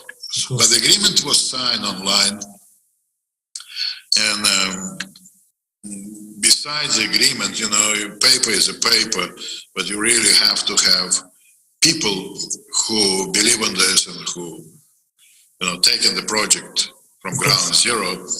And that's how Dana came on the stage from FIDE, and without her, this project cannot be moved any further. And she understood the value of this, and now she's going to teach chess in prisons in Latvia herself. But if you're asking for how we started, that was our start. So, 10 years already. The tournament is clearly a success. Last year was unbelievable. This year, I mean, it's my first time doing commentary and interviewing this structure of tournament, but I've already talked to 2 or 3 of the inmates and also some ex-convicts who are working outside, and you really see how important chess is for them. I'm an international master and I play tournaments. I see chess from a more sportive perspective, but dealing with and talking with these people, you really get a sense how something so simple as this game has helped them, some of them even to change their lives, to focus in the correct direction. Tell me, have you sensed this same idea? What experience do you have over the years of teaching chess? We're not producing the world champions here. Of course. And the goal was not to produce even the master level players. It's completely social project. Social program. Correct. I can share my personal view why I feel it's important. The chess gives everyone equal opportunity to win. I can do it myself, and I will be the winner. That's important. Mm-hmm. Chess teaching different way of thinking. You need to think for yourself and for your opponent. I always tell my, I don't want to say kids, participants, students, inmates, guys, think for your opponent. Think for your opponent before you make your decision. That is very important. And I keep saying them, apply it to your everyday life. Different way, change the way you think. Not you making decision. See what your opponent is doing. Chess is a neighborhood. This is your neighborhood. This is your this is your family. You're in charge of this family. What are you going to do? You want to be safe. If you want to be safe, hey, do the castle move. That's for adults. It's not easy to explain them why it's castle move important. Mm-hmm. For kids, it's much more easy. For adults, not as easy. Yeah. Plus, what I discovered personally, very interesting, that this particular population, they don't like to take draws. The razor will go and lose the game than to take a draw. I've noticed that on the screen. They will play all in, and but everything is, everything is so good. So I see the results. Because I'm talking with this group of people, we talk not chess only, we talk how they can apply it, Of course. what can they do, how can chess help them. Also, yesterday the sheriff mentioned the program we have for inmates and their kids. That's what I want to talk to you about. Next question. Yeah, that's something that when I saw it, I thought this is great. Not only can they talk to their families, their kids about everyday life for the kids, but also play a fun game and connect with them through this program. Tell us about that program. I'm sure that there must be a lot of people who would like to know what's happening there. It's slightly different than play on chess.com, to be honest. Yeah. It started, it might be initiated by the sheriff's son, who is a chess player. He is senior college level now. Okay. In Illinois. It's named Checkmate for Kids. Checkmate, yes. Correct. When inmates playing with their own kids, we used to do this online, even before COVID. So we had Skype and we had chess.com, they play the game and they talk. Yes. We just restarted this program this month. Now we can do this on site. So the families come in here with the kids, and we put the chessboards on the table and they play. Oh, so they actually meet with inmates in the prison, and instead of having a normal chat, they actually play the games with. But who provides the chessboards? Do they bring them in, or are they made in the workshops in the prison? Unfortunately, you cannot bring anything to jail. That's the idea. We provide. You provide from the prison, okay? Yeah. Correct. Yeah, we provide, and they play. We actually did it for the male group, but this just couple of weeks ago we did first time for female groups. Wow, nice. For ladies. Yeah, I was very emotional and very touching. So this is very interesting. So in fact, at some point, this would be quite interesting to see in the meeting area. Is this a shared meeting area, or are there individual booths for these meetings with? No, we have a separate building. Okay, because there might be several people chatting and playing at the same time. That would be quite a nice experience. Okay, so it was a large room. It's a large room. That I mean. Okay, so one question. I'm also a chess trainer, so I'm interested in this specifically. When you teach the inmates, when you try to help them learn to improve, do you have any special techniques which are working inside the jail that might not work as well outside? Do you have to change your teaching methodology? What are your resources? Do you have books, for instance? Can you use the computers inside the jail as well? Tell me a bit about your actual training techniques and systems. I would put as number one for the trainer, you need to be a little bit more patient than with the regular population. I also love to work with kids, little kids, high school kids. This population, you just need to wait. You just can't push them. You just don't want to say, hey, if you will not do this, no push. Let them get the message. Yeah. Let them understand why they're there. Let them be ready. Even as simple as a castle move, it might take them months. I do remember one person in my class came probably more than 6 months to be in the program one day and said, you know what? I started doing the castle move. I started winning more games. Good. It took him 6 months, so be it. Yeah. They need to put it through them. So patience is one. Books, each prison or each jail has their own security requirements. They're not easy.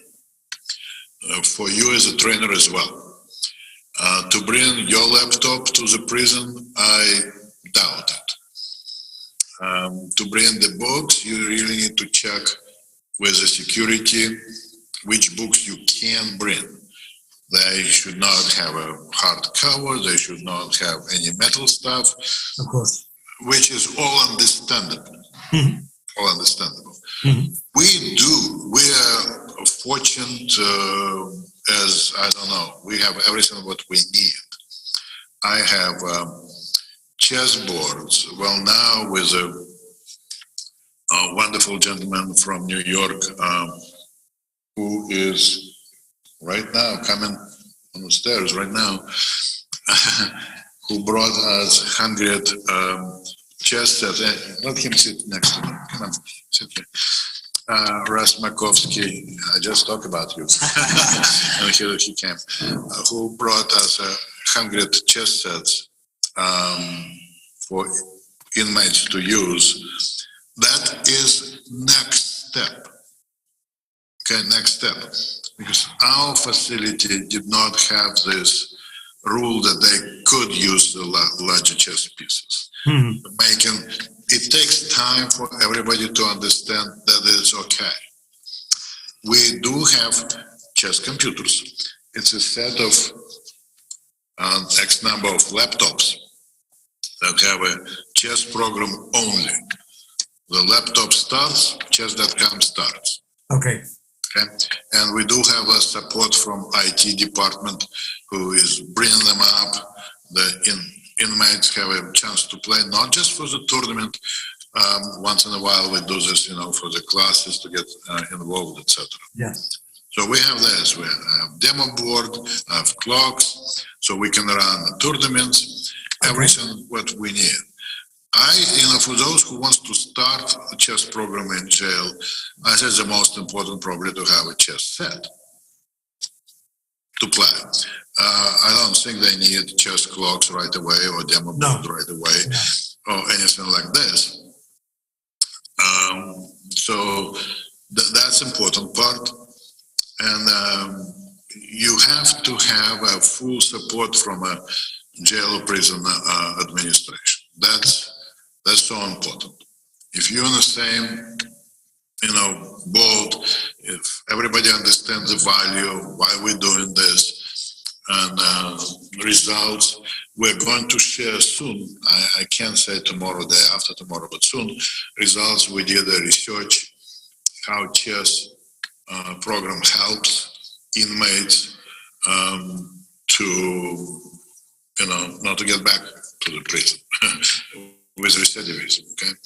I can only tell you it's level of recidivism is significantly low to those who attend the chess program than those who not, okay?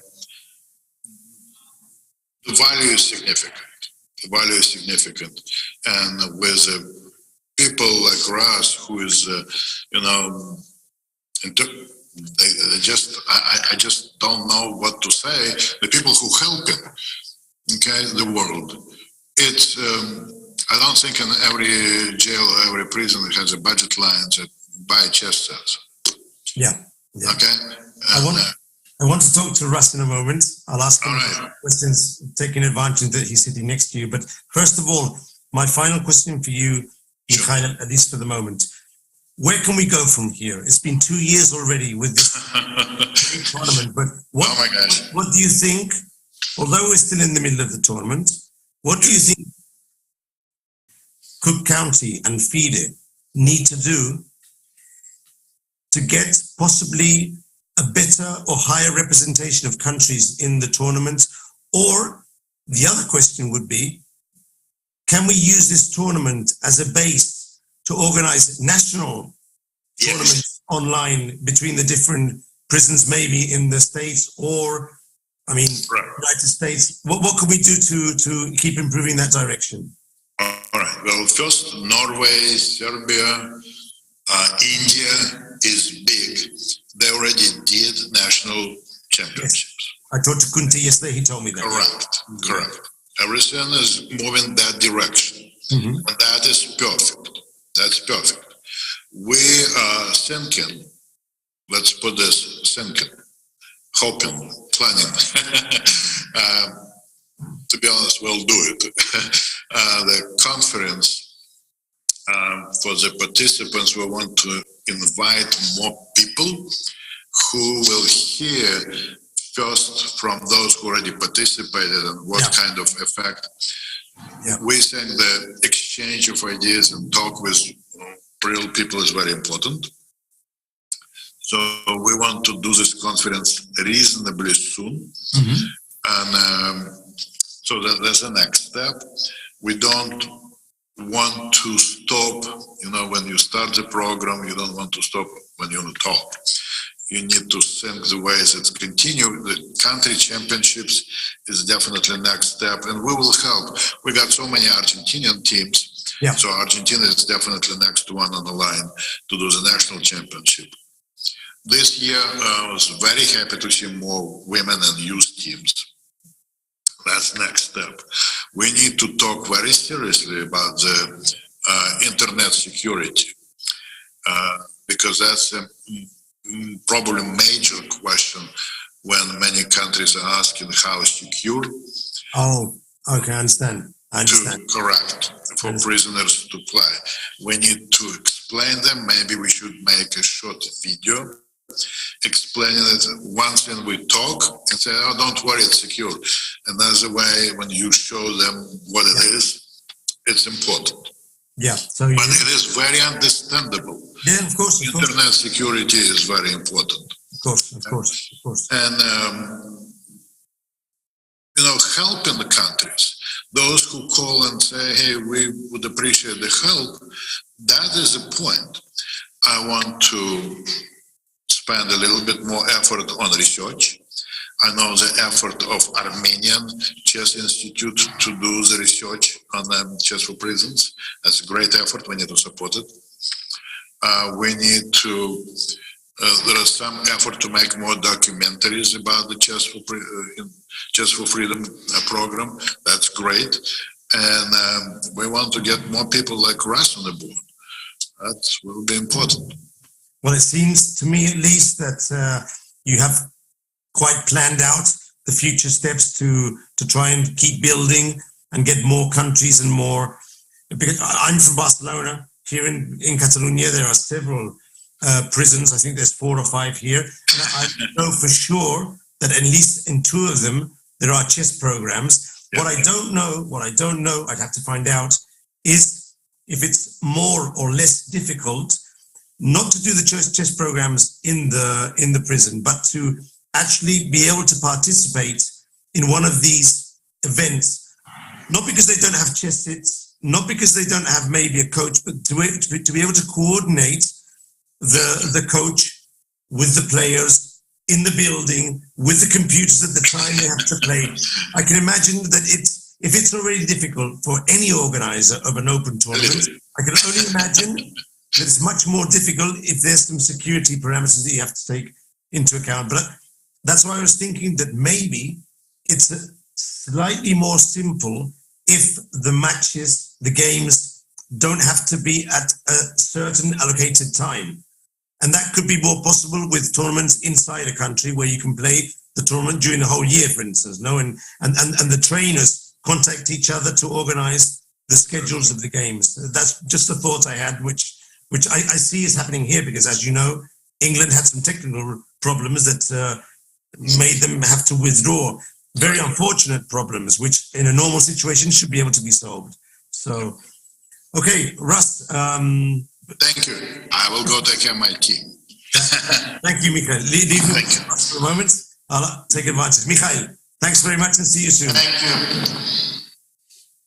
So now I'm with, I don't know your surname, so you'll probably have to introduce yourself. No, turn on your, there you go. Turn on and production will share the screen with both of us. And just, let's wait for a moment. Could you share your full name, please? So hi, Michael. My name is Russell Makovsky. I'm out of New York City, United States. And thank you for having me. I'm a big fan of the work Michael's been doing all these years. I think he's way ahead of his time, and he's an innovator, and I think there's a tremendous amount of credit for the blood, sweat, and tears he's put into making this event a reality, and then the support of FIDE. We've been, passionate about the game of chess. For me, since I was a child, but more recently, I've really come to know that chess is a low-cost catalyst for change. You introduce a chess set into a community, you change the dynamics of that community in many, many ways. And the more I understand the power of chess, I can see the application of it in places such as the prison system, and how, a single chessboard can change the whole environment. Not only is chess educational, like Tony spoke to yesterday, where it helps with strategy and planning and critical thinking and creating those soft skills, but it also does something much greater than that. It connects each other to a shared idea, a shared humanity. And just being here at the Cook County prison or jail this week, I see people of all, these prisoners of all ages and races and creeds and backgrounds celebrating with each other this idea that they're on a chess team. And I saw on the internet, there was a video posted of the team, I think, from Turks and Caicos or one of the countries, and they're high-fiving and hugging and celebrating. And there was this shared excitement about this idea that they can do something together, they can be good at something together, and it created a level of humanity. I think that we need to introduce this in a much greater way to many, many, many more facilities and more people. It's cheap.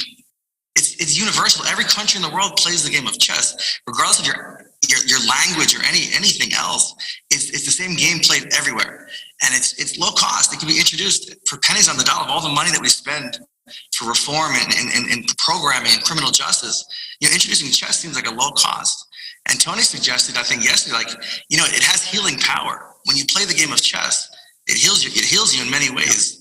Mentally, emotionally, physically, and connectivity. So I really think that we need as a community to build upon this gift that we have. We call it the gift of chess, but we need to share it and work together. And that's why I'm committed to supporting this event. And I'm so proud to be a partner and to come here from New York and fly into Chicago and to see the guys, and they welcome me.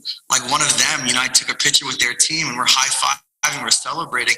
And it wasn't about them being in prison and me being on the outside. We were one chess family, like the FIDE, speaks of, and I truly felt that. So I'm really honored to be here. I hope we really can continue to grow. We've made great headway into providing chess sets into prisons and facilities and jails here in the United States. We're committed to getting chess sets into all facilities. We have contacts all over the United States that we're working with now, and we've also been contacted by one of the lead content providers for technology into prisons and jails, and we're going to provide chess content. So not only will players have physical chess sets, but they'll actually have the ability to learn electronically, so we don't have to scale in necessarily teachers or educators like in Cook County. Dr. Corman does a great job educating, but not everywhere will have that. But if they have access to the internet and these tablets and technology, they'll be able to learn and play the game in that capacity as well. And the last thing we spoke about it yesterday when the diplomats and we were here with Sheriff Tom Dart. We talked about maybe the opportunity to create the chess that's physically in the prisons as industry, because the prisoners have not only the opportunity to benefit from playing the game, but maybe they can create the chess sets that are also shared in their country.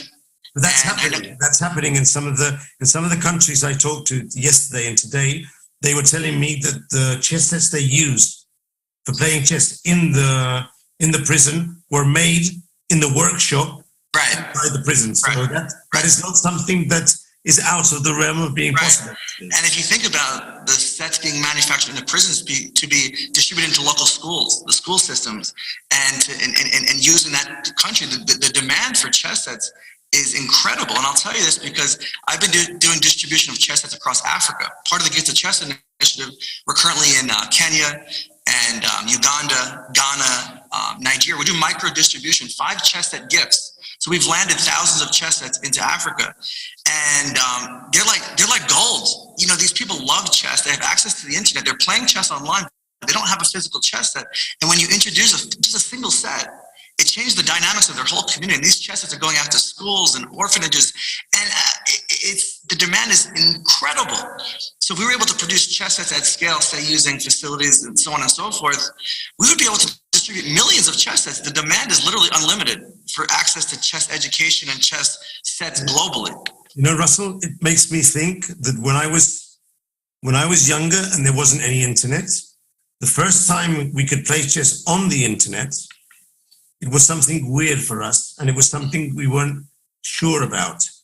Now, after what you're saying, in some parts of the world, they play on the internet, and the first time you introduce a real chess set to them, they say, I mean, this looks cool, but what is this? I mean, this is new for us, no? So it's very interesting how chess, as one of the main sports you can use and do on the internet and cross the barriers of language, of gender, of age, and now even by countries. Not many sports you can do inter-jail tournaments from all over the world, except, for instance, chess. Russell, it's been a pleasure. I have to leave.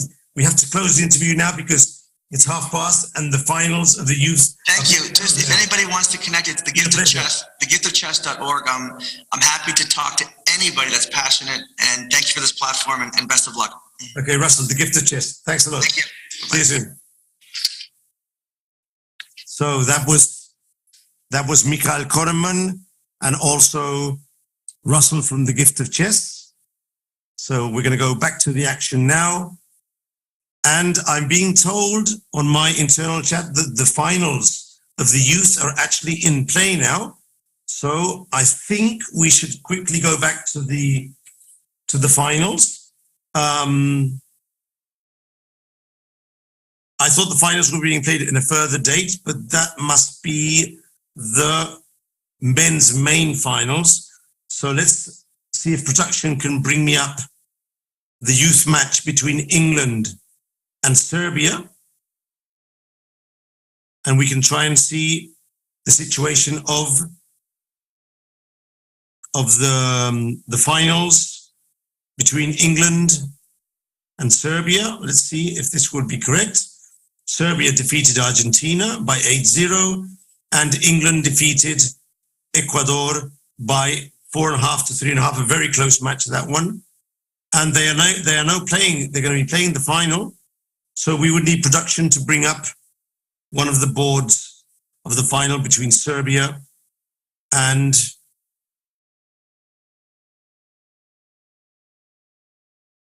England. And hopefully I can find the round where they're playing. Let's see if we can get the production on board here. England, Serbia.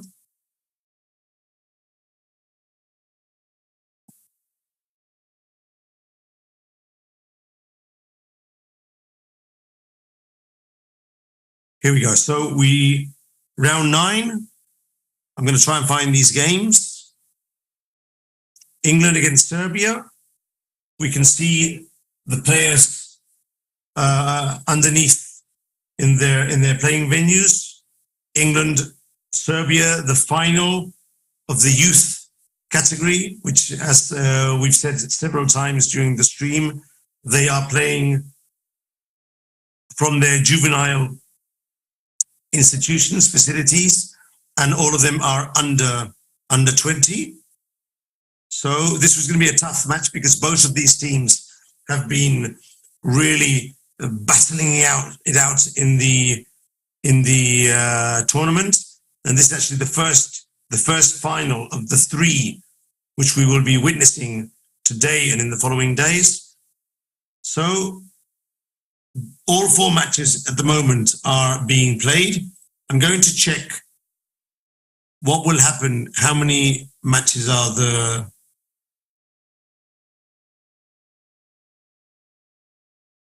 I'm going to try and find out how many final match. Dual KO between 2 matches. So this is a double match. It's a there and back, a return match.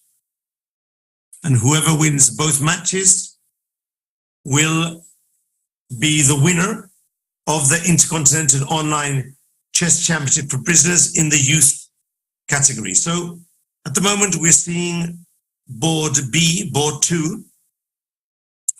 All 4 boards are in play. And no results yet. So let's focus on this board, and then maybe we can pop up another board if need be. We'll also be focusing on the Chicago men's group, who the final group 02. USA Chicago is ahead, exactly where Michael and Russell were being interviewed from. But there's still 4 rounds to go in the men, so I think we can spend a bit of time here in the youth. Okay, so this position, it's white to play. Oh, the board has been changed. No. Production, let's go back to the board of the youth. We'll come back to these ones afterwards. We need to focus now on the youth boards because it's the final. We focus on the final of youth and then we'll go back to the groups. So if you could bring back the game between Serbia and England in youth, I would appreciate that. There you go. So let's make a count of the material. White has a queen, 2 rooks, and 3 small pieces, and 6 pawns. And black has exactly the same. So material-wise, it's very equal. And as you can see, the white bar is more or less near the center of the board, which means the position is approximately equal. On one of the outer boards, Serbia is going to win. So it looks like Serbia will be pulling ahead at least in one of the boards. But here, things are interesting because Serbia has just dropped a piece in the center of the board. I'm not sure if this is a combination. It seems to me it looks more like a blunder by white. And now Serbia is winning on this board. Sorry, England is pulling ahead on this board now. Just 1 apiece.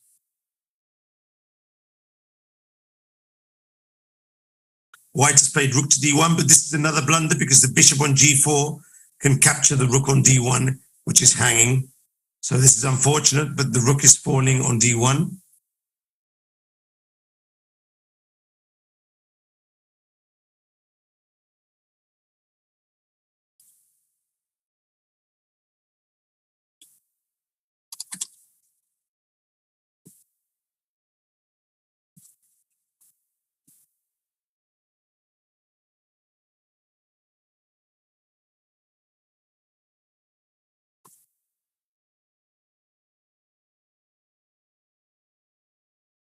And this looks really, really bad for white. After losing the piece plus the rook, the situation is actually quite terrible. So it's highly possible that white will be losing this game. That will mean a score for England, but as Serbia has already pulled ahead with 1 point, this would be 1-1. On the other 2 boards, both games are in progress. Serbia is crushing on one of the boards. And on the other board, it's more or less equal. So everything can happen. Obviously, these are the 2 best youth teams. They're playing the final. So it's to be expected that we're going to get good games here.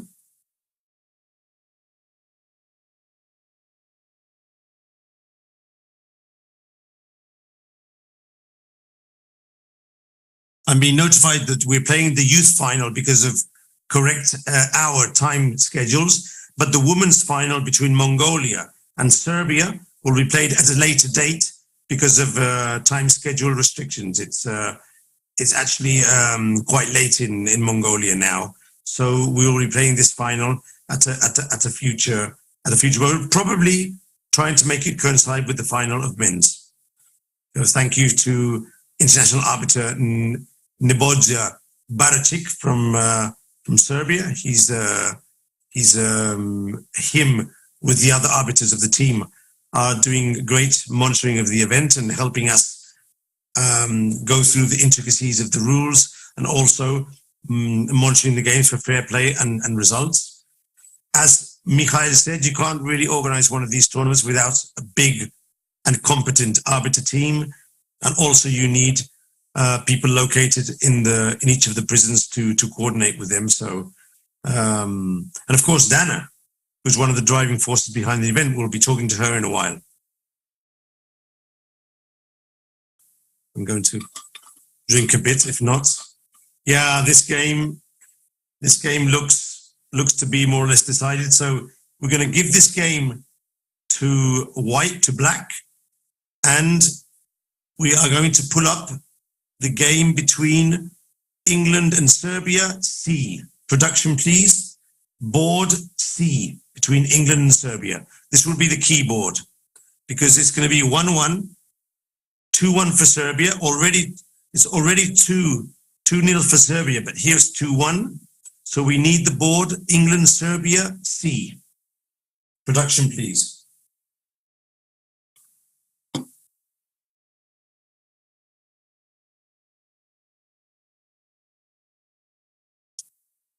Here we go. This is the key game of the round, because it's 2-1 for Serbia, as far as I understand. England's going to win the other game, so it's 2-1. And this game is the key game. So Serbia needs a draw to win the match, but England needs to win to tie the match.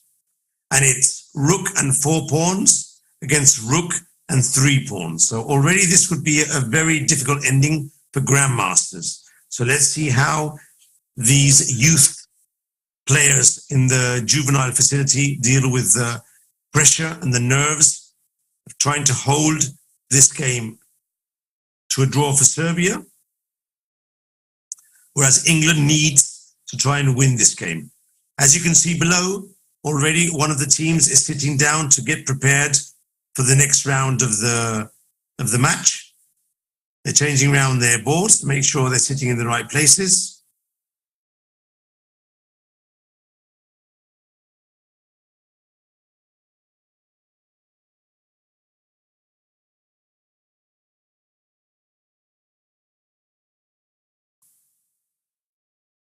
While we're looking at this, I'm going to check quickly the score sheet on the cross table of the. So in the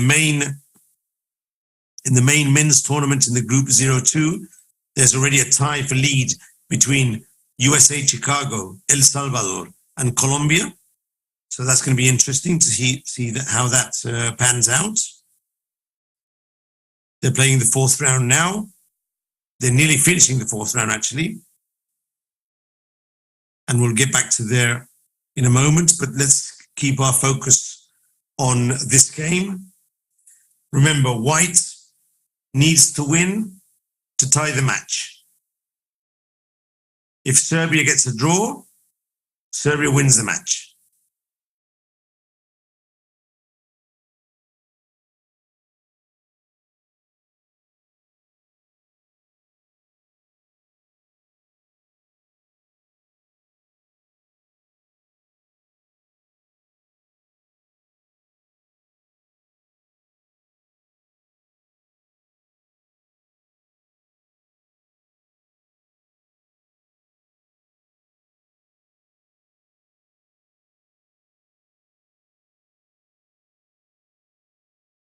It doesn't seem that white's progressing much in this position. I would say that theoretically, black should be having enough drawing chances, but okay, we still have to play. He has less time. But yeah, that might be a mistake, because now the pawn on G7 might be hanging. That's a mistake. That pawn should never have been in prise. Now, white's going to capture that pawn for sure. I mean, I don't see any scenario where white doesn't capture that pawn.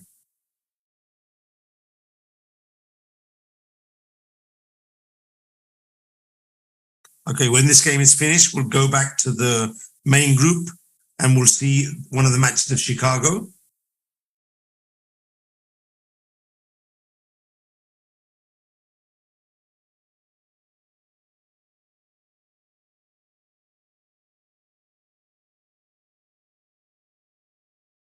Of course, with 2 extra pawns and more time on the clock, things are different now. I think there's very good chances to win this game for white now.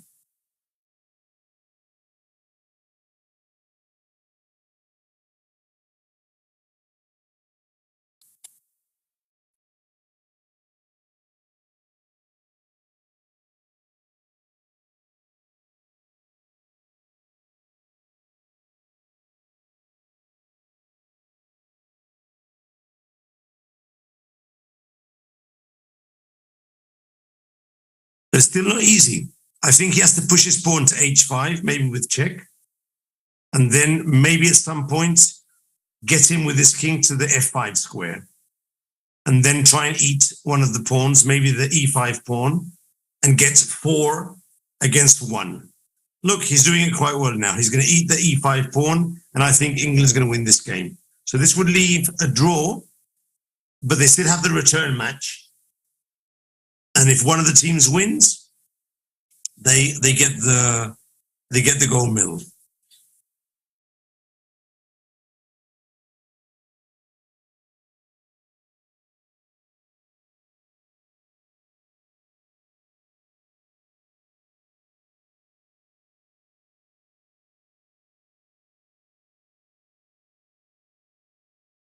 Yeah, he won the pawn.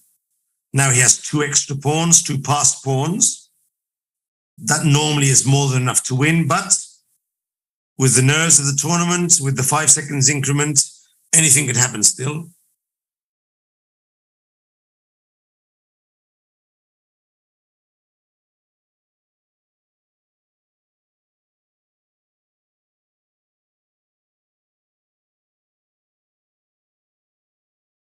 Remember, Serbia won on board D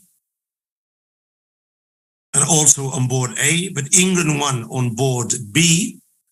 So it's all down to if England is able to win here on board C, then the match will be drawn. But now I'm seeing that the e6 pawn would probably fall for the h6 pawn, and there are some positions of draws when one of the pawns is the rook pawn.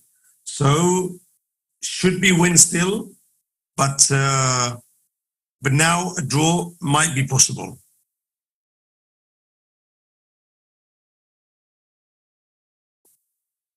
You can see the bar is coming down, and the bar was right up the top before, but now it's coming down, and the same number of pawns are on the board. But it's not the same to have a rook pawn and an f pawn as 2 center pawns. And now actually, if he exchanges rooks, this position is drawn. But I think the black will not understand that. We will see. He needs to understand that he can exchange rooks and draw the game, but he might be afraid.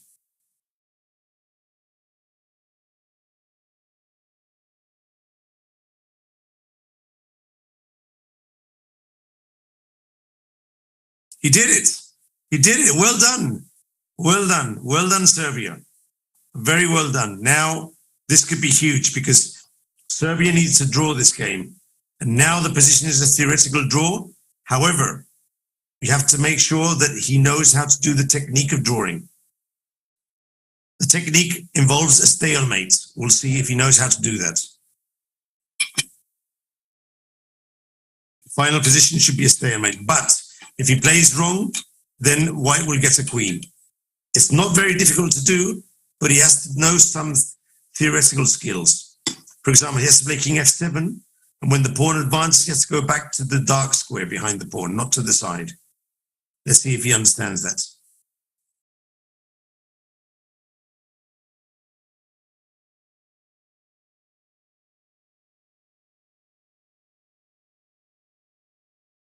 For the moment, he's doing okay.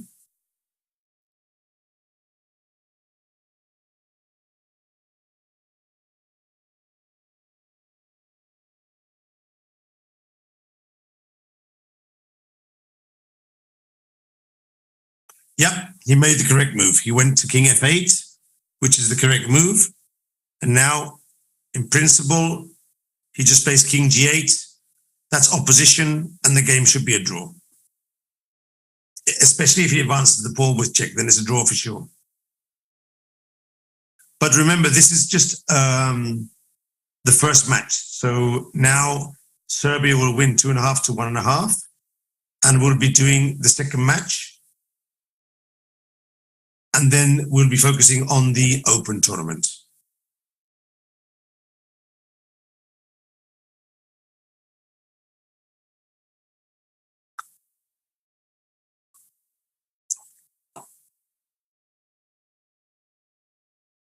doesn't know what to do now.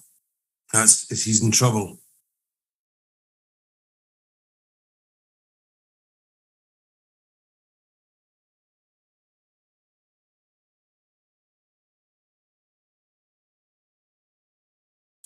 Now he's going around the other side. He's trying to trick his opponent into making an incorrect move. But this is quite basic, and I think from what I've seen in the game, both players should know that this is a drawn position.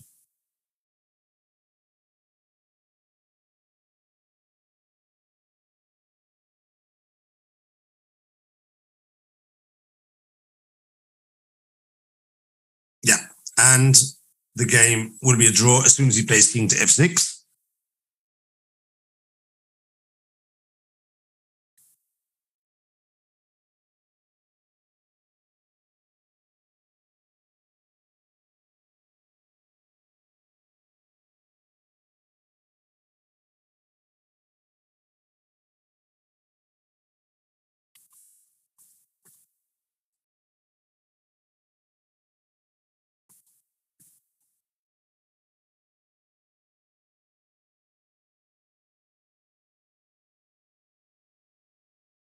And with two kings, the game is a draw. So the game ended, and I think we're going to put a video for you now. The Checkmate for Kids video is a video which we are using to show the program run by the Cook County Sheriff, which we discussed before with Michael Rahal, which allows incarcerated men to play chess with their children virtually. And as Michael told us, they're also doing this now live in the prison. So when the families come to visit, they can actually play chess with the inmates in the chess program and talk and chat with their kids and with their families. And they've actually done it also with the female as the start, and it was very emotional. So we're going to put the video for you now. You'll be able to see the Checkmate for Kids video, and then we'll carry on with the action in all the groups.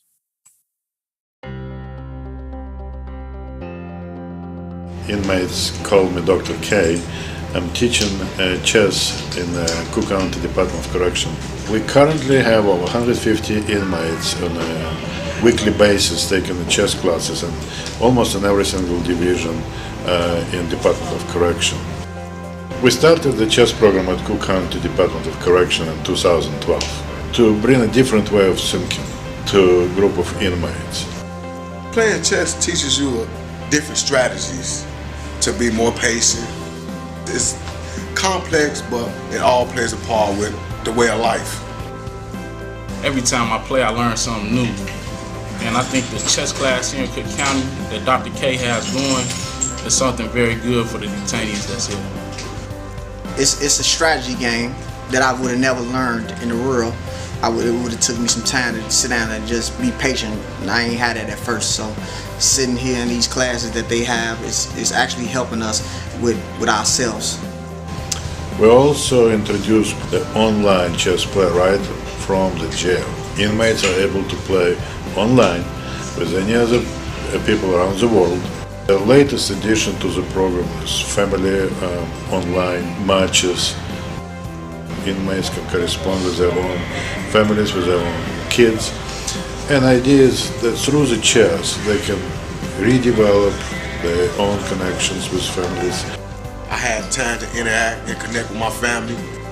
I'm able to play online with my kids. I'm able to learn new moves from other opponents that's sitting around me. I'm able to pick up new strategies that I can maybe basically put into my lifespan. They enjoy this time. Those 2 hours that they play, they talk about different issues, they talk about their everyday life, and they use chess as a tool. I play my kids online once a month, and I'm able to see my wife and my kids. My wife brings out my kids for me to play. It's actually helping me think a lot, you know. It's operating my brain, a part of my brain that I wasn't using. Most of the kids have never played chess before.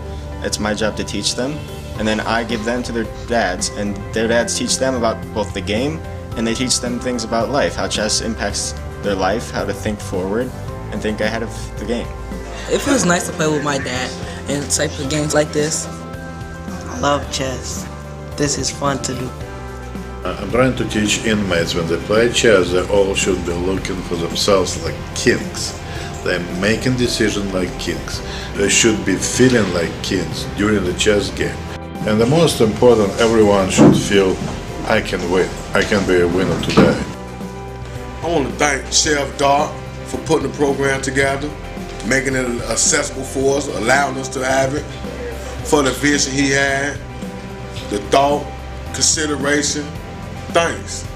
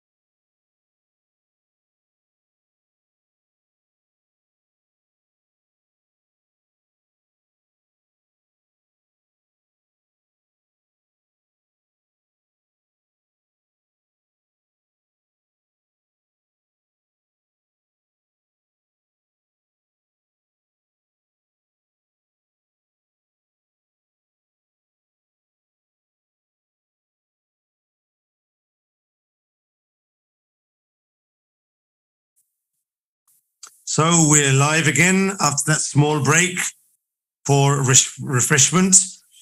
So we had this very interesting interview with the leader of the Chicago jail, Michael Rahal, who is also one of the persons who's behind the Chess for Freedom project. In about half an hour, we will be joined by Dana Reinezzi-Ozola from FIDE, and we'll get some more insight on the plans for the future and how Dana also has been using chess in the prisons of Latvia. So that will be, I'm sure, an interesting conversation. We have some results. As I mentioned before, due to time restrictions, the final of the women's category will be played at a further date between Mongolia and let me check the other. I don't want to make a mistake here. Between Mongolia on one side and Serbia, it will be played at a future date. But we do have results in the youth section. The first match of the youth section between England and Serbia finished with the victories for Serbia by 2.5 to 1.5, as I mentioned before. And the match for third place, the first match for third place, was won by Ecuador, defeating Argentina by 4-0. So they're currently playing the second match, the return match.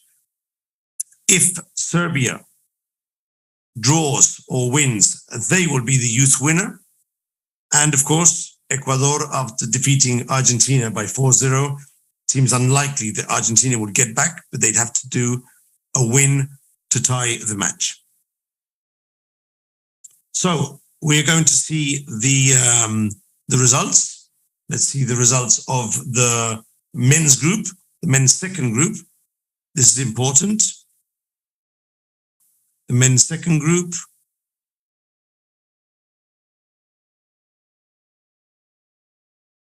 Yeah, I'm not sure how many rounds have been played, but I would suspect that more than 3 rounds should have been played here. So maybe we need an update to this group. I'm going to try and find out. Let's see what round they're playing in the men's group.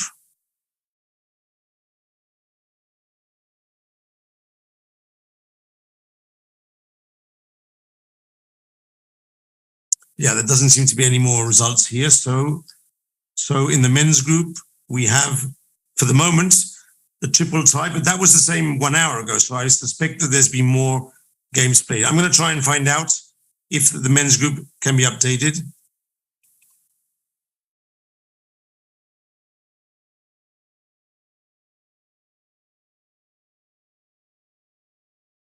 I'm going to ask for an update of the men's group. And meanwhile, let's try and get one of the games of the men's group. Can production give me one of the games? Because I see if I can find the rest of them. Any game of the men's group would be good. Possibly the USA Chicago group match. That would be cool to have.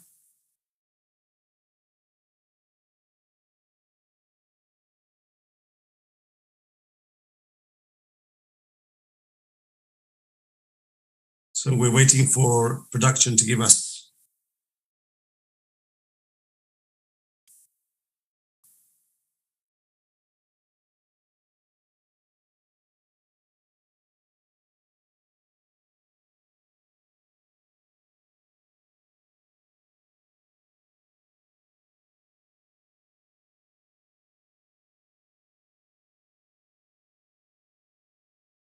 Can I get to maybe a game? Nice. So we're already in round 10 for the men's, and this is a game between El Salvador A and USA Chicago. I think this will allow me to find the match. So if this is round 10, no, it's very difficult to find the match. USA Chicago, let's see, USA Chicago against El Salvador.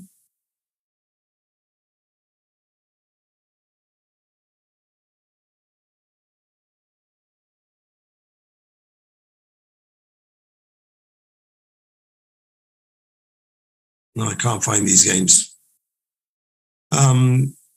Production, I need help to find the games. I can only see the game on the screen, but I can't find the rest of the games. Just tell me which rounds they're in.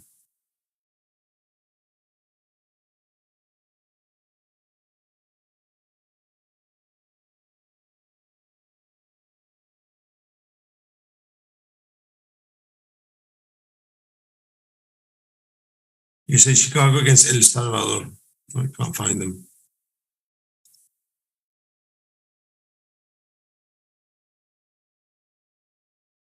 You say Chicago against El Salvador.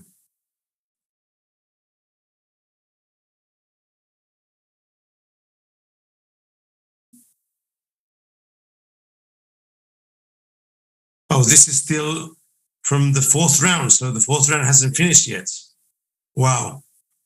But the fourth round was scheduled at 4 o'clock and it's already 5 o'clock. So there seems to be a bit of a delay here then in this round.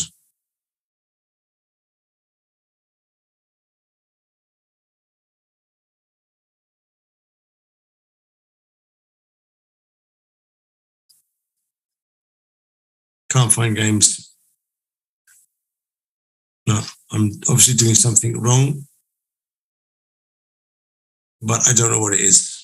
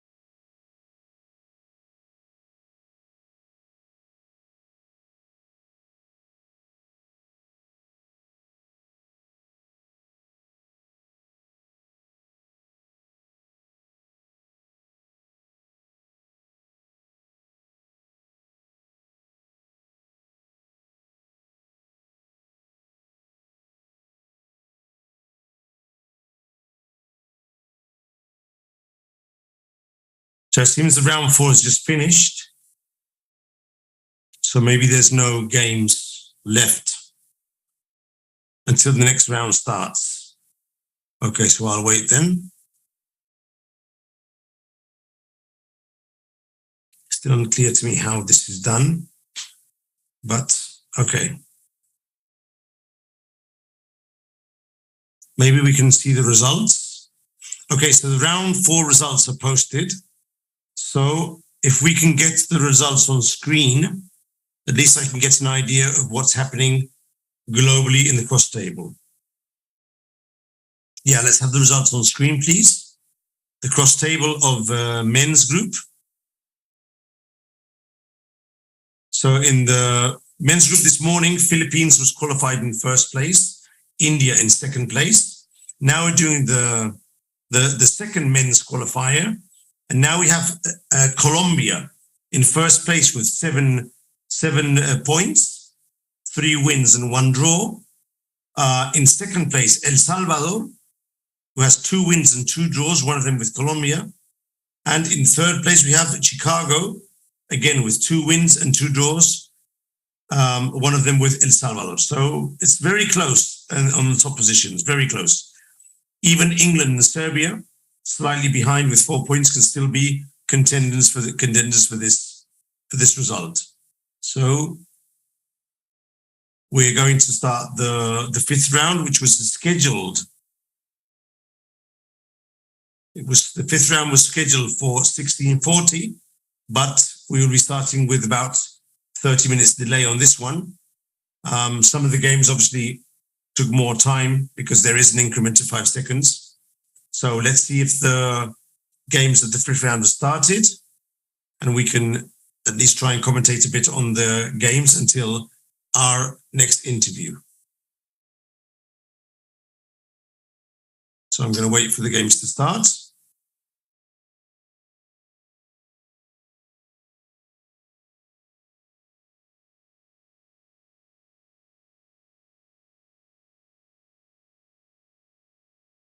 We are going to try and see the game, the match of, let's see which is the most interesting match for this round. Possibly Colombia against Argentina, or maybe Serbia against El Salvador. Let's see Colombia against Argentina for the fifth round.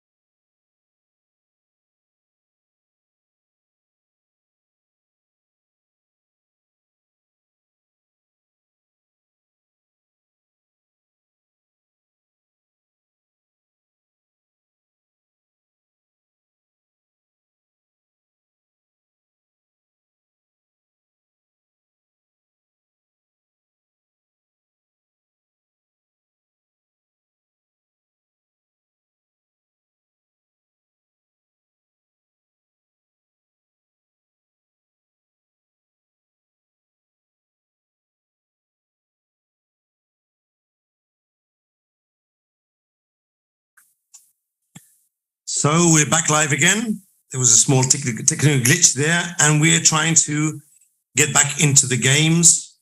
So let's see if we can find the games, and if not, I'll just commentate from the game that can be seen on the screen. So this is the game between England and USA Kansas. This is the board A, the first board. Looking good for USA Kansas. 7 minutes against 9 minutes. The bishop is attacked on f5, but something has happened here because black has now gone for the counterattack against white king. That check is extremely dangerous also because there's another check. Look, this could be checkmate. Rook takes h2 is checkmate. We're on round 12 here. And this could be the end for this board on Kansas, England. Yes, that is checkmate. So let's bring up another board on this match. For example, this was England, USA, Kansas. Let's bring up the second board. Nice. Nice. This is an interesting game. This is round 5, by the way. There's 3 rounds to go, this one and 2 more. And these are the rounds which will decide the winner and the second place finisher of this category. Each of the rounds, there are 16 games to be played. Each of the teams has 4 players. So USA Kansas just captured the knight on e4, and England captured back with the queen. So if we count the pieces, we have 1 queen each, 2 rooks each, 1 bishop and 1 knight, and there's 6 pawns apiece. So material is more or less balanced, which normally means that the situation of the game is approximately equal. You can all see that the white, the left bar on the side is now more or less in the middle, which means equality. However, if I was playing this position, I would probably take the white pieces because my bishop on b3 can coordinate with my rook on f1 to hit the pawn on f7. So I think white has a very small advantage, not much. You could lose it easily in 1 or 2 moves, but for the moment, slightly better.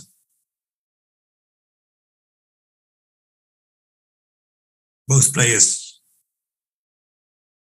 playing solidly. We can see the players underneath playing their games. One of them seems to stand up, so maybe he finished or he's going to take a break. One of the players on the right-hand side.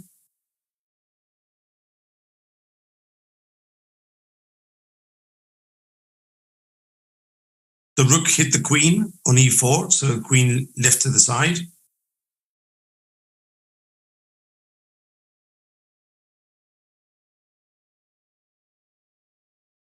And I would ask production to bring up the game between Serbia and England youth. It's the finals, and it's coming to an end. So if we can get that game up, we can see the last game.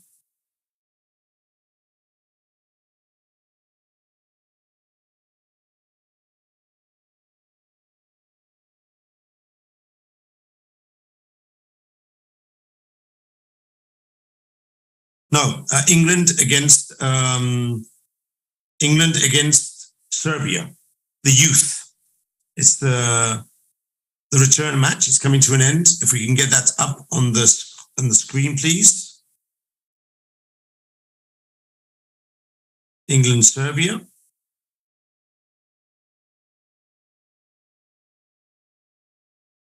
So I located it on the chess.com. So Serbia won one of the games. So England is winning 2-1. This is the return match which Serbia won the first one. So this game would be Serbia youth against England youth. That's the game we need on the screen.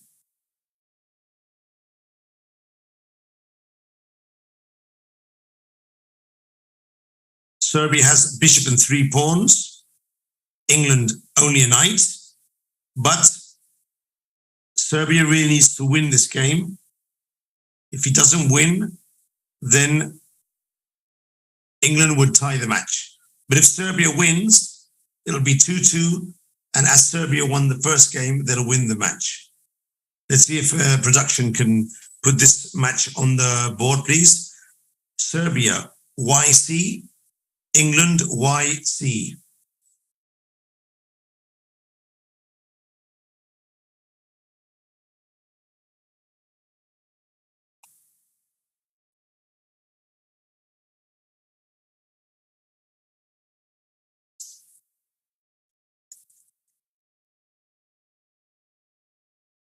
Production, please. Serbia, YC. England, YC. Round 9. Last game.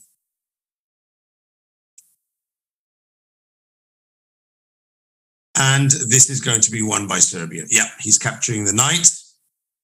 And with the 2 extra pawns, looking very good for Serbia. Round 9.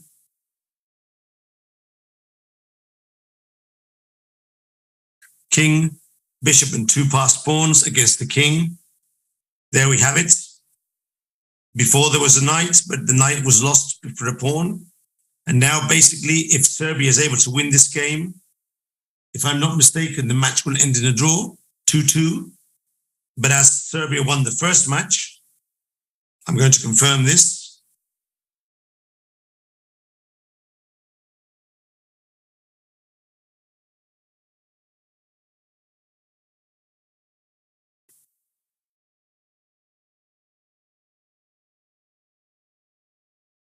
Trying to confirm this to be able to announce it on screen. He did decide to put a rook in. Normally we put queens in, but okay, a rook should be enough.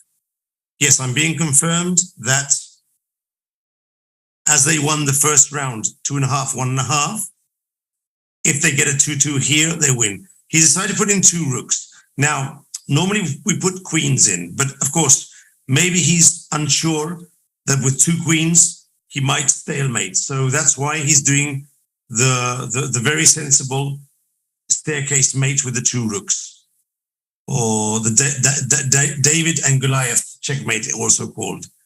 You put the 2 rooks together and you go 1 step at a time, and it's an easy and fast way to do checkmate. Very sensible, actually. It's the best way to avoid getting a stalemate with the queens. So let's stay here to see the end of this match. And we'll be able to proclaim our first Intercontinental Online Chess Championship for Prisoners winner, which will most certainly be Serbia. But let's confirm it as soon as this game is over.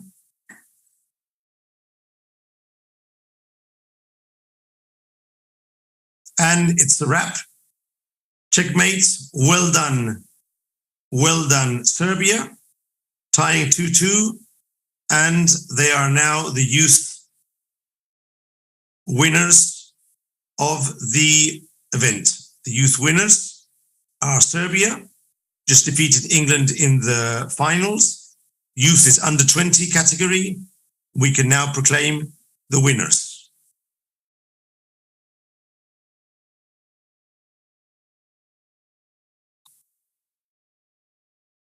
And we might have a surprise interview now.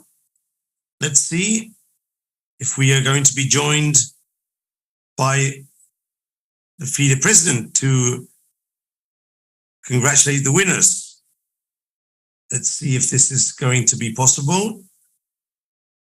Okay, in a few minutes, we might get a last-minute guest who will congratulate the winners. Meanwhile, let's go back to the action, and we'll ask production to upload one of the games from the men's group, which is the last group we have playing. For instance, USA Chicago against Argentina, round, I think it's round 12.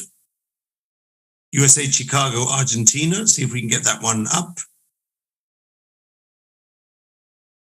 Yep, there was one game left from that match yet. Round 12, USA Chicago against Argentina. There you go.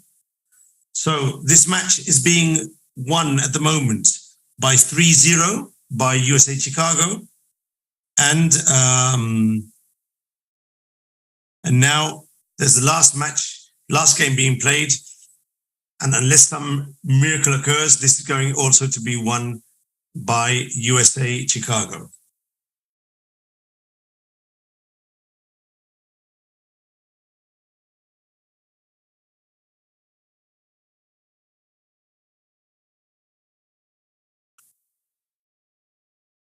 So production can see that there's a graphic in the chat for the first, second, and third place for the youth tournament.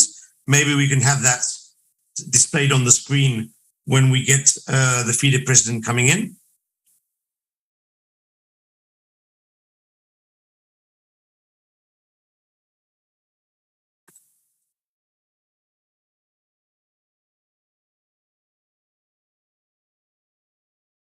Okay, so we have the medals, the final standings of the youth event.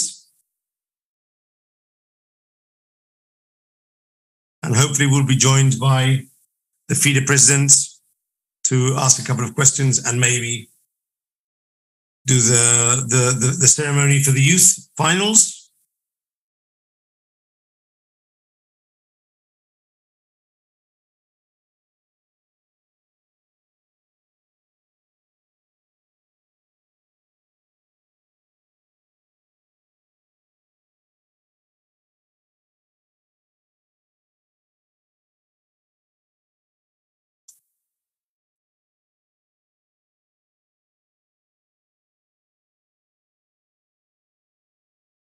Meanwhile, we're trying to see if USA Chicago can finish off this game against Argentina. Team is winning 3-0, which is, I mean, unbelievable result for the players under the expert coaching of Michael Rahal.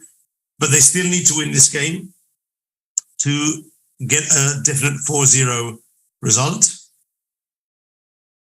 The king must go to H2 now. It still looks good, because especially interesting is that the pawn on H does promote on a white square, which is the square of the bishop. That's always very useful in these types of endings.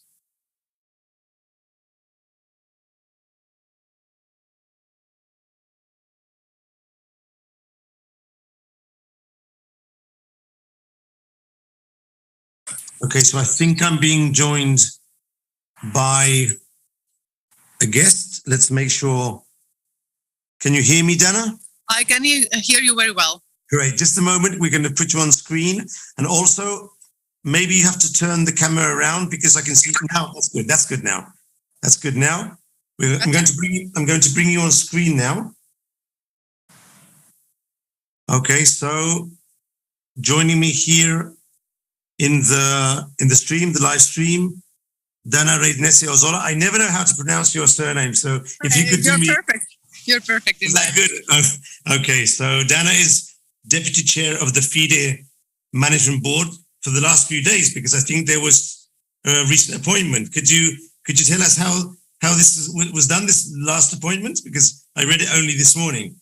The council took the decision yesterday, so it was announced. So nothing much changes in my life except for the position. Okay, that's good. So first of all, thanks for coming on. I'm not sure if you've been notified, but one of the categories is just finished. Yes, youth, of course. I'm in this chat group that I have created. Okay, 1 minute ago. So you know that Serbia. Serbia has won. It was a very close match with England. They pulled through in the last moment, and So if you want to congratulate them, we can put the score, the final standings on the screen. Yes, okay, of course. Let's see if the standings can be put on. I'm not sure if this is a production issue, so I'm not sure if this can be done. And meanwhile, so today we actually had the women's semifinals as well. But Mongolia and Serbia will play the final. But for time schedule issues, they'll be playing it at a future date. Dana, I want to ask you a few questions. I know you were interviewed yesterday. So a year ago, you were watching the event from your office. and now you're inside as a team coach. Do you feel the same? What other impressions is different? Tell me a bit about your experience coaching in the prison of Latvia, please. Yes, one feeling is all the same. I feel as a member of a very strong team. Last year it was more following the whole tournament together with my FIDE colleagues and Cook County Sheriff's Office colleagues on the control side. You know, at some point we had the feeling that we are controlling the spaceship, you know, seeing what everything is, what is going on everywhere, and trying not to make any mistakes and managing so many elements at once. This time, I also felt as a member of the team, but on the other side, it was really exciting. It was an amazing experience being the captain of the ladies team and the coach of both men and women. And, you know, seeing how transformative chess has been over the last few weeks, giving them additional self-confidence, allowing them to feel themselves appraised, giving them this opportunity to prove their own skills and abilities, and learning also the team spirit, you know, and that has been very inspirational to me personally as well. Like the gentlemen, 25 gentlemen, when they came first for the training, they were a crowd of men. Yes. And they have turned into a real high-level team who were, you know, supporting each other, who were, you know, keeping fingers crossed, who were cheering each for the other, you know, and also somehow, you know, grieving together with those who lost the game. So that was amazing. And the ladies were the same. A few weeks ago, it was difficult for us to convince them why they should that they should be participating in the championship. They were ready to train, you know, to learn some new skills because they've heard that chess is good for their brain, but they were not, you know, into playing some tournament. And yesterday, if you would have seen their emotions, you know, they forgot about coffee, about snacks, about all those extras that they normally do not get in their everyday life. And this was a great chance to have a little party as well. That was not important. The one and only thing that was important was to play this very game, and not only to win for themselves, but to win for the team, for the country. They're representing the country, but they're also the other inmates. They're cheering for them as well. So yes. Special sensation, yeah. Yes, and you know, and to have this feeling that they are respected as the players, that was very important for them, and to have this feeling that they matter, that they are part of a bigger project, of a team in this case as well. That has also been very encouraging for them. So, and what is important, you know, that the officers saw all of that, and there were tears in the eyes of some of those when they saw how emotional, how positive they were. And today we went for the after party, if I may say so, because our teams did not qualify for the semifinals. And the ladies presented as self-knitted socks. Nice. And the gentlemen presented as the self-made paintings with a lot of warm words. And, you know, the problem is, the challenge is that they want more. They want more chess, not only the inmates, but also the officers and the officials from the ministry, seeing the experience. They want to spread this chess virus in the other prisons as well. So now this is the mission here in Latvia, but I believe with this tournament, it's another level that we will step up for the next year. You know, this year we have already doubled the number, more than doubled the number of teams, but next year I hope we go for more. And, you know, this experience, I believe, is special, not only for the inmates themselves, but for those who actually spend their life, their energy, their time, trying to find the ways how to re-socialize inmates, how to give them the second chance, how to encourage them to do more. So many things to follow up on, because I was going to ask you about the feedback you received from the prisoners. I don't have to ask that anymore. That's very clear. But I've been interviewing these days, today and yesterday. I've talked to many people with Michael. By the way, Michael said you are the driving force behind this tournament from his point of view. So that I talked to him just about an hour ago. I've talked to 2 or 3 inmates from inside the prisons. I've talked to Kunte, the coach of India. I've talked to so many people, and I'm always getting the same sorts of reactions, that playing in these tournaments for these prisoners is much more than just a tournament like you or like me playing some tournament. It's their life. It's something that they are happy to do. Their families are proud. The other inmates are proud. Everyone's cheering for them. So that is something that I feel that is a common denominator in all the prisons, at least everyone I've talked to. But I want to get back to another question I had for you here. Did you feel that this event was giving extra motivation for the inmates in the prison where you're working, maybe to increase participation for the next tournament, for next year's tournament, or for other tournaments they can do in Latvia? Yes, for sure. I mean, this is something that we felt already last year from the feedback of inmates and their officials when we surveyed them after the event. And this is actually an integral or very important part of our project, that FIDE not only organizes this tournament, but we are trying to analyze and get the feedback so that to see what, and if at all, there is any impact from chess in prisons. And it's not professional yet, it's not something very decent, but we've got the initial analysis already made with the help of the Armenian Chess Institute. So this year we are also carrying out some kind of a survey so that to be able to measure the results, which is important for the decision makers, for the politicians, for the officials. Yes, so you need to give arguments, not only emotions and nice stories. Yes, I mean, this highlight event is very important for them because it drives them and gives energy for the rest of the year to go in for it, because chess is not an easy game. I mean, for some time when you feel the excitement of learning new skills, that might be used, but then it requires some regularity. In work, there's no easy way to the mountain of to the peak of success. You have to work a lot. So, and this event, I guess, that is the one that motivates them, because they quite often they do have various opportunities to acquire new skills in the prisons. And then what is the peak of these courses or lectures? It is some exam, and they then get the certificate or diploma.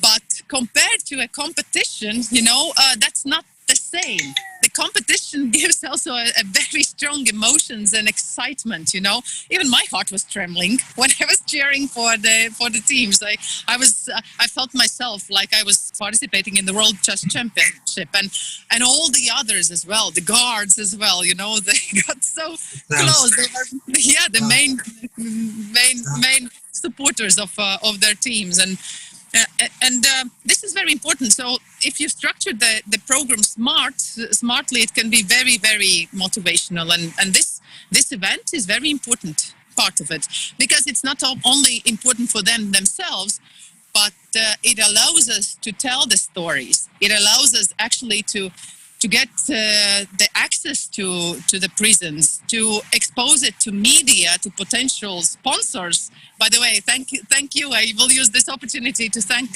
the Gift of Chess, one of our first sponsors of this program. They've been facilitating this initiative, and we are so grateful and hope for the future cooperation as well. So with this event, we can attract new partners to reach goals others only think of. Dana, it sounds really wonderful. I see you're so passionate for this. We do have another guest who's about to jump in. I'm not sure if production can get the three of us together because Arkady is actually here. He wanted to come in to congratulate the winners, but I'm not sure if production can incorporate Arkady with. So here we are, Arkady. Yes. Thank you very much for coming in. I'm sorry, Dana. It seems that we can only have one guest at the same time. Yes, thank you. Bye-bye. Oh, thank you, not Dana. I'm sorry about that. Arkady, so as you know, the first of the finals has finished. We have a winner. Serbia was able to defeat England by the very minimum score in the youth under 20, and it's all yours.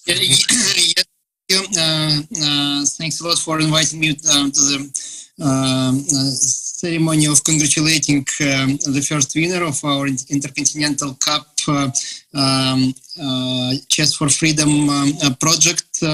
My applauses to Team Serbia, who won the gold in junior competition.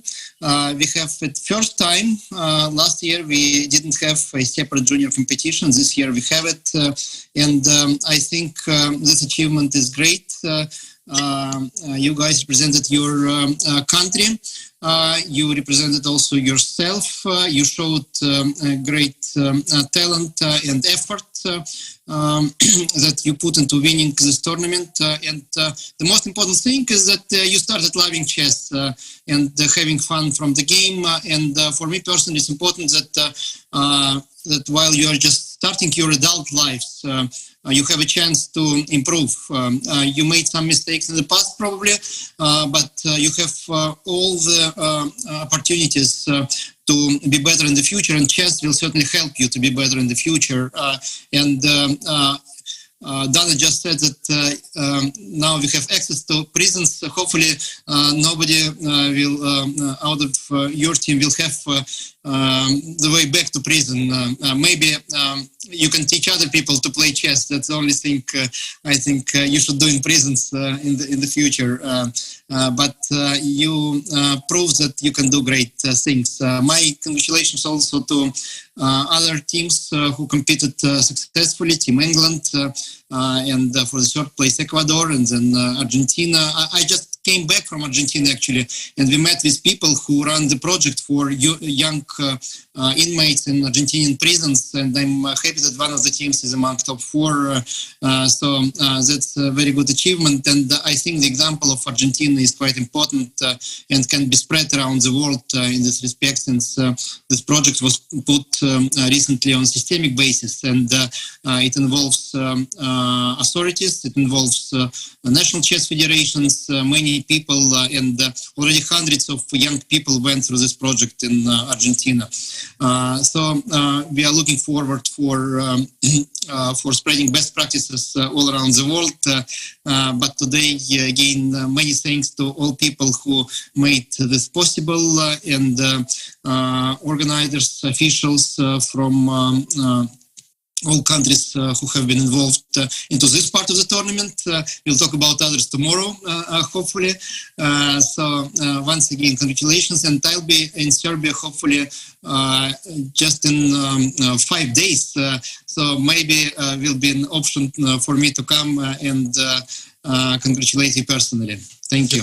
You'll definitely get a chance to see them. And Argentina actually presented 4 teams from 4 different prisons for this tournament.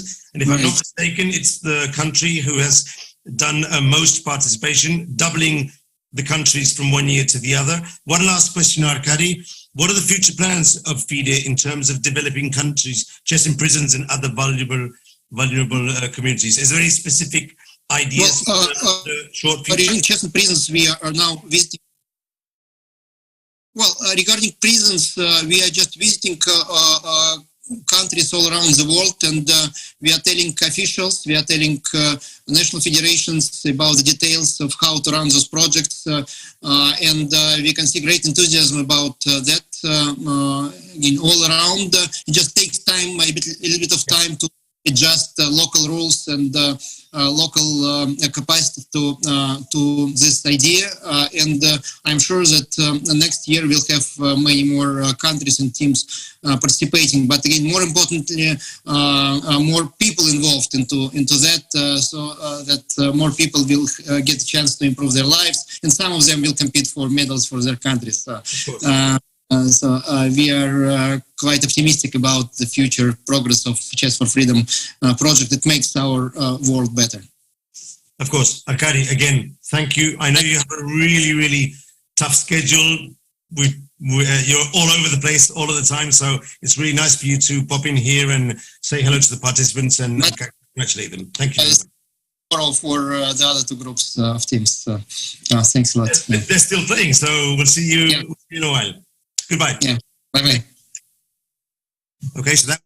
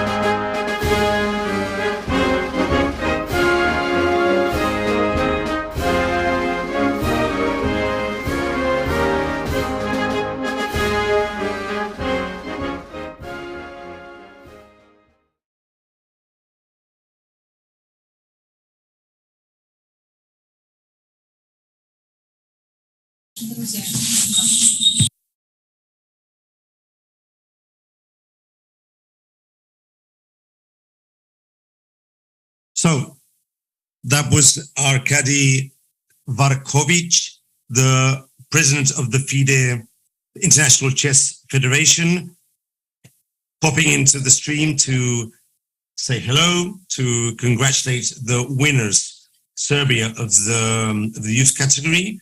For the first time, we have a youth category in this event.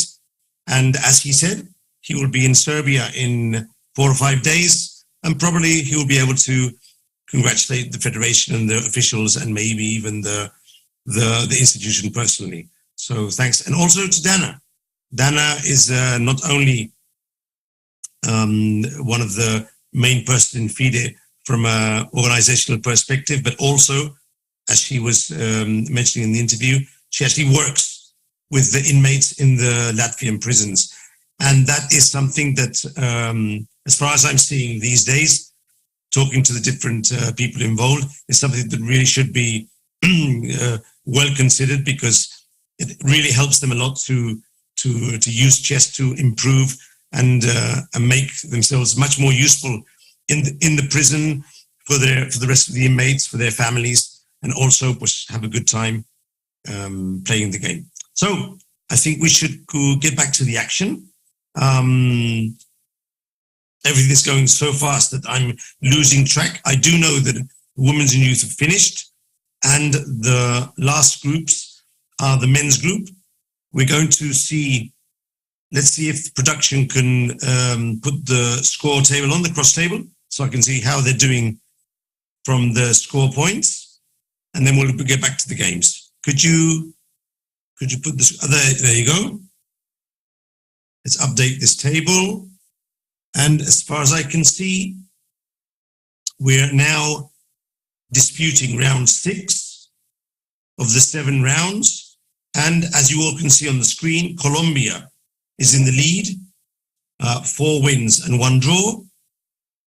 El Salvador is second placed with 3 wins and 2 draws. And USA Chicago trailing, also in second place, slightly worse tiebreak with 3 wins and 2 draws. But of course, USA Chicago still has to play with Colombia, and also they have to play with England.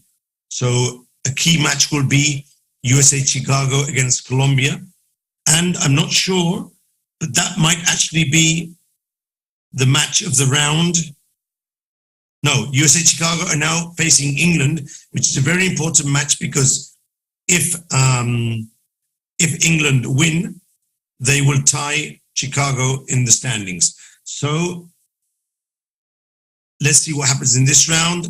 And obviously Colombia against Chicago will be the main feature of the last round. So production, bring me up one of the games of England against USA Chicago. That's the ones I want to see now. USA Chicago against England. There we go. This is the first board. I'm going to try and find these games on my browser so I can see the game, but the match as well.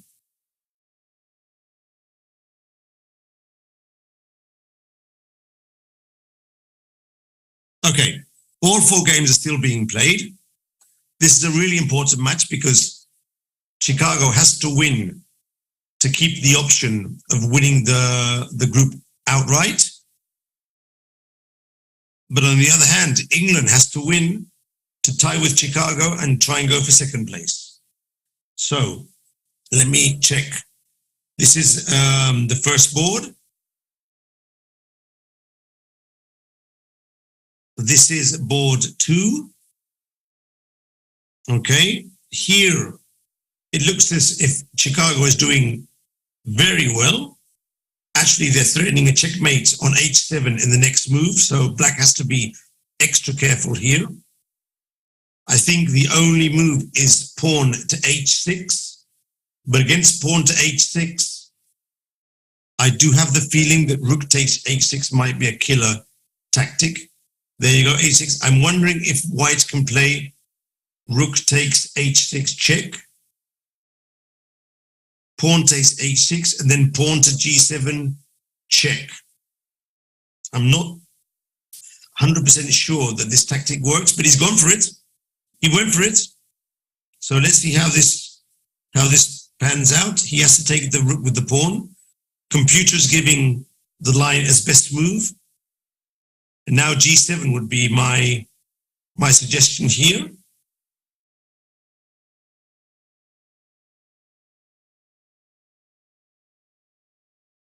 Yeah, I think g7 is the move. And now probably has to take the rook. But I can't see a checkmate here. So the computer is giving a huge advantage, but I can't seem to realize it. Maybe just because of the extra piece. The piece was there from before, the extra bishop. So on this board, definitely Chicago is doing very well.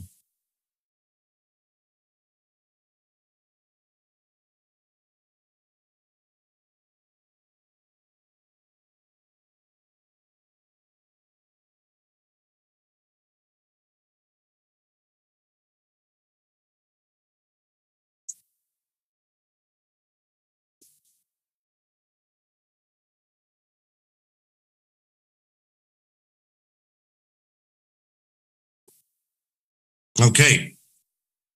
It's funny because he's thinking whether to capture the rook, or this is a sign of patience. And I'm quite impressed. I've seen other games of the USA board 2, and I'm quite impressed with this play because normally players would just capture straight away. But he was thinking, just in case there are any other checks or strong moves, to kill the king before capturing the rook. So now basically he has an extra piece. There are several ways to proceed now, but I would probably think that putting the rook on f4 or e1 is probably the way to go. But it's still tricky. He has to be careful, although the computer gives us a decisive advantage. There's still some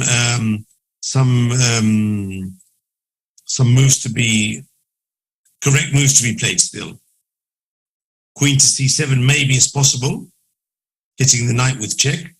It actually looks quite good. If he plays queen to yeah, he went for it. That's a really good move, queen to c7. That was a difficult move to see. So well done, Chicago there. And on the other boards, on one of the boards, Chicago is crushing. He'll actually do checkmate very soon on the next move. But the other 2 boards are still quite complicated. So I think anything that happens still in this match, but it looks like Chicago will probably win.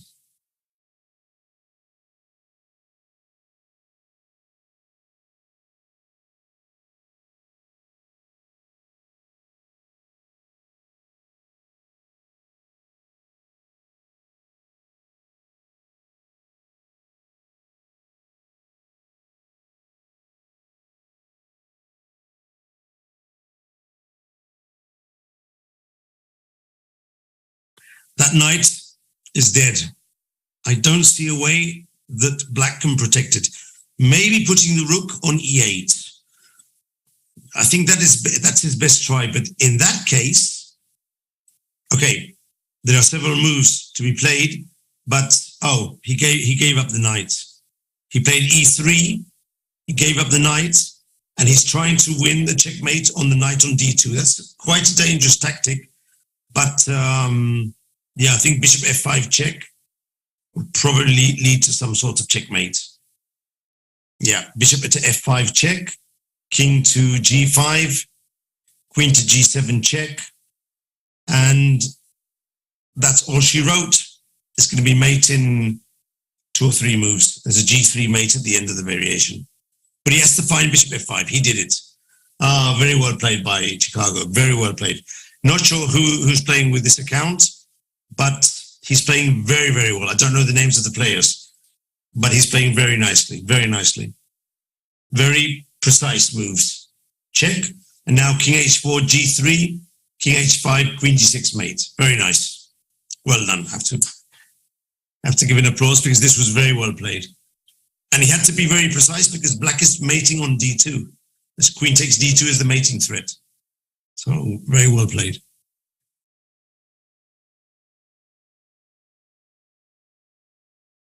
So already with this point, Chicago will go ahead by 2-0. Let's wait for the mate. So queen to g6 and g3 mate. And rook to h1 is also mate. I wonder which one he'll do. Rook to h1, queen h4, bishop g4 is a very nice mate with the bishop. And rook to h1, queen h4, g4 check is a very nice mate with the pawn as well. So there are 3 or 4 mates here to do.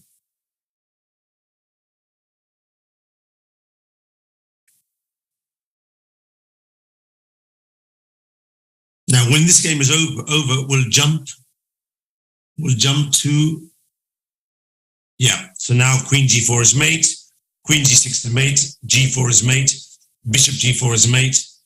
There are 4 mates here to do. So you can choose, and you can even capture the queen and then do mate.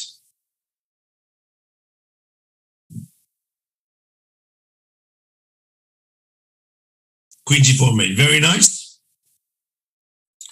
This is I think the Chicago guys are the ones in the photo, I'm not sure. So now I would ask production to bring up the game on England, USA, Chicago, A. First board, A. 2-0 for Chicago for the moment. Let's see what's happening on board A. Now on board A, this looks like a win for England. We'll stay here for the moment. He has a rook each and 4 pawns against 3. But check out those pawns on A7 and B7. I mean, they're just about to promote. So this is definitely over. I mean, those pawns, that's 2 queens you're seeing there. So we'll stay here anyway, just in case.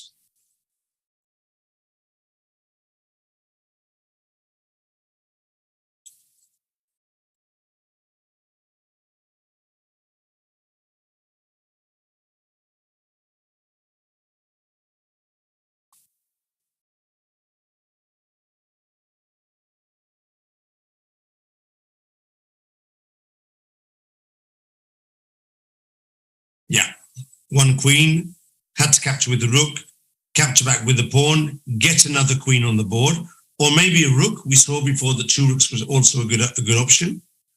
But I suppose he'll bring in a queen here. And of course, with the queen, it's very fast to start knocking off the pawns and go for the checkmate.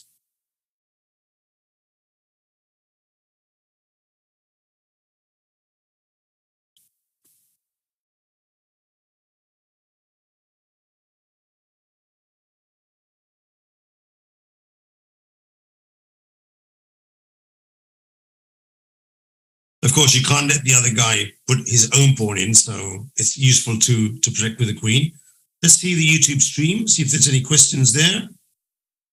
Manavane says, hard decision, some lines to calculate over here.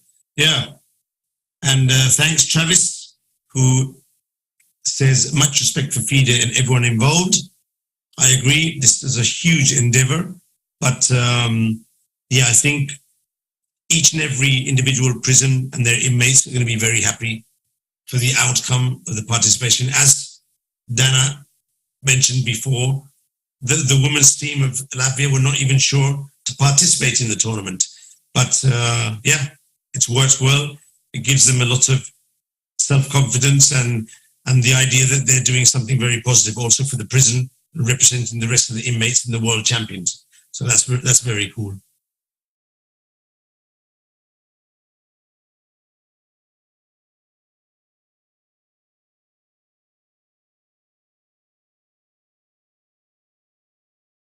Okay, so as long as there's no stalemate here, this one will be a win for England. And as soon as this game's finished, it will be 2-1, and we'll jump to the other game of the match. Now we can jump to the last game of the match. No more games left. The last match was a draw.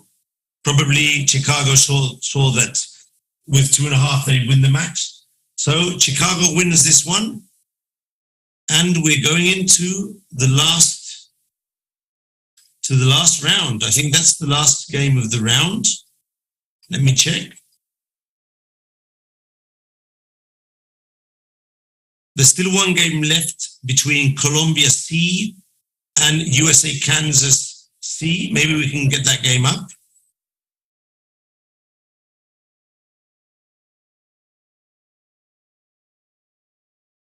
Colombia C, USA Kansas C, round 13.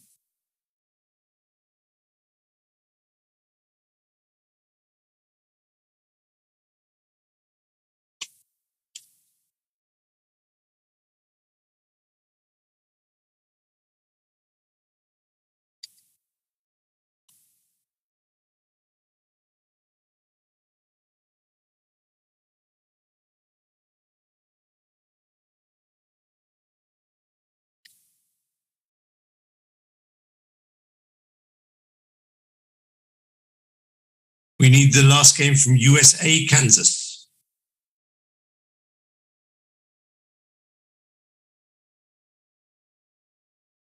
Yeah, this game also finished in a draw. And this is the last game of the round. So we'll stay here to see how the round finishes. Looks complicated. Black is obviously well ahead of material, but white does have some chances to attack the black king, so we still have to be careful here. Anything can happen. It does look that white should, it says a draw for the computer, but with the rook down, that means there's only probably one way to find some sort of perpetual check. And if not, it's a loss. So it all depends if he can find it. No, he didn't get it. He's trying to play bishop f2 to mate, but if black plays king a7 now, game is over.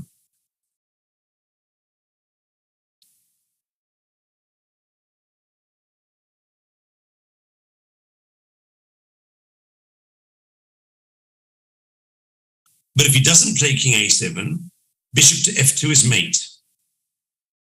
So black has to be just a little bit careful.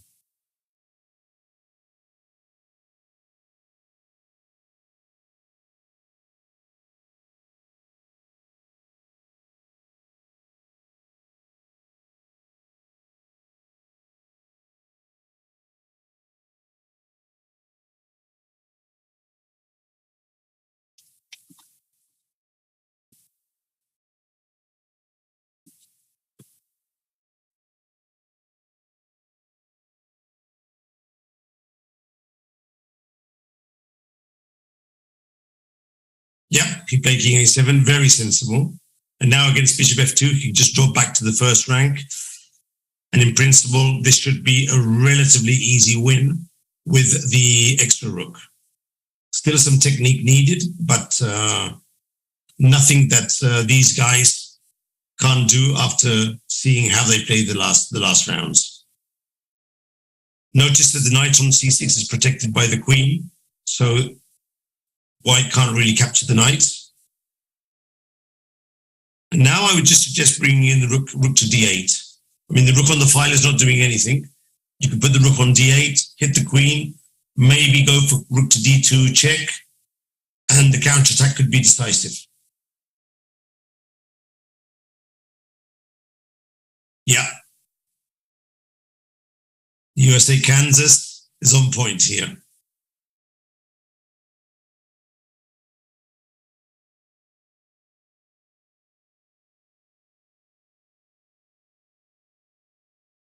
Queen to d2. I would have actually gone in with the rook, but okay. This also looks good. I think he might be going for queen to d3 and exchanging the queens.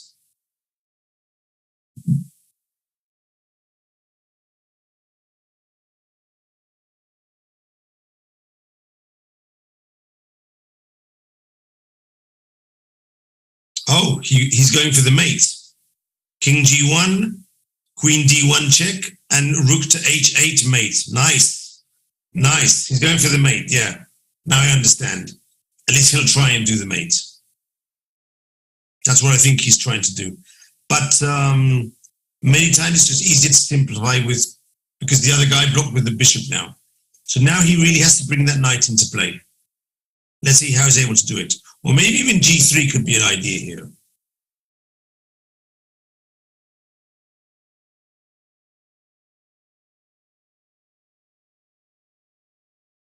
So when this game finishes, we'll have all the rounds finished. We'll see the round schedule, the cross table, and then we'll get prepared for the last round of the tournament and see who will be the winner of this group of men. And then hopefully we'll get the announcement of the schedule of the finals, at what point we'll be doing the finals. But that will probably depend on the coordination between the teams. So probably not today. G3, nice. E6. Don't sleep on that pawn. That pawn can still be dangerous. Maybe knight to E7 now to block the pawn.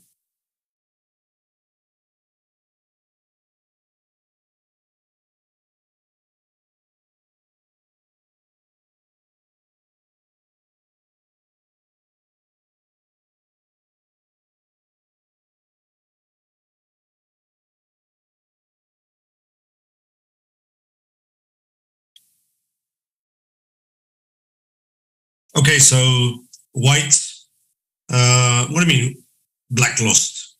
What's happened here? This must be a mistake. How can black lose this? Now I'm totally confused. Black lost? How can he lose this game?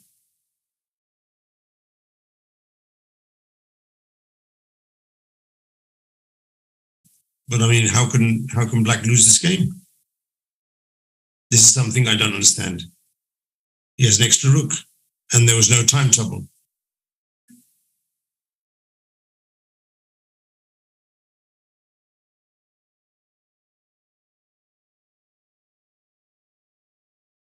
Yeah, I'm a bit confused with the results of this game because there's an extra rook there, and it doesn't seem that black has lost on time.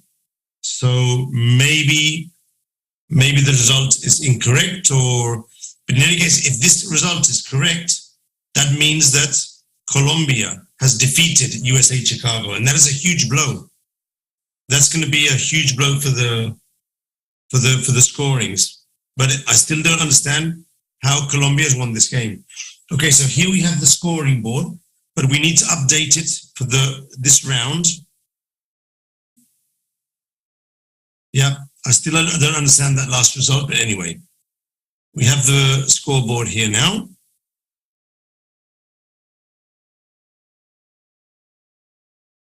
So, with one round to go, things are really, really tight at the top. So, Colombia is leading with 11. El Salvador has 10. And USA Chicago has 10. Now, El Salvador will probably beat Argentina because, I mean, they're crushing the lower boards. So they will finish with 12. So USA Chicago has to defeat Colombia to get a chance to come first or second. Meanwhile, Colombia needs a win to make sure they're first. So we'll focus on the match between Colombia and USA Chicago, for sure. Because the match before was Colombia against USA Kansas. So this will be our featured match of the last round. And games have started. So let's go to the match and we'll bring up, let me see the positions. We're going to bring up USA Colombia, USA Chicago A, Colombia A. We're in the last round. This is the final match. So as soon as this match is finished, the tournament will end. At least all the qualifying stages will end.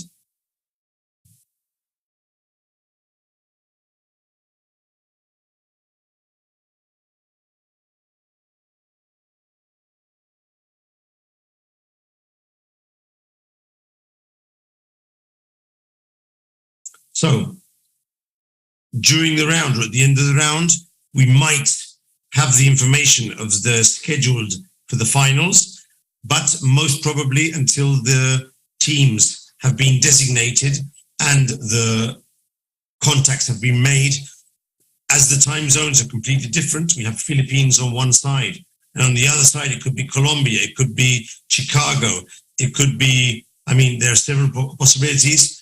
Then most probably we won't get the information of the finals, of the schedule of the finals, till maybe even later this night. So it probably won't be today. Most probably the finals will be scheduled for another day, maybe tomorrow, maybe another day. Hopefully I'll be available. That's still to be seen. And if not, FIDE has many excellent commentators like Keti, like Evgeny Miroshchenko, many commentators to be able to do the finals. Although, of course, if I'm available, I'd love to do it because I've actually had it's tiring, but it's been a good time here with so many interviews. Oh, that's a really nice photo. So here we have a new team I hadn't seen before. If someone, that actually is Russell. So this must be Chicago. Okay, so now you can see the guys from Chicago with a front vision, USA Chicago. There's 4 of them, and this is a frontal camera. And you can now see, everyone who's watching the stream can actually see how these guys are distributed in their playing hall. So each of them have their laptop. They're fully concentrated. Some of them even look over to see how the other guy is doing. That's cool because we actually do this when we're playing live as well. Now you make your move and then go and see what your friend's doing, you know? And on the right is Russell. Russell is from The Gift of Chess. We talked to him earlier. So we can see that. And on the left, I'm not sure which team is on the left. If someone could identify the team on the left and tell me in one of the chats, that would be cool.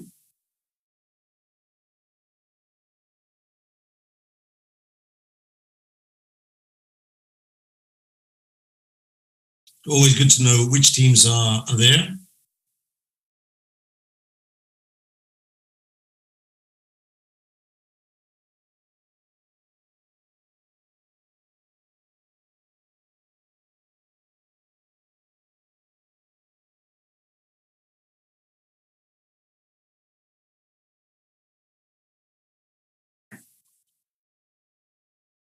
I'm waiting to see if we can get the answer. And meanwhile, we'll check the game. So we brought up the first game.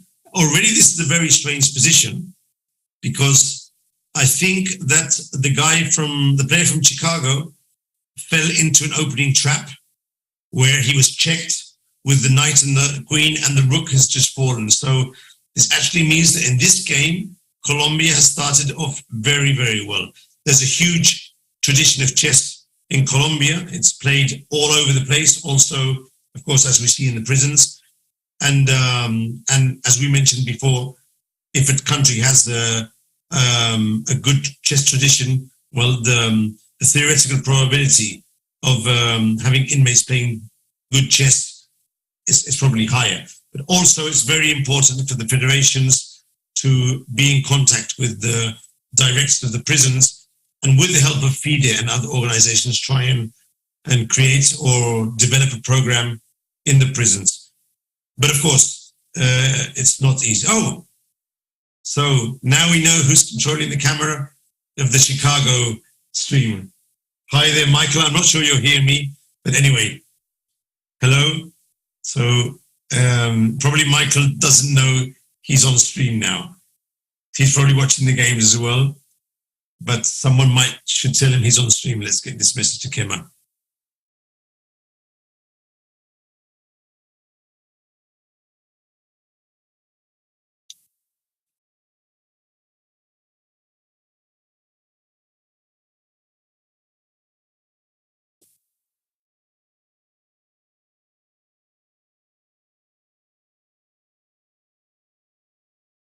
So let's get this message to Michael.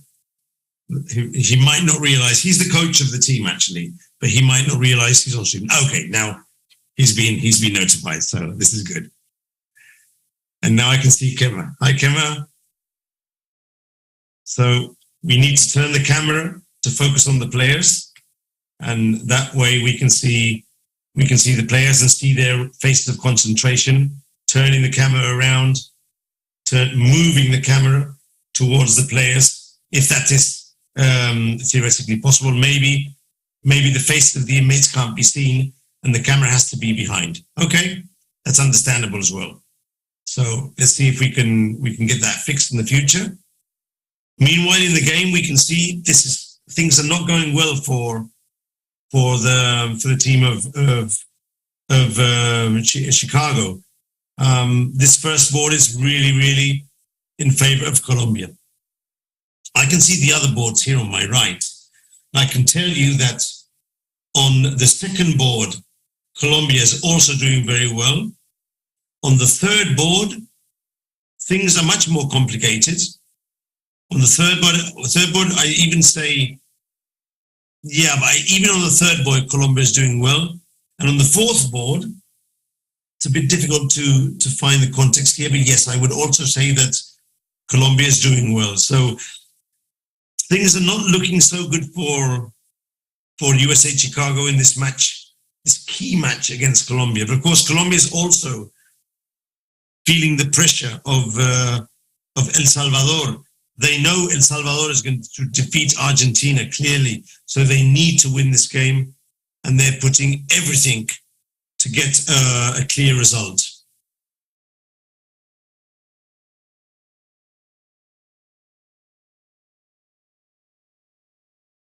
Okay, so yeah, it's this is really, really difficult. Okay, because Black he's won an extra rook. I mean, can you win a game with an extra rook? Most probably. How to win? Being a bit careful. For example, he's thinking of capturing the pawn on g4, but that would allow rook to g1, hitting the bishop and the checkmate on g7. So I probably would think twice about capturing that pawn. I think it's possible, but still, it's a risky decision. So maybe the best idea is just to bring the knight into play. Maybe knight to c5, queen to e7, going for a check on e3. That's a very sensible move. He captured the pawn, but now he has to be careful because rook to g1 will be played and the bishop is hit and the mate behind. So let's see how he deals with that. Maybe h5 to protect the bishop, but then knight to g5. Okay, he checked him on c4. That wasn't such a good move. That was actually, yeah, not such a good move by the Chicago player.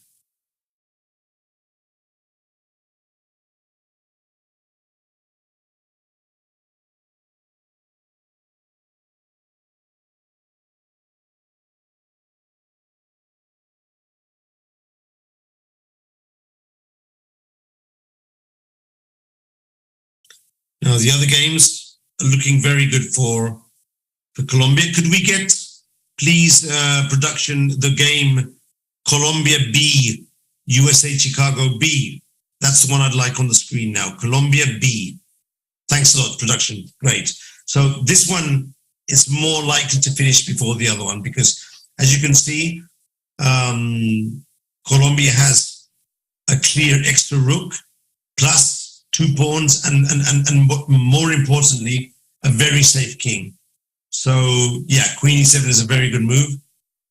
Colombia B understands that exchanges the queens facilitates the win, because then there's no danger for his own king. He can just start changing off pieces and win the ending with an extra rook. That's a key idea in chess. When you're ahead in material, try to simplify and win the game without much difficulty and no nerves. Yeah, so this is very well played by Colombia B.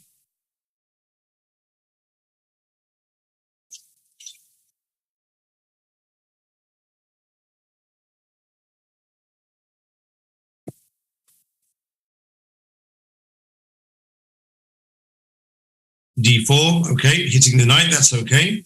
But the knight will go to E4 now, and also join the rook and the queen to attack the black king. So the knight shouldn't be allowed to jump to the center, and from there to the queen side.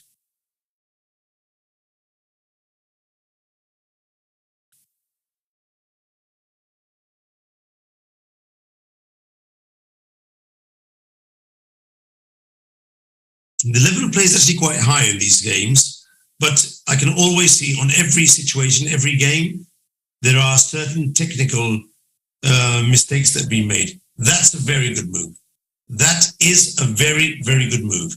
Rook takes c5. Now, the rook is protected by the queen, but the rook attacks the queen, the black queen, and the king is behind. So that's a pin, and a pin is normally decisive. He can capture the queen, and theoretically the game here is over. So the guy from Colombia is going to be extremely happy winning this game, capturing the queen and making a decisive play to win this game.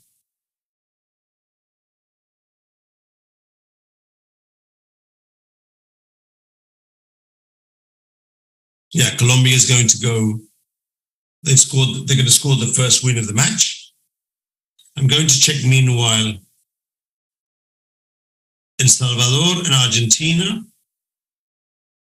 Already Salvador is winning by 1 point. 2 points. 3 points. Yeah, El Salvador is going to take down Argentina. Maybe not by a 4-0, but they're going to win the match for sure. So it all depends on what happens here. All depends on what happens here.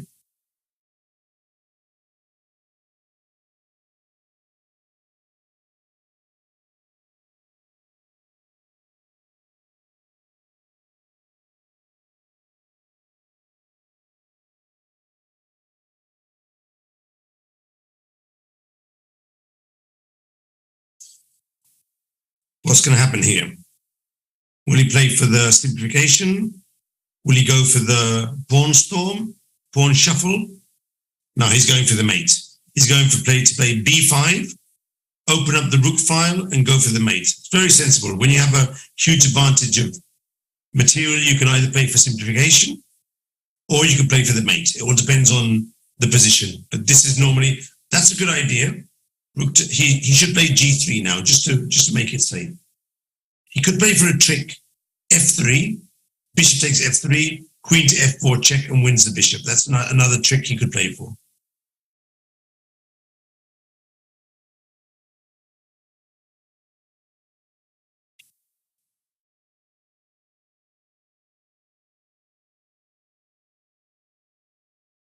Yeah, he went for g3, which is the normal move.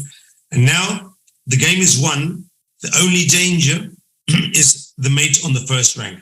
But if he plays queen to d6 now, king c8, rook a8, that's checkmate. Let's see if he finds it. He should find it. Also, queen to f4 check wins the bishop, so he has 2 ways of winning.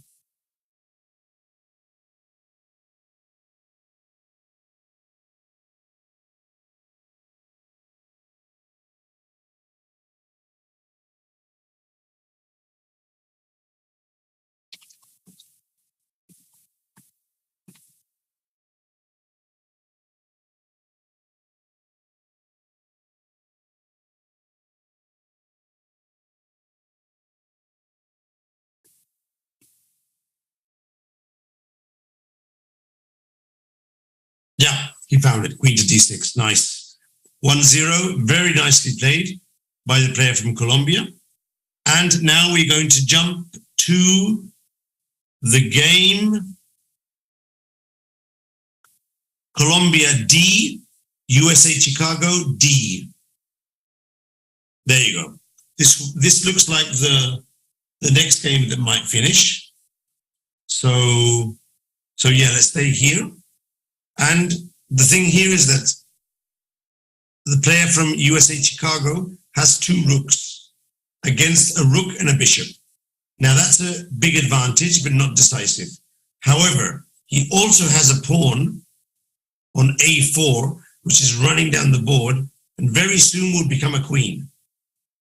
Now, to prevent that, white should sacrifice his bishop for that pawn, playing B5 now. So it will be 2 rooks against 1 rook. Yeah, this looks good. Okay, now he should sacrifice the bishop urgently. If not, the pawn will become a queen. Let's wait for that.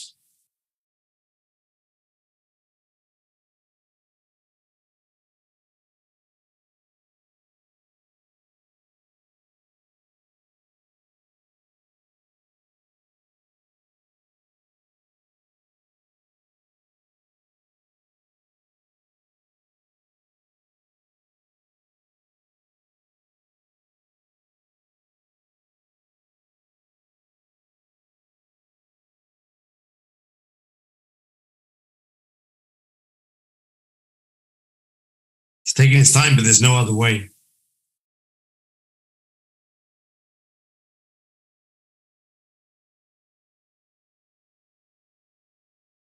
Bishop takes A3, rook takes A3, rook check, king H7, B6, rook B3. You capture the pawn on B, and then it's an easy win. Look, exactly what I was saying.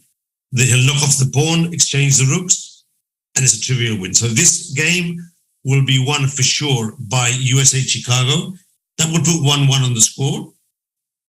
And yeah, the other games, anything could happen actually. So let's stay here and see. I want to see the technique to win this game. I can see one of the other games would probably go to Colombia. So that would be 2-1 for Colombia.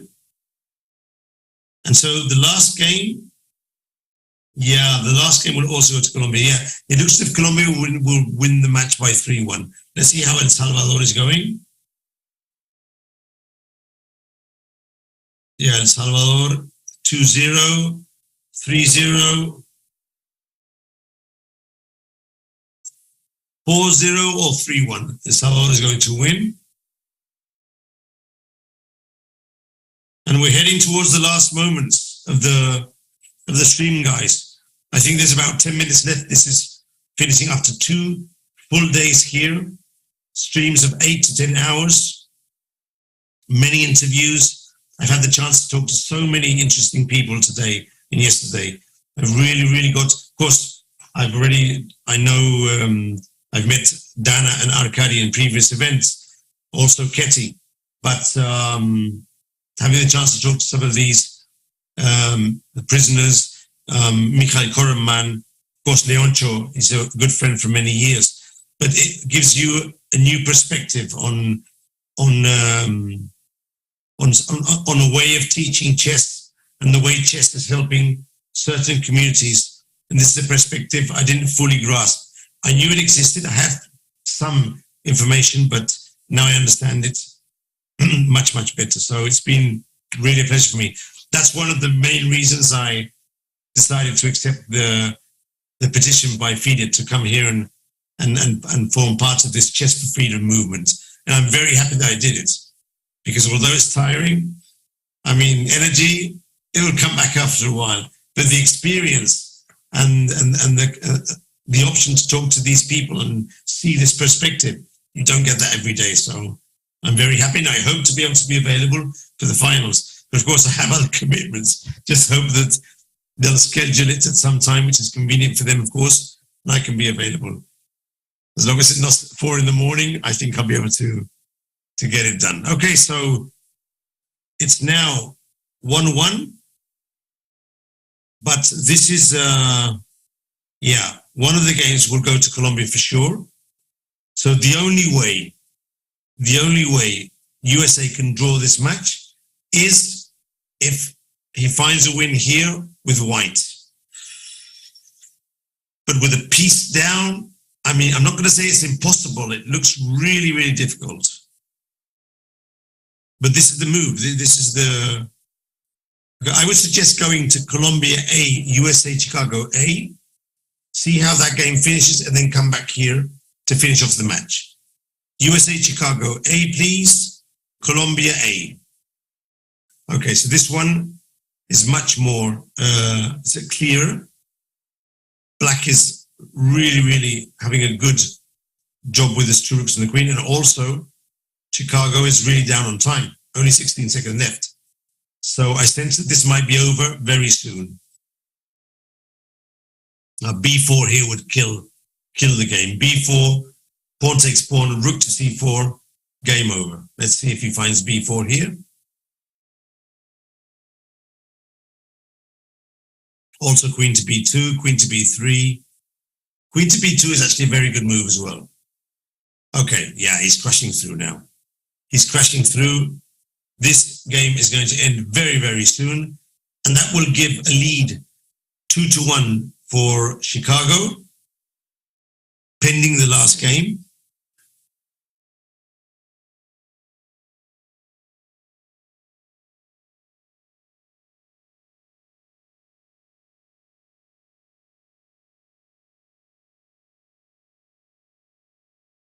Yeah, he crashed through, so it's 2-1. 2-1 for Colombia now. And this is the last game. So if Colombia wins with black or gets a draw, they win the tournament. If Chicago gets a draw, then we have to wait for El Salvador, Argentina to finish to see the tie breaks. But with the extra piece, it seems to me that it's most likely that Colombia will win this game. Yeah, and now for sure he will win with this pawn on C3, yeah. USA Chicago has collapsed on this game, and it's going to be a 3-1 result for Colombia.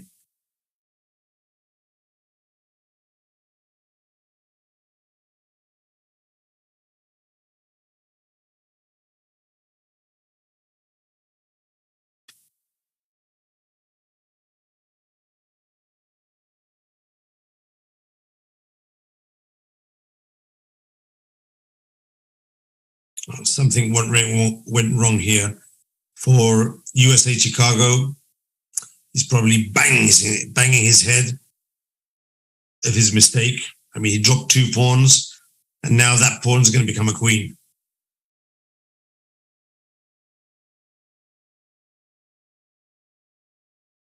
But they did a great job. I mean, they played very well, and they're going to fall short in the last round. I think Colombia will be the final winner of the event, and they will go to the finals with El Salvador. But let's wait until the games are finished to confirm.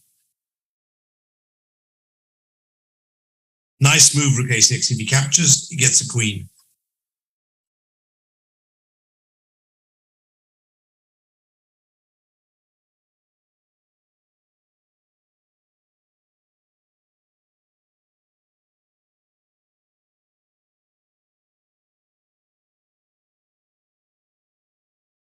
Okay, so this game finished. Chicago resigned. So this means that Chicago is the overall winner of the group, but we still need to go to the game between El Salvador and Argentina. The last game, please. Last game of the tournament. El Salvador A against Argentina A. The firstborn of the 4th team of Argentina. Okay. Now, this is the last game of the qualifier. We know that Chicago is the overall winner, but we'll wait for this game to finish. You can see the players down the bottom. Okay, that was the last game. and we still need the final result of this game to be able to decide who will accompany the players to the win. There's a mate on B8, so it looks that the only way to stop this mate is playing rook to A7, bishop captures rook, and then there'll be a mate, so this might be finishing very, very soon. So production, as soon as it's finished, will go to the scores and wait for the arbiter to update the scores and then give the final results in the stream. Yeah, so king takes bishop, rook a4 is checkmate. So the best option is just to, okay, he resigned. So the tournament is over, games are finished, and now we'll just be waiting for the referee team to update the pairings with the final round's results. And as soon as they're updated, we can go to the table and see the final results and confirm who will be facing in the men's final. Philippines will be facing the winner of this group, which in principle is Colombia. Let's wait until this is to be confirmed. And India was second place in the other group, and they will be facing the second place of this group, which presumably is El Salvador. And the results have been confirmed. Let's bring up the cross table, please. Let's bring up the cross table. The results, please. There you go. So the final winner of the second qualifier group, final group 02, is Colombia. Fantastic performance by Colombia. And El Salvador is second place. If we click on final group 01, then we have our finals pairings, which are Colombia against the Philippines for the gold medal, Colombia versus Philippines, and El Salvador versus India for third place. These are the matches for the qualifying. These matches, alongside the women's final between Serbia and Mongolia, will be scheduled very soon. The date and hour will be confirmed by FIDE via social media and also on FIDE.com. So if you're not following FIDE on social media, make sure to connect on Twitter at FIDE or Facebook, or just straight onto the FIDE.com website. Also, you can connect via Chess for Freedom website, where we'll also be giving the full information of the tournament and the schedule for the finals. The arbiters now have to contact with team captains and schedule the matches. This will be probably done tomorrow because it's very late in Mongolia and in Philippines now. And we'll see you very soon here on the channel and on FIDE and on Chess for Freedom with the finals of the second Intercontinental Online Chess Championship for prisoners. My final goodbye. It's been a pleasure for me to join you all. A huge thanks to all the teams that have participated from all over the world. A huge thanks to Dima and the production team who have been here all day. Thanks to Keti for joining me this morning. Thanks to Kema for inviting me to participate. And thanks to all the organizations. Thanks to Michael. Thanks to FIDE. Arkady, Dana came along. Thanks to Leoncho. Thanks to Juan Montero. Thanks to Simo from Molweni. Thanks to Eddie from Champaign, Illinois. Thanks to Tony from Kansas, Tony Ballard. Thanks to Kunte, Grandmaster from India, also to Ketan from India. Hope I'm not leaving anyone out, and if I do, sorry. I've tried to do my best in these interviews, and we'll see you in the finals very soon. Thanks a lot.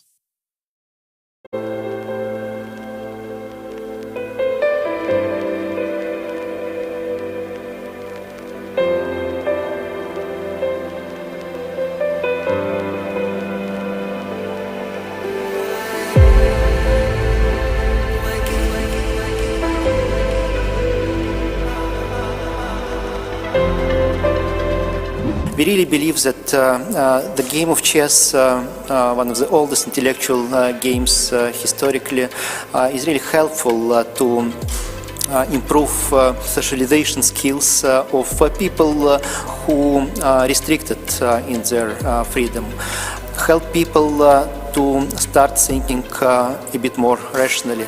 People who made mistakes before but have all possibilities to improve their lifestyles in the future.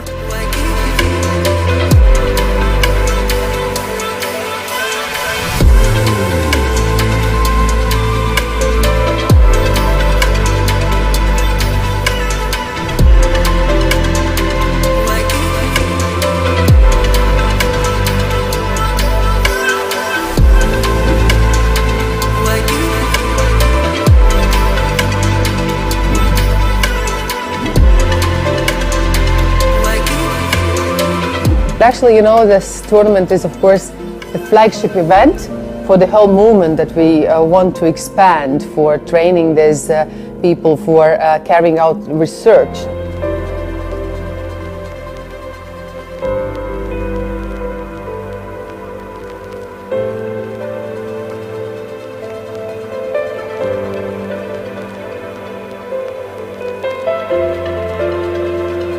We have female teams, we have juvenile teams, we have men's teams. It's wildly diverse and we are so excited.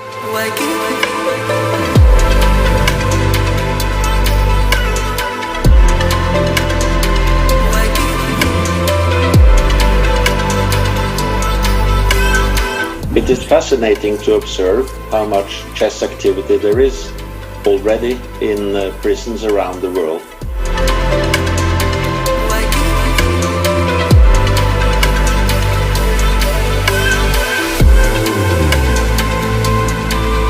I strongly believe that chess helps everyone to feel I'm the winner right now. I won it, I did it. I did it by myself, I did it without any bribery, any help, and I'm the winner.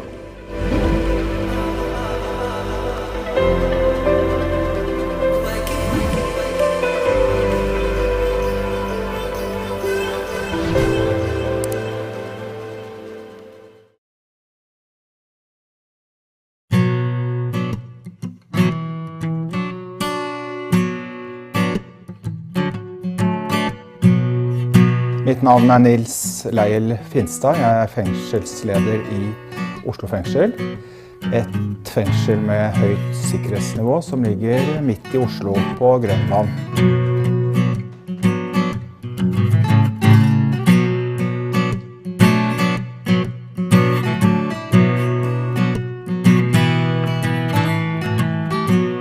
Norges Sjakkforbund hadde vel en slags lansering, hvor da prosjektet Sjakk og samfunn ble presentert. Og vi ønsket å delta på dette, og ble veldig inspirert og motivert til å dra sjakk lenger i Oslo fengsel, fra at det ble spilt på ulike avdelinger, til å gjøre det til noe større, og sette det litt mer i system. Da. For vi har sett at det er populært, veldig populært.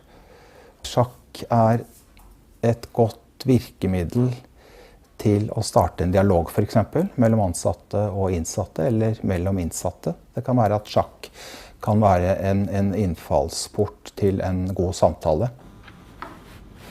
Det er ganske mange som spiller sjakk, da. Og det kommer nye spillere hele tiden. Det er det som er også så gøy. Å spille sjakk i fengsel. Nye innsatte, nye spillere. Jeg spiller ikke så mye ute, men det er noe som blomstrer inne. Egentlig spiller kanskje 4-5 partier om dagen. Nå er vi i arbeidsdriften i Oslo fengsel, primært trevareproduksjon. Det lages veldig mye forskjellig, også sjakkbord. Det ene står her. I tillegg så har vi ganske nylig laget litt sånn prototyp på et litt annet type sjakkbrett, litt mer eksklusivt i mahogni. Det er mange muligheter i Oslo fengsel for produksjon. Det har vel kanskje fått litt ekstra vind i seilene nå. Dette har vi gjort en stund, i hvert fall disse sjakkbordene og brett. Men igjen, prosjektet Sjakk og samfunn har trigget oss på flere måter, også her i arbeidsdriften. Man føler seg at man er ikke i fengsel, faktisk. Og tiden går veldig fort når man er i et sjakkspill. Ja.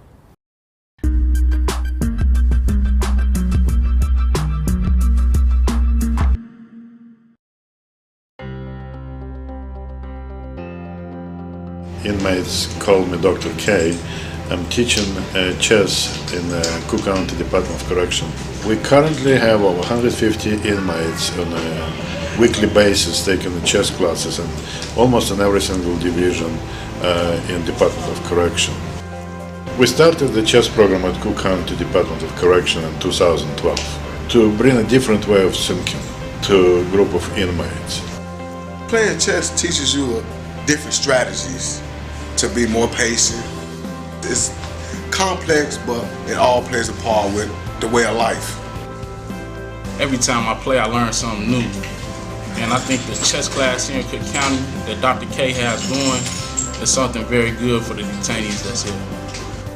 It's a strategy game that I would have never learned in the world.